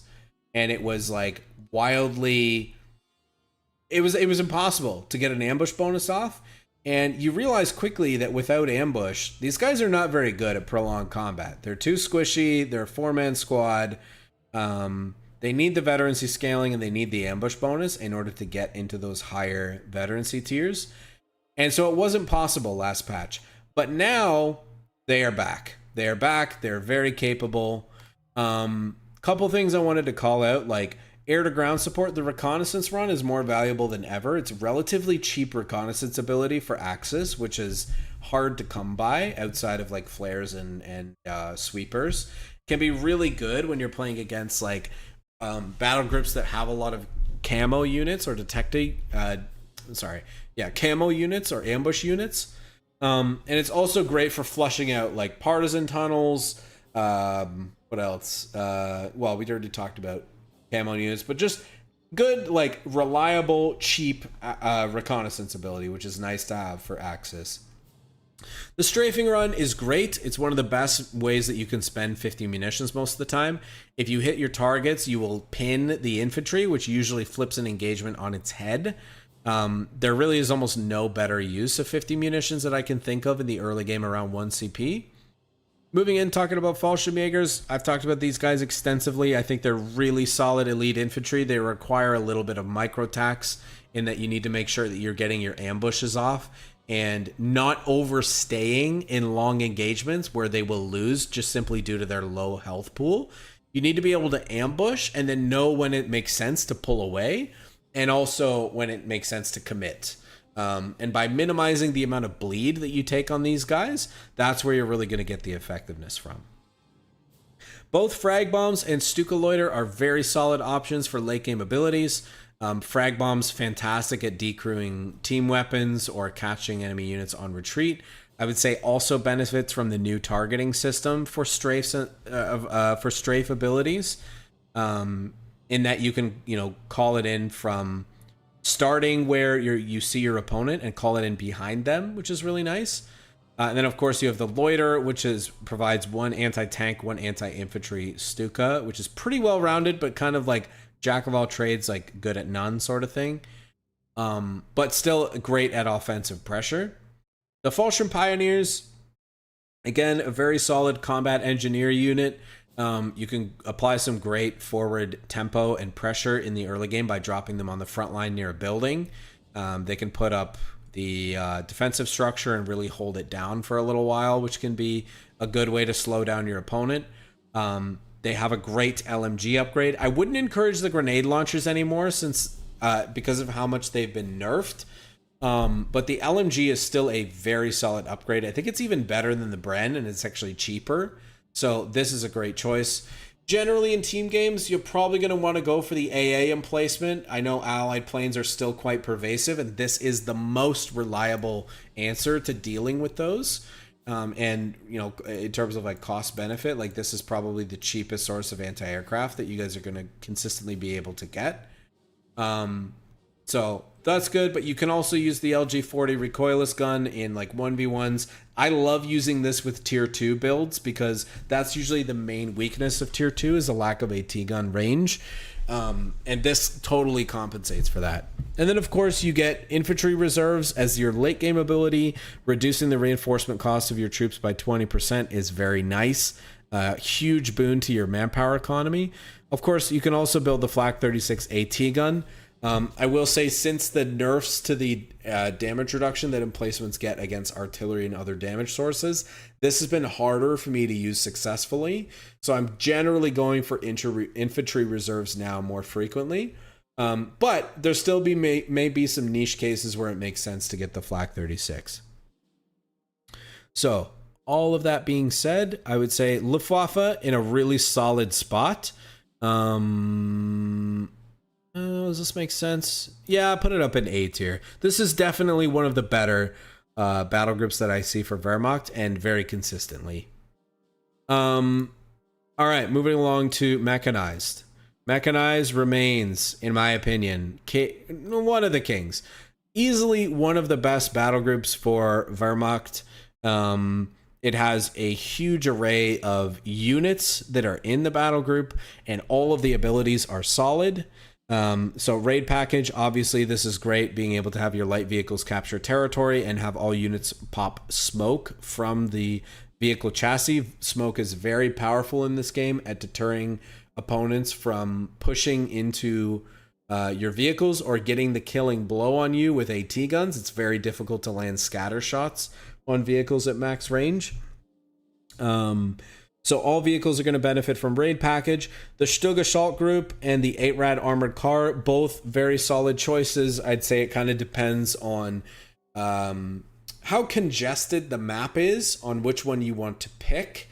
The Stug, probably better on tighter, more congested, maybe urban maps. 8-Rad might be better on more open maps where you can maneuver the ground, execute flanks, or do like fast attacks easily and outmaneuver your opponent. The 8-Rad is pretty fast, so it's good at chasing things down as well. But if the map is too congested, then you're not going to be able to do that effectively. So the Stug Assault Group might be a better choice. Obviously, you have the Panther, which is the highlight probably of this battle group, your late game tank hunter destroyer. It got a cost, I don't know if it's a nerf or a buff, or maybe just like a tuning in the last patch, but basically it went from 550 manpower 100 fuel to 450 manpower 125 fuel. So a little bit heavier on the fuel but lighter on the manpower cost.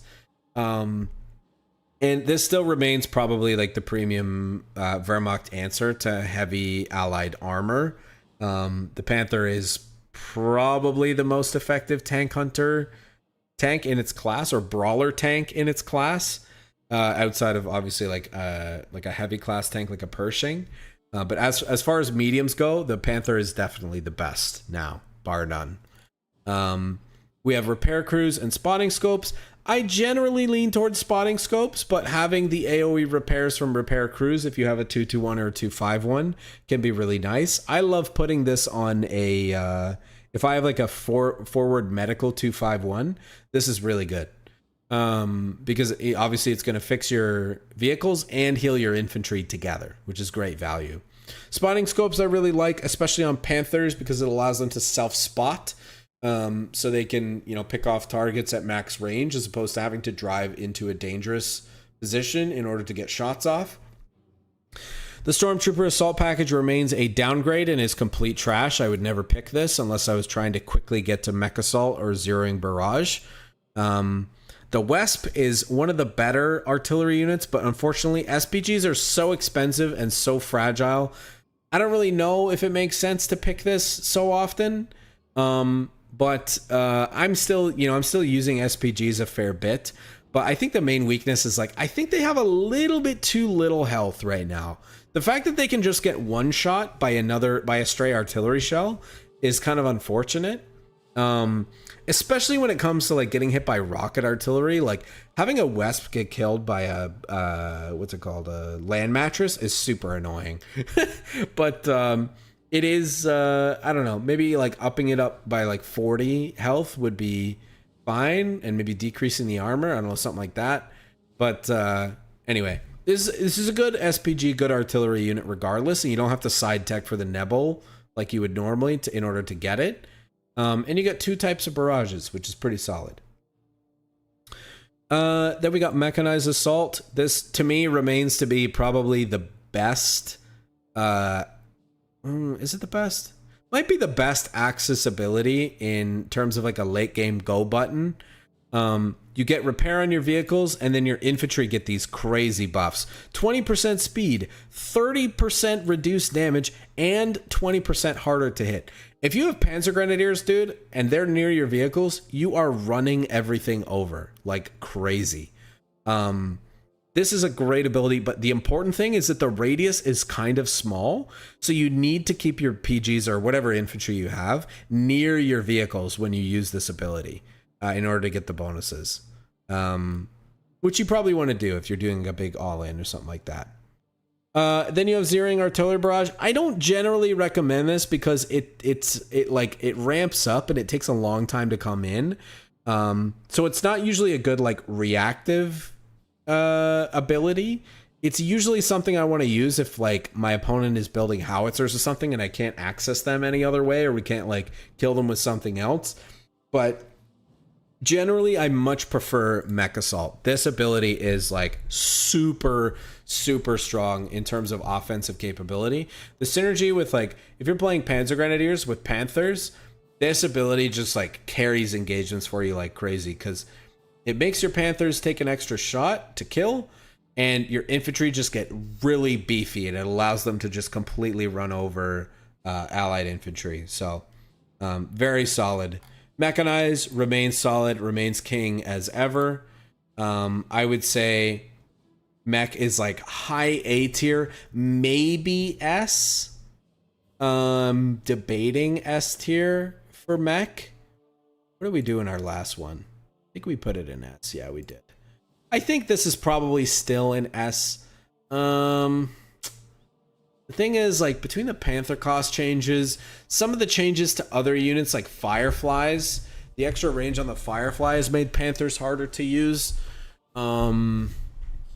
Weakness of the SPGs we kind of talked about as well. But I do think this is probably the strongest Wehrmacht battle group right now, if not very close to it. I'm going to keep it in S tier for now while we talk about the Siegebreaker. These guys are the new ones, and I'm having a lot of fun with them. No, you know what? I've decided these guys are actually going to go in S, and I'll tell you guys why. And it makes me think that Mech needs to be dropped to A. So, Siegebreaker.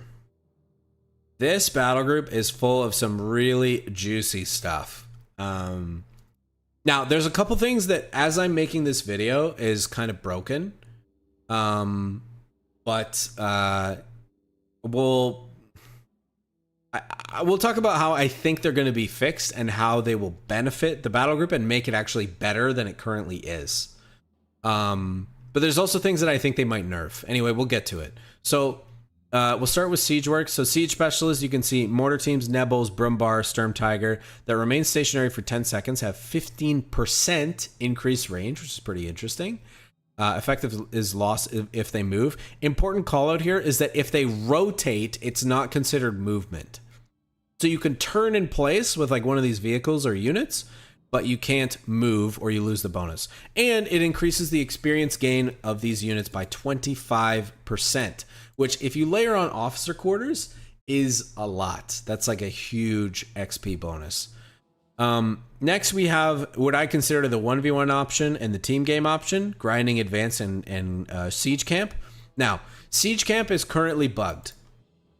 It does not increase the rate of fire and ability recharge of many units. Namely, like Nebelwerfer is the obvious choice to build with this, and it actually doesn't work. It doesn't increase the rate of fire and it doesn't increase the recharge speed. When I'm making this video, they will probably fix it in the near future, but yeah, I don't know how long it's going to be. The siege camp itself is pretty solid. It kind of looks like a 120 millimeter mortar. It's like a higher caliber mortar. It's good that it fires smoke as well and can be upgraded into a retreat point, which is really nice.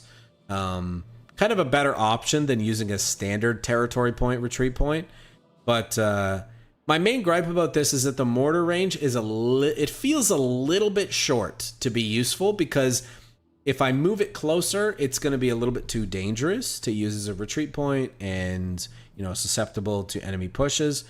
And, you know, I have to put it at just a range where like the mortar can't really hit anything unless the opponent feels like they're overextending to some degree.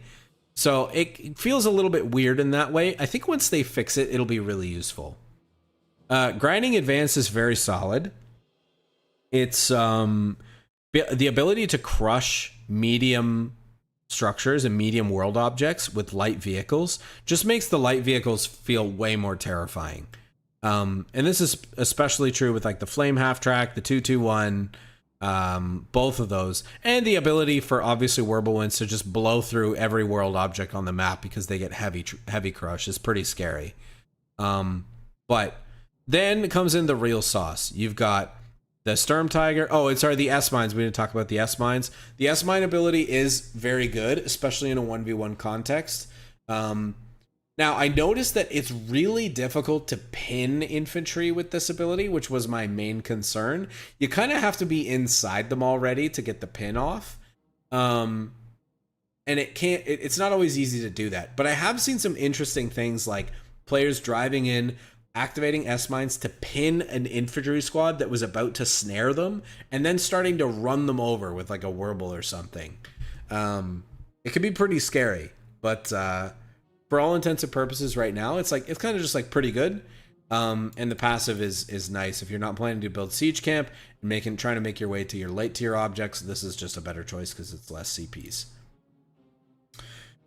Then we have designate siege leader. This is really nice. Very strong ability. So it gives a reduced frontal damage by 33%. This is great on units like the Stug, but more specifically, the Brumbar. Like, if you thought the Brumbar was hard to kill, man, now it's like impossible to kill with this ability. It gets tickled by everything because of the reduced damage, and that's if, you know, the whatever's shooting at it actually penetrates first too. Also really nice to use on the Stug because it reduces ability recharge by 50% and removes the munitions cost. So normally, like point blank blast, you have to pay quite a bit for. I think it's 35 munitions.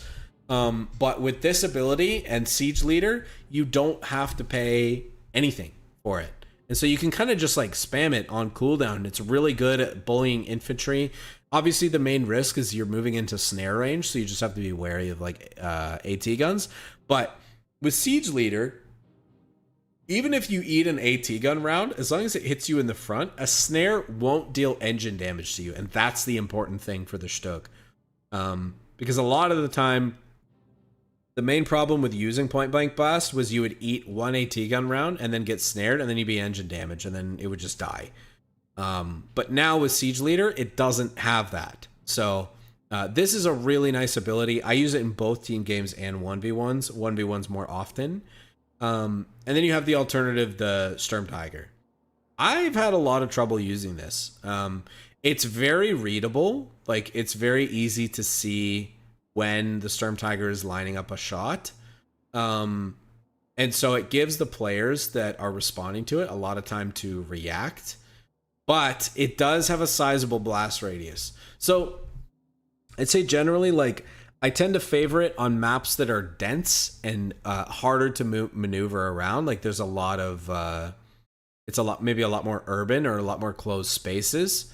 And on more open maps, I prefer Siege Leader just because it's really easy to outmaneuver the Sturm Tiger. It's really slow and it takes a long time to set up the shot.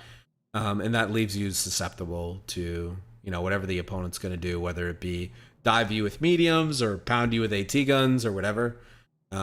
It can be problematic. So designate Siege Leader, I think generally the better choice, but Sturm Tiger definitely has a place. Now we get to the sauce. So we have clearing gear, which provides a new supply, munition supply to every single Wehrmacht infantry unit except the Stormtrooper. So you can see Pioneers get satchels, Grenadiers get incendiary grenades. These are really strong. These are really good. Like, I didn't really like the Grenadier grenade. I thought it was kind of bad. The main thing that I'm using these grenades for is, like, yes, the burst damage, but also denying, like, a good position for an enemy infantry unit and forcing them out into the open. Like, a good player can dodge a grenade and then get back into cover, but incendiary just prevents that altogether, which is really nice. PG's getting smoke grenades as a way to disengage or to close the gap or set an ambush is really nice. Jaeger's getting rifle grenades is also very solid. Good way for them to decrew team weapons or flush enemy out of cover, whatever the case is. All the clearing gear is very useful, and it comes for free. Well, obviously you have to pay for each use for most of these, but it's free to access for all the infantry.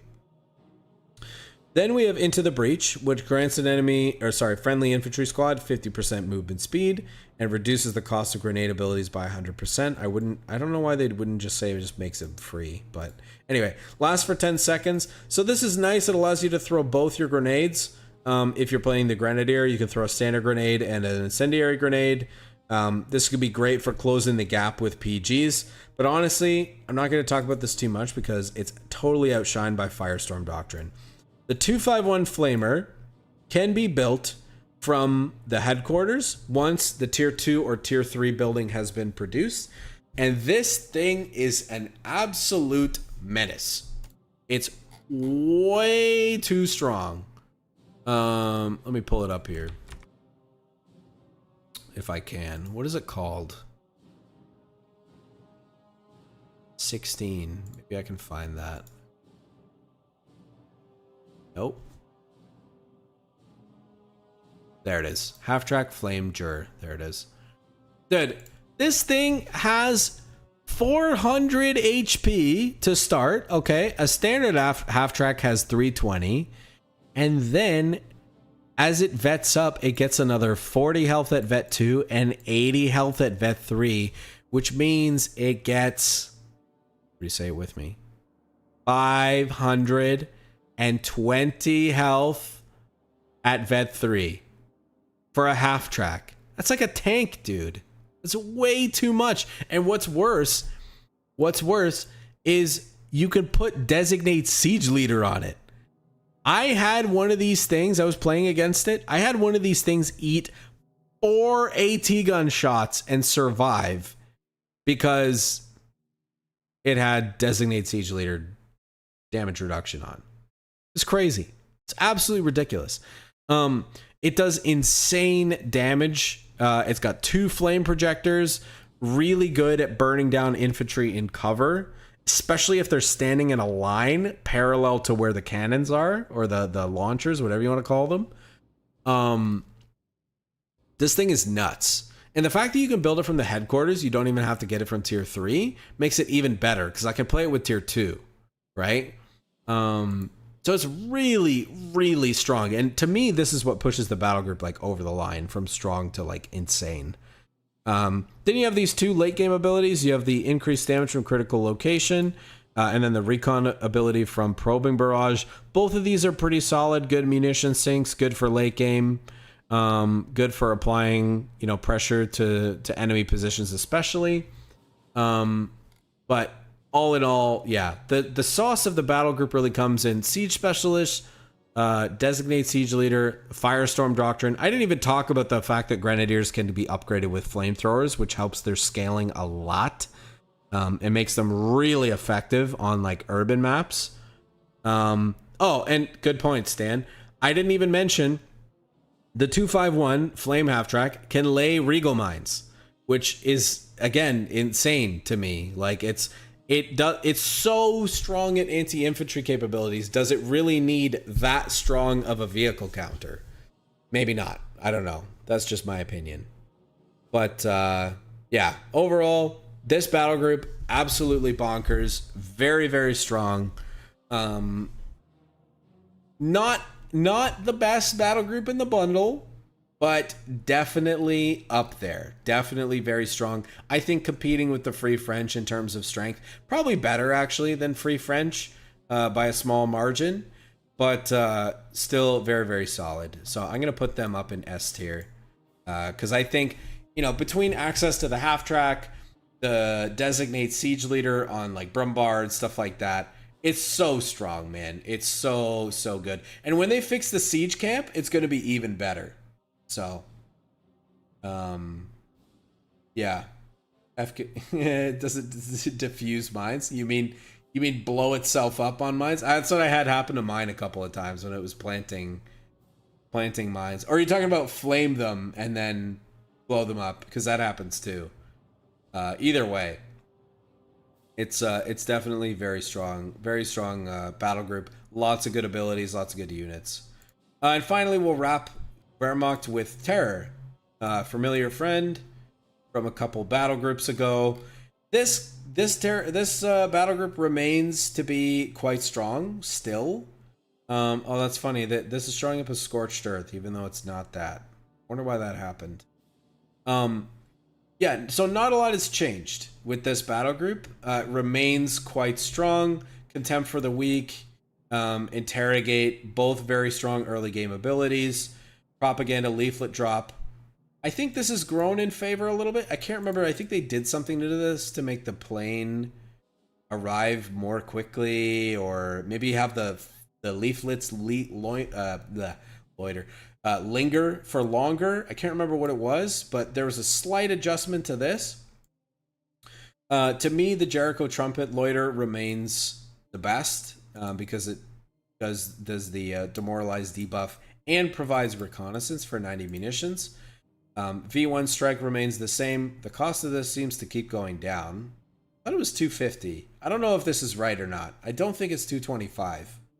But I think it might be 250. We'll have to see. But yeah, V1 Destructive Power remains very, very strong. Great at surprising your enemy. I always say to people, when you use this, try to use it on the place that your enemy least expect. So if you're fighting them, don't call it in where you're fighting them. Call it in like across the map. Or call it in like behind them if you have recon from Jericho Trumpet. Something like that. Just use it to sow chaos in your opponent's lines. Because using it predictably is a fast way to waste the munitions that you spend. On the right side, we've got machine gun camo, I think remains king. Heavy gunnery, the main problem I have with this is it's a global cooldown and it has a munitions cost, which is just not as good as machine gun camo. If they actually make us pay for this, it might be a real choice between these two options. But for the moment, heavy gunnery just falling kind of by the wayside compared to machine gun camo. No quarter, I think, is the obvious best choice. Defend the Fatherland, I really don't like, again, I've said this before about Valor, I don't like abilities that require you to lose models to give you effectiveness. I think it completely defeats the purpose of spending munitions on an ability especially. So to me, this ability is a joke, but it's okay because no quarter kind of makes up for it when paired with like Contempt for the Weak or something like that. And then, of course, we have the KT. And I'd say that the KT is probably in a better spot now because the strafes are not going to be able to nuke its rear end like they have been in previous patches. So it's probably in a better spot, but still keep in mind, like, highly susceptible to airstrikes still. It's going to take a lot of damage from them. Heavy tank destroyers, long range heavy AT guns. This bad boy needs to be well supported. And I would argue probably with martyrs, not with packs, because it's very easy to decrew packs with some artillery and then swarm this thing with like Hellcats or big tanks. Whereas the martyrs are going to be able to withstand artillery damage and help fight back whatever armor that is coming at you. So if you get to the late game and you have a KT, make sure you have plenty of support for it because it's still susceptible to being overrun by numbers. But this thing is a wiping machine. This thing will blap infantry left, right, and center. Very, very big blast radius on the main cannon. So it's still a big, scary boy, but still, you know, very, very capable of being countered by what's in the allied roster. So with Terror, I still think they're in a really solid spot. I actually think I'd probably put them in A tier, maybe B. Maybe B. I'm trying to think. Probably... Probably B. Probably B. They're like solid, but they're not amazing. You know, they're still very counterable from a lot of the allied choices. And even things like, you know, the Free French, what I've been doing a lot of is like Char against KT just to absorb the damage and take the blows, and Hellcats in the back line to poke back at the KT has been pretty effective. Been able to kind of like keep this thing back and not cause us too much grief. Anyway, we're shortening up. So that's it for Wehrmacht. I'm just going to take a quick second here, and then we'll get into DAC.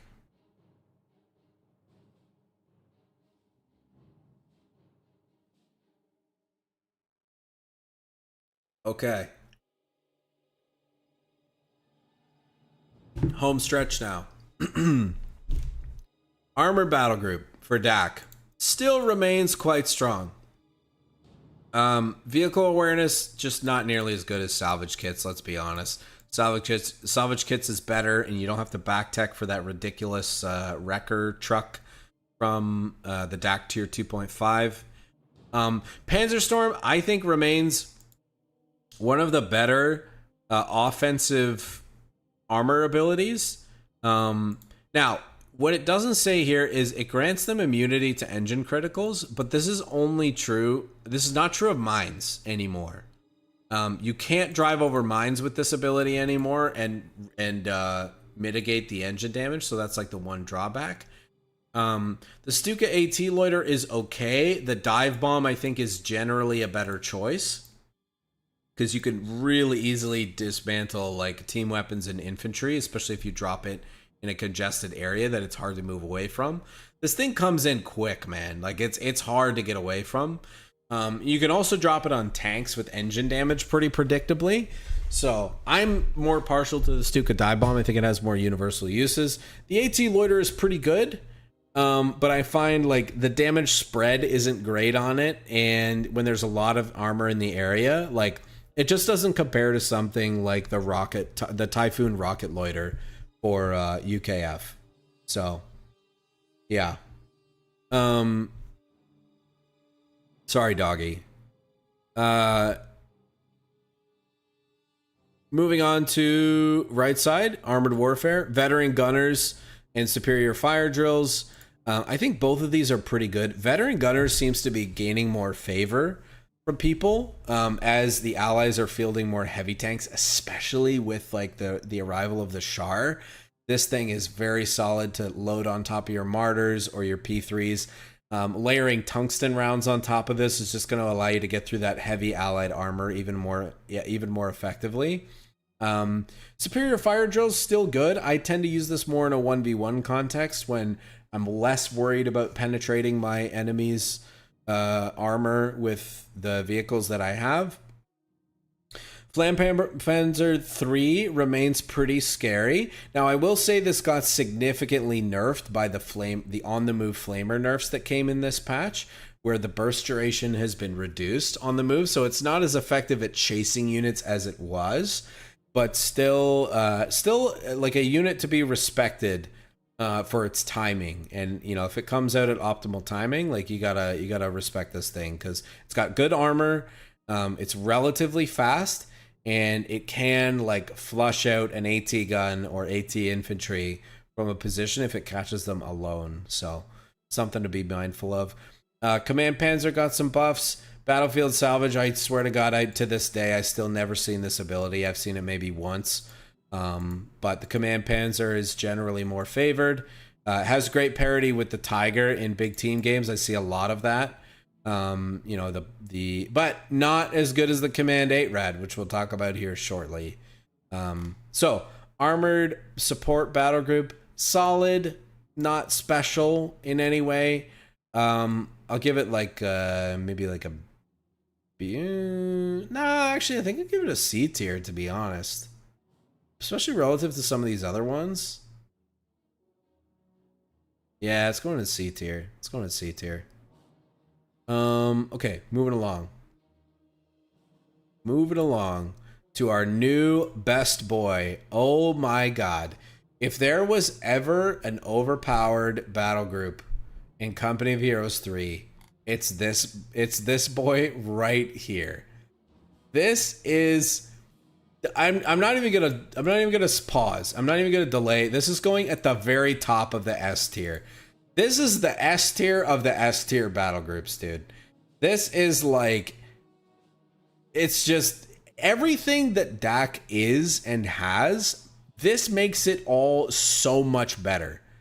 I'll link my Elite Forces how-to guide in the video description below, which is going to go into a lot more detail than I will here. But just to give you guys a high-level overview, starting with the Skirmisher package. First, number 1, you get experience from this package when capturing territory with Panzer Grenadiers. Okay? Panzer Grenadiers already have a strong DPS profile, strong veterancy scaling through VSL. Now we're going to give them experience through the Skirmisher package. Okay, I'm with that. Scoped Kar 98K rifles, there's 3 of them, which significantly improves their long-range firepower. It basically makes them dead even in performance with infantry sections. Baseline infantry sections. So not nothing, but like still really strong.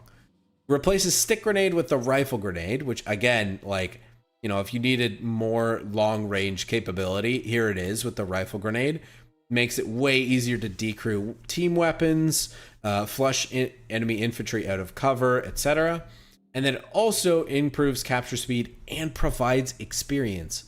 Why? I don't know, but we're riding with it. This package is insane. They increased the cost by 15 munitions in the most recent patch, but to me it's not enough. It probably needs to cost more for what it does. Then we have medical supplements and daring assault. Medical supplements to me is the easy choice. It's an upgrade that you can purchase on your units that gives them out of combat healing and allows you to recover casualties in exchange for experience. So again, more experience stacking between capturing territory, recovering casualties, healing out of combat, also, you know, increasing combat capability and reducing how many times you have to retreat back to base with your PGs. The medical supplements is very, very strong.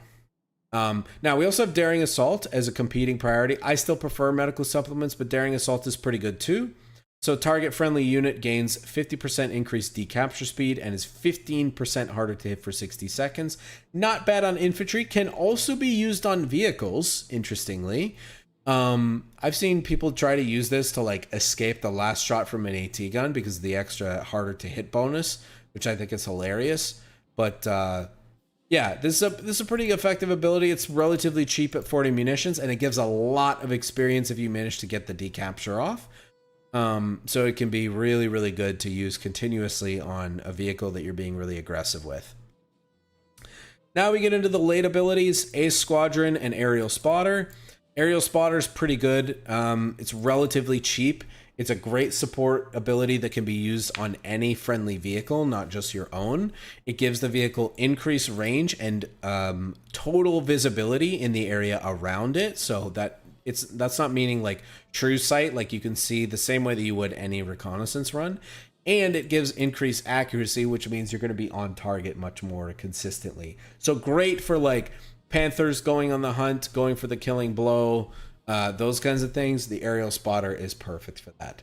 Now, it's competing with Ace Squadron, which is the real problem here. Ace Squadron does a ton of anti-vehicle damage if you manage to land the strafe. What I tell people generally is like you want to call it in parallel to whatever vehicle you're using it on, and that's generally how you're going to get the most value out of it. And you'll notice that it says Veterancy 1 here. Every 2 uses of this ability, it increases in effectiveness. So at level 2, you can see it adds an additional plane, which broadens the radius at which you're hitting potential targets. And then at 3, you're getting a second strafe that comes in after the first, which layers on even more damage. This can 100 to 0 a good chunk of medium tanks if they don't get out of the way. This ability is no joke. It's easily the strongest strafe in the game for its cost. It's even less than the rocket strafe from USF. And I'm like, honestly, I think I would be okay with this if we had equivalent strafes for other factions that were similar that in power. But this one is just so far and away like better than the other ones. It's unfortunate. So we'll have to see how they balance it out. Maybe they'll tone it down. Maybe they'll bring the other ones up. Who knows? Then we get to the Giga Boy over here, Command 8 Rad, who laughs in the face of this pathetic, wimpy wiener Command Panzer IV. So this thing gets 4 abilities. It gets veterancy, shared veterancy from units around it. It gets also experience from capturing territory and charges, which go into its ability system. So it doesn't spend munitions or purely cooldowns on abilities. It has to use these charges. And you accumulate charges just over time in general or by capturing territory. And the abilities on this thing are kind of crazy. Let me see if I can open it up here really quickly so I can show those to you because they're important. Here we go. So we've got these are the 4 abilities here: Field Training, Coordinate Ally, Mark Vehicle, and Light Barrage. The Light Barrage is great. This kind of fills in the small gap that DAC has with like off-map or on-map artillery in the early game. Generally, I'm getting this after like a flak Veerling or something like that to provide veterancy, and also use this light artillery barrage against potential allied AT guns. You have Mark Vehicle, which increases possibility to hit. At higher levels, it also increases the incoming damage when on a marked vehicle, so this is great for focusing down individual targets. Increased weapon penetration, easier to hit. This is great for like cutting down a char that's been a real pain in your ass. If you manage to catch it overextended with Mark Vehicle, this could be a really good way to finish it off. You have Coordinate Ally, which increases the rate of fire for 30 seconds. I love using this on like the Flak Veerling, or more specifically on AT guns if I manage to catch an opponent in the early game with an AT gun. The extra rate of fire can be the difference between them getting away and me getting the killing blow. So I'm a big fan of that ability for that purpose. And then of course we have Field Training. I'm using this as often as I can when I have spare charges. When I have units going into combat, specifically vehicles more often than not. Gives them experience and then increases the experience gain rate for 30 seconds. Wait, does it also give rate of fire? Or is that a bug? I think that's a bug. I don't think that's intended. I don't think that's as true. I think it's just this. Anyway, yeah, this vehicle's absolutely bananas. Oh, look, yeah, you can see. So as it vets up, it gets better versions of the same abilities. Here, 45% rate of fire. What is this? Bigger light artillery barrage, even more veterancy, An improved light vehicle. Here's the extra damage. 25% additional damage. There you go. So yeah, this unit is just way overkitted. It's absolutely nuts. Now it does like almost no damage in and of itself. Like I think it has a pathetic little frontal MG that does hardly anything, but ton of value in what you get for that vehicle. So I didn't even go down the rest of the tree, dude. What am I back up here? Panzer Elite. Now, we didn't even get into this. So, Long War Veterans, Field Modifications. I talked about these extensively in my Elite Forces video, so check it out in the description. But basically, Field Modifications you want to use if you're planning on playing heavier into medium armor. Long War Veterans you want to use if you're going for Tiger Ace. In team games, you can do both. It's really a matter of preference. The only thing you have to be wary of with Tiger Ace is you need to make sure it's properly supported. And I would highly, highly encourage you to get Ace Squadron over Aerial Spotter. I know you'll be tempted to get Aerial Spotter in team games, but Ace Squadron is better because if you get dove by a ton of vehicles, you need to be able to fight them off, and the Tiger won't be able to do it himself. You'll need help from the Ace Squadron. So you need to just keep that in mind. Yeah, field mods I think are important with crack armor upgrades, specifically because the P3s, if you get the side skirts, it gives them enough health to survive for more than 4 AT gun shots. Whereas without that, if you don't go for the capture upgrade, which not everybody wants to, some people want tungsten rounds, some people want the scatter and the accuracy bonuses from advanced optics. But the skirts are important because it gives them some extra beef and allows them to survive those extra AT gun shots. So you're going to want to keep that in mind if you're planning on playing with P3s and with Stugs as well. The side armor skirts on the Stugs can be really good. It'll help them fight and avoid damage from lighter vehicles like Stuarts, Chaffies, some side hits from AT, handheld AT weapons, that sort of thing. Yeah, and then of course we've got the Tiger Ace. So the Tiger Ace is just a Giga Tiger. It gets up to Vet 4. The two modes, like I said, I would encourage you guys, if you're really interested, go and watch the Elite Forces video. We talk about it in great detail. But you essentially have two modes, Hunter and Marauder. I generally encourage people start with Hunter and then go into Marauder mode once you're on the offensive.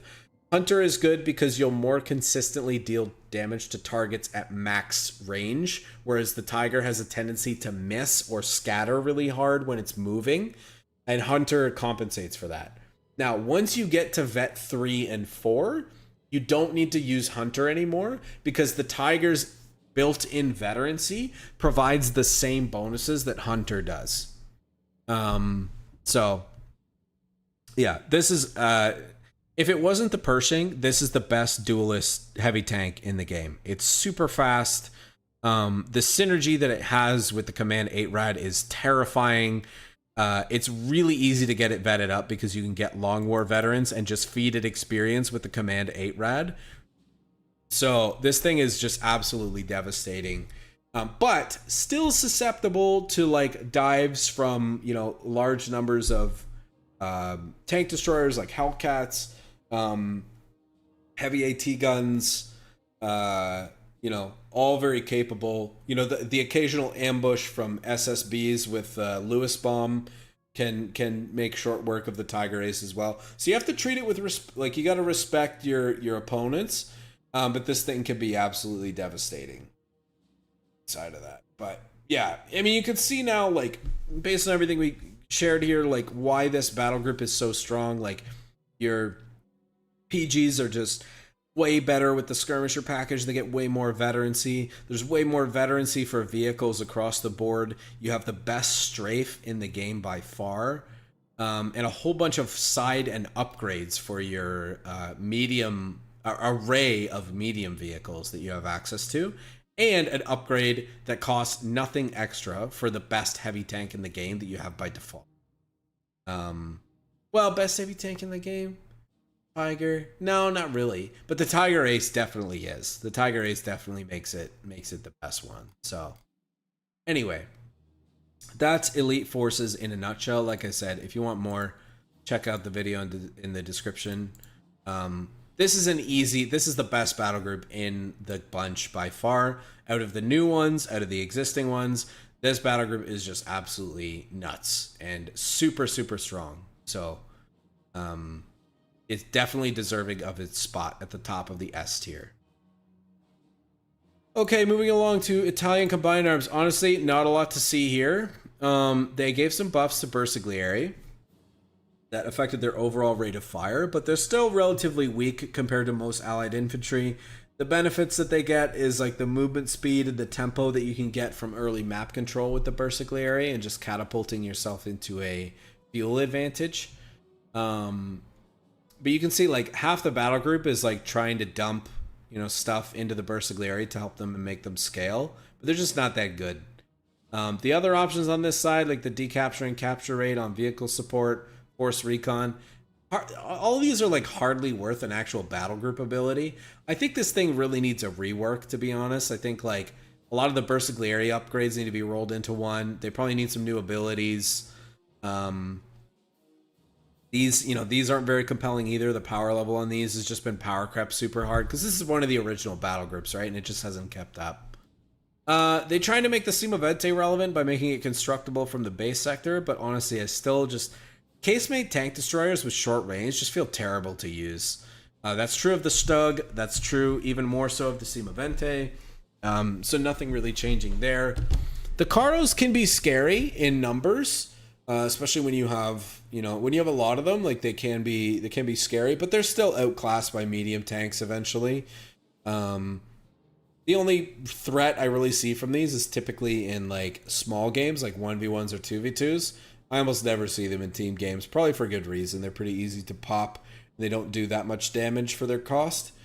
The strafing run is one of the highlights of the battle group, as is artillery cover. And this is one of few battle groups where like you actually may want to stay a little bit heavier into the tier 2 vehicles because you can get reduced costs on like Martyrs, 254s, 8 Rads, those kinds of vehicles because of the Pact of Steel upgrade. But not a lot to write home about here when it comes to this battle group.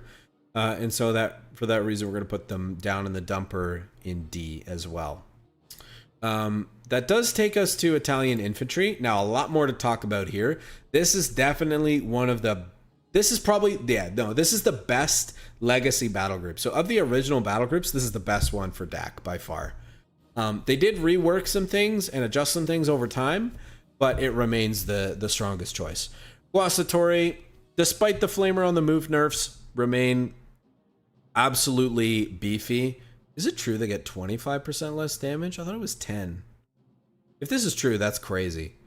But yeah, these guys are still absolute like meat bags. Like they're so hard to kill with anything. Doesn't matter. I feel like I would have understood a little bit more like small arms resistance or something like that, but DR from all sources is just like they're so beefy, dude. Anyway, Guastatori, very strong unit remaining. Defensive operations, being able to lay Taller mines, HMG bunkers, very nice. Registered artillery, also an excellent deterrent in keeping your opponent off of VPs or critical territory locations as you're trying to defend them. The Cannone remains very strong because it's towable and comes with a truck, which is insane value with the with what you're paying for it. Between the howitzer and the truck, I mean, think of it this way. You're basically getting a truck, which is 20 fuel, and then you're paying 220 plus 20 for a fully capable howitzer, which is like the equivalent of the 105 for the Americans. So it's very, very strong. Very, very cost-effective unit. Booby traps and sound the alarm. Sound the alarm is my personal favorite. It's only 40 munitions. Here, so we were talking about this at the beginning. It doesn't say how long it is. Why does it say how long it is? No, it doesn't say how long it is. So we're talking earlier about how useless naval blockade is. Same, actually less cost than naval blockade. Naval blockade is 45. This is 40 munitions. You get 25% rate of fire, 20% harder to hit, and capture point takes 250% longer to decapture.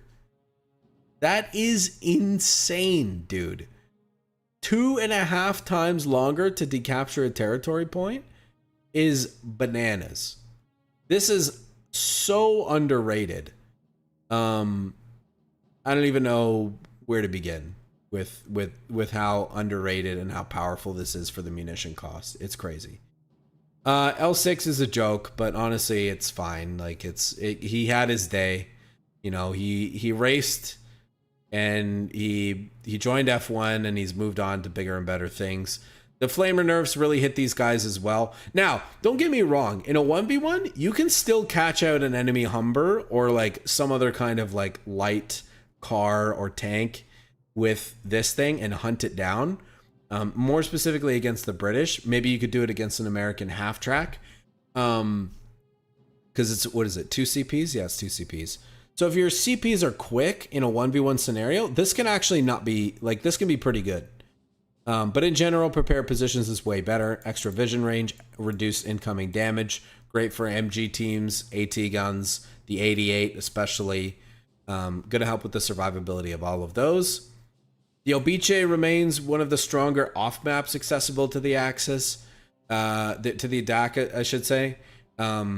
Slow rate of fire, but does a lot of damage, suppresses / pins infantry that it hits, which is really good. Really great for shutting down enemy pushes or cutting off enemy retreats. Also good for dismantling static defenses or howitzers or like, you know, the whatever backline stuff that you can find.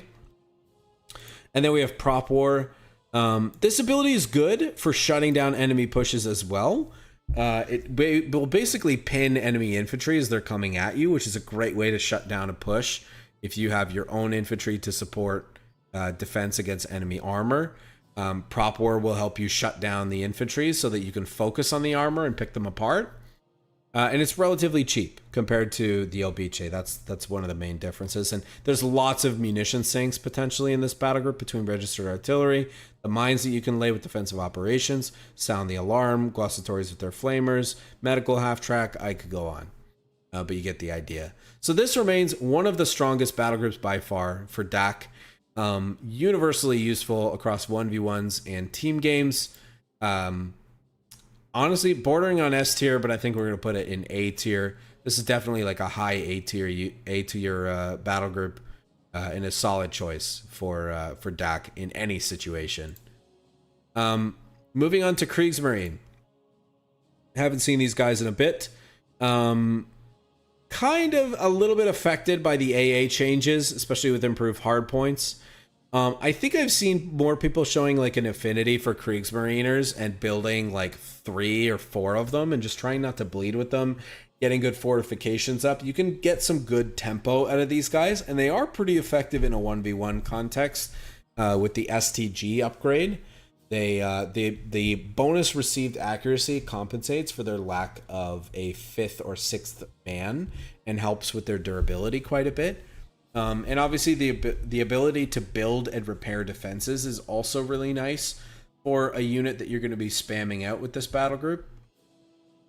Starburst Flare is a solid recon ability. Stuka Flight is okay, but it's a little too unpredictable for me in terms of being a munition sink on this battle group. I much prefer Naval Intervention. This is one of the best off maps for the Axis as well. Great precision on the barrages that come in, and then following up with the smoke for disruption is really, really nice. The Fritz X, I think it's a cool ability. I just don't think it's good. I don't think it's good. It's really niche. You could really only use it against like heavy vehicles or vehicles that are engine damaged and super slow. And honestly, in that situation, why would I not just use Naval Intervention anyways? Because it's more universally valuable. So yeah, I don't really think the Fritz X is worth it. I tend to go for Naval Intervention, but solid abilities plus Kriegsmariners on the offshore support side of the battle group. Looking at logistics operations, we obviously have your designate resupply points. You can create some really interesting networks of supply crates and eventually bonuses with strategic mobility in the late game when you're playing team games. These are nice because they're not a manpower sink. You just spend munitions on them, and then you could recoup those munitions through the crates that you eventually get later. Between supply reserves and improved hardpoints, I'd say improved hardpoints is probably generally better. The AA guns, like Axis, needs all the AA help it can get because there's so many good allied plane abilities and recon abilities. And this will help shoot those down relatively quickly, as well as act as a defensive turret for your territory points that may be under attack by backline attackers. Then we have supply reserves. This is generally better for like a 1v1 context, or if you're finding yourself kind of desperate for crates but not getting the network up that you need. Supply reserves can be better. And then you have interdiction and strategic mobility. Interdiction is good because it'll give you more crates, because as you capture and decapture territory, generally I use this in like a 1v1 or 2v2 context. Strategic mobility, generally much better for team games because it's going to allow your team a ton of extra mobility between territory points as they're moving to and from a base on the map, or moving from one side of the map to the other. You guys are going to be able to rotate to help each other out much more quickly. So Kriegsmarine, all around, very solid battle group. Lots of great supporting abilities. Lots of augments to the capabilities of your teammates, especially the crates. Great off maps as well.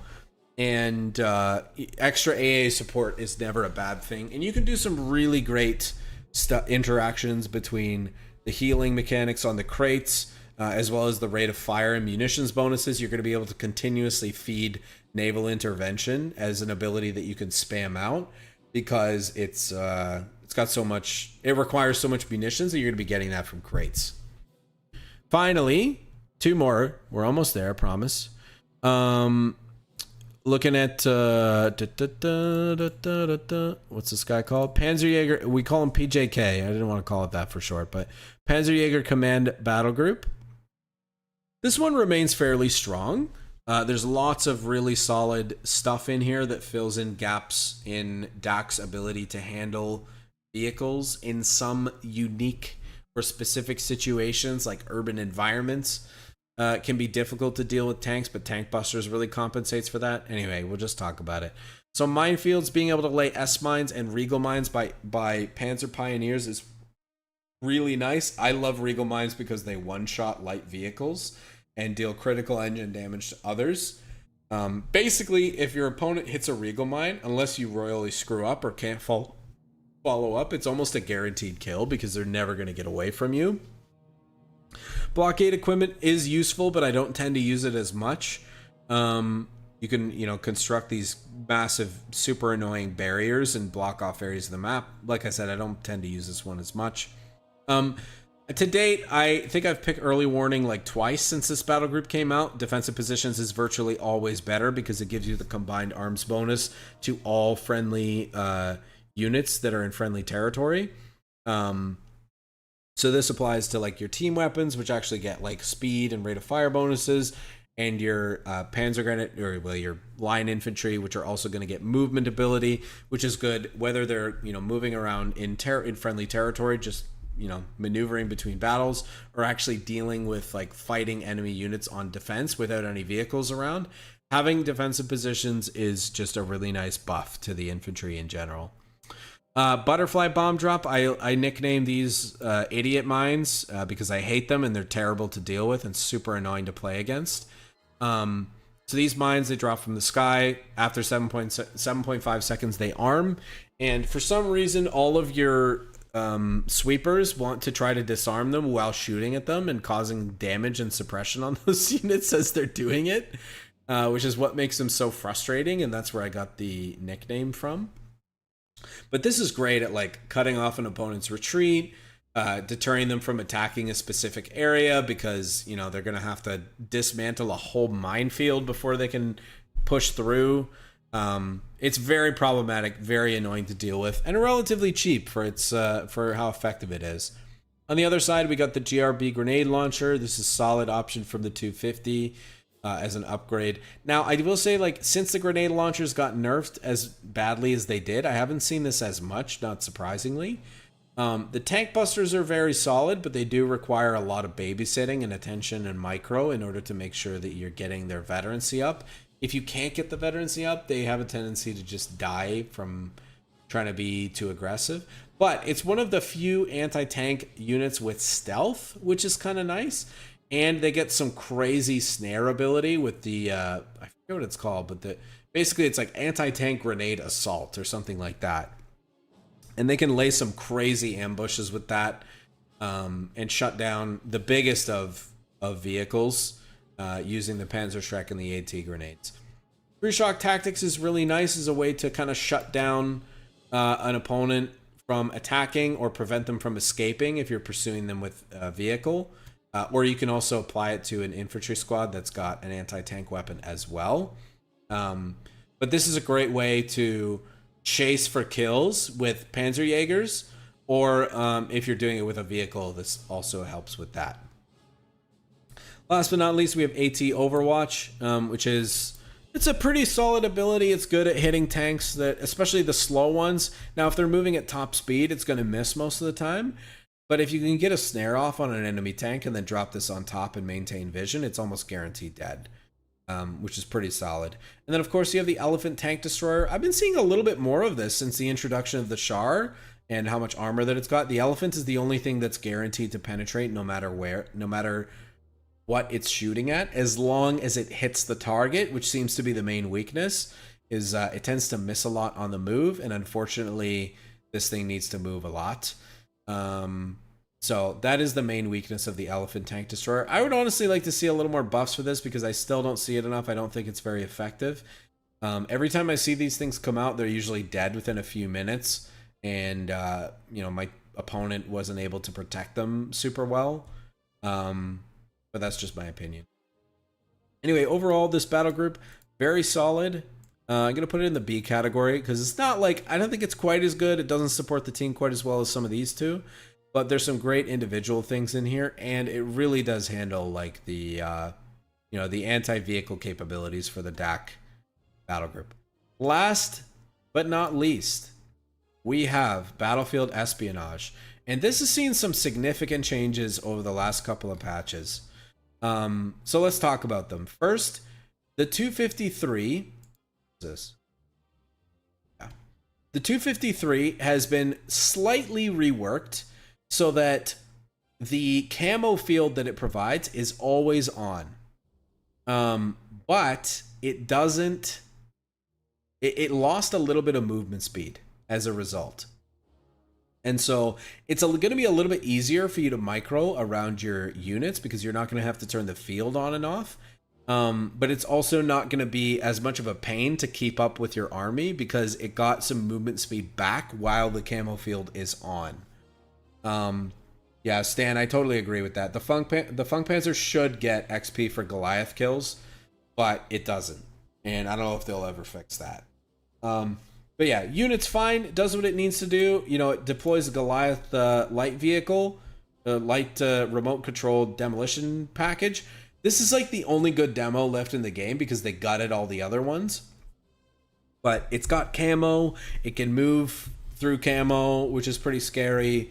And it's really, really good at picking up wipes on unsuspecting enemies. So something to be mindful of for sure. Too far.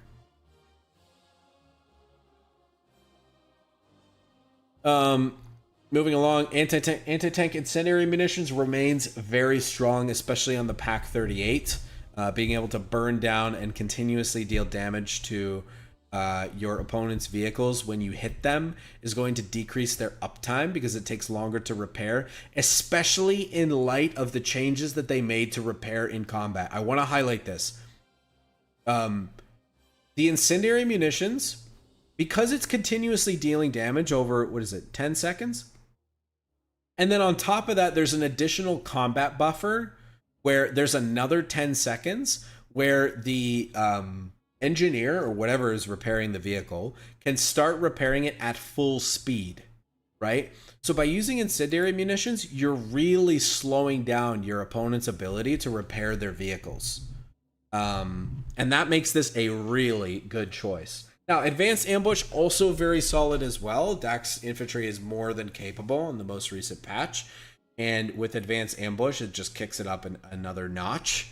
But anti-tank incendiary munitions, in my opinion, is just way more value, especially because it's the passive, and again, the effect on the repair rate of your opponents that we were talking about. Operation Scorpion, nothing new here, but great to use when you're doing an all-in push because of the rate of fire bonus, and it's also going to refund you if you lose any vehicles during an attack. On the right-hand side, we have both Intel and Sector Subterfuge beacons. I still am... I lean towards the Intel Disruption if I'm focusing on camo. Or Subterfuge if I find it's kind of map dependent on when you want to use the Subterfuge beacons. If you're finding like you're playing on a side of the map where it's difficult for you to attack your opponent and you're not taking the high resource points, then this is a good way to compensate for that because you can glean some of the resources from those points, but not all of them, obviously. And then moving along, so they did a bit of a rework to the tree. They put Disruption Operation and Transfer Depots side by side, so now you can get Transfer Depots and Plunder, which is crazy. Transfer Depots, to me, seems to be the obvious choice because you can construct these. Disruption Operation is okay as an ability, but you still have a nice munition sink off-map with Firestorm. And again, allows for the transfer of resources to manpower when constructed over fuel or munitions points. You can really snowball this into like building a depot, transferring it into manpower, building another depot. You know what I mean? So it's the depots are very, very solid. I think they're probably the more favorable choice over Disruption Operation. And then you have both Firestorm and Plunder as late game options. So Firestorm got the same rework that all the incendiary bombing runs got, in that it doesn't deal like they basically reworked this ability, honestly. So they took away the easier to hit component on it and they just turned it into a flat burn damage, more similar to like the incendiary run or the incendiary artillery from Shock Motor in COHDADDY. It's much more similar to that. Great for area denial, great for destroying fortifications, dismantling enemy defenses, whatever. Just very good at just like throwing it on a territory with infantry and team weapons in a pinch. And you can trust that if your opponent doesn't move, they're going to burn out. Now, additionally, you have Plunder, which previously was mutually exclusive with Transfer Depots, but now you can have both. And now, when you're salvaging for weapons, you also get salvage benefits, which is like super, super strong. It's like not only am I getting a weapon with salvage, but I'm also getting the resources. I'm getting both together. So yeah, Plunder. I mean, I love this mechanic. I thought it was super cool. And was really, really happy with this. I do think this might make it a little bit overtuned, honestly, with the resources that you get back as well. But it's a solid ability. I can't complain. It's at the end of the battle group tree. I think this will make it a very interesting choice because my main problem with this was that Transfer Depots and Plunder were mutually exclusive. And now that that's no longer the case, I can see myself using this battle group a lot more. So with that... Espionage, I think I'll put them up into the B tier. They're still missing some of the greater parts, and especially the team like synergy dynamics of Italian infantry and Kriegsmarine. But like as an individual player in a 1v1 context, even I still think that this battle group has a lot of potential. So, guys, here we have it. This is the new overview. And just so we can do a bit of a side-by-side here, this was last 2.2 update. Some similarities, you know, we're seeing Australian kind of land in the same categories. Air and CI pushed up. Breakthrough pushed up quite a bit. Indian artillery came up. Coastal came way down. A lot of stuff kind of still hovering in the middle. Canadians dropped pretty significantly. You'll see the Wehrmacht battle group still remaining in A or S tier. Armored support dropped a few tiers as well. Mostly, honestly, to make space for this guy. And some of the other battle groups that have just seen some more significant buffs and more usage in recent patches. I also think like Panzerstorm getting gutted on in terms of like mine immunity on armored support also significantly affected it. But yeah, this is current state of the game. And again, I would argue this is more so from like a team game perspective. If I was gonna do this over for 1v1, let's see, how would we do this? I think if I was gonna do this for 1v1,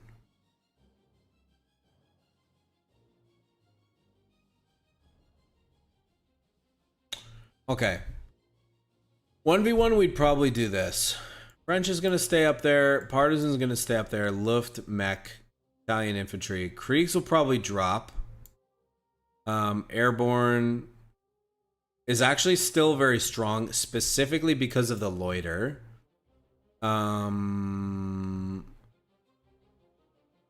Poles actually drops a little bit, I think. This comes down for sure. This probably goes up. Armor probably goes up to A. SSB goes up to A for sure. This drops to here. Actually, maybe here. This all the way to the bottom. Canadians probably up more. You're still going to get more value out of that. Breakthrough's going up for sure. Do we have too many A tiers? Feel like Partisan's not that good. Neither is Airborne. Airborne's actually pretty bad outside of the stupid reinforcement loiter. Think.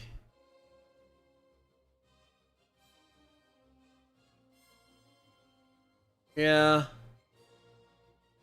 Yeah, this is pretty good. This is pretty good. This is much closer. This is what I would say for a 1v1. So you can see the S tier ones didn't really move. I still think they're way up there. It's honestly probably debatable that Breakthrough could go all the way up as well. Same with Mech. But yeah, these two are well, this is just far and away the best battle group in the whole bunch. But yeah, this is where this leaves us. So we'll leave it at that. Reminder to everybody, if you stay to the end of the video, first of all, kudos to you. Or if you're sitting here watching the stream as I'm doing this, also kudos to you. But as a reminder to everybody, if you want to participate in the Dare and Destroy key giveaway, you need to be subscribed to the YouTube channel. And you need to leave a comment down below sharing your favorite faction / battle group. And let me know what you think of the analysis. Like, do you agree with the tier list? Do you feel like I'm off? I misjudged some things. Some of you probably have more experience with some of these battle groups than I do on the most recent patch. Some of these I'm going off of experience from like a couple of games. But others I'm going off of like what I've seen in my gut. Which has been pretty good because I've like way too many hours in this game. But anyway, so there you go. There's the 1v1 version of the tier list as well. For those of you that were interested, or 1v1 / team game or small team game like 2v2. I would say this is mostly 1v1 though. 2v2 is probably closer to the team game position that I shared with you guys. But anyway, let me know what you guys think in the comments. And of course, make sure you comment below and are subscribed if you want to participate in the giveaway. And I will be announcing a winner next week, contacting you guys through YouTube. I'll select a winner. So take care, everybody, and I'll see you nerds on the next one. Best of luck in your games.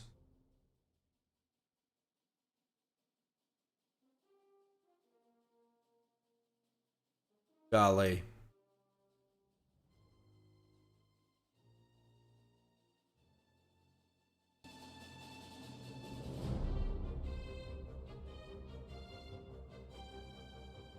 How long was that? 4 hours?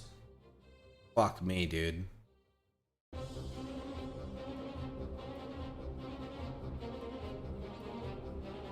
Yeah, there's another one on Friday on Twitch. There's another giveaway on Friday on Twitch. Veg time. I gotta start editing this and shit. I wanted to get it out tomorrow, but I don't know if I'm gonna be able to.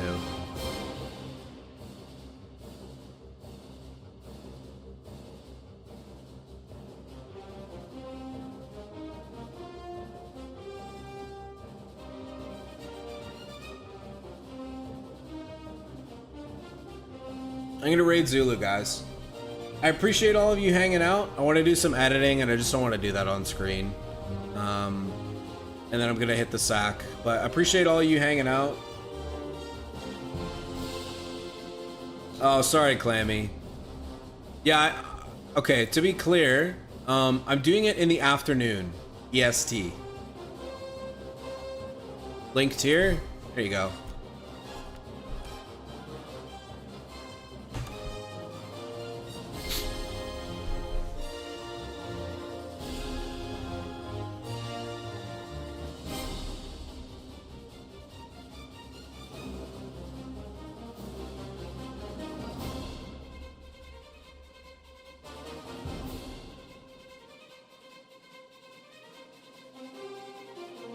All right, nerds.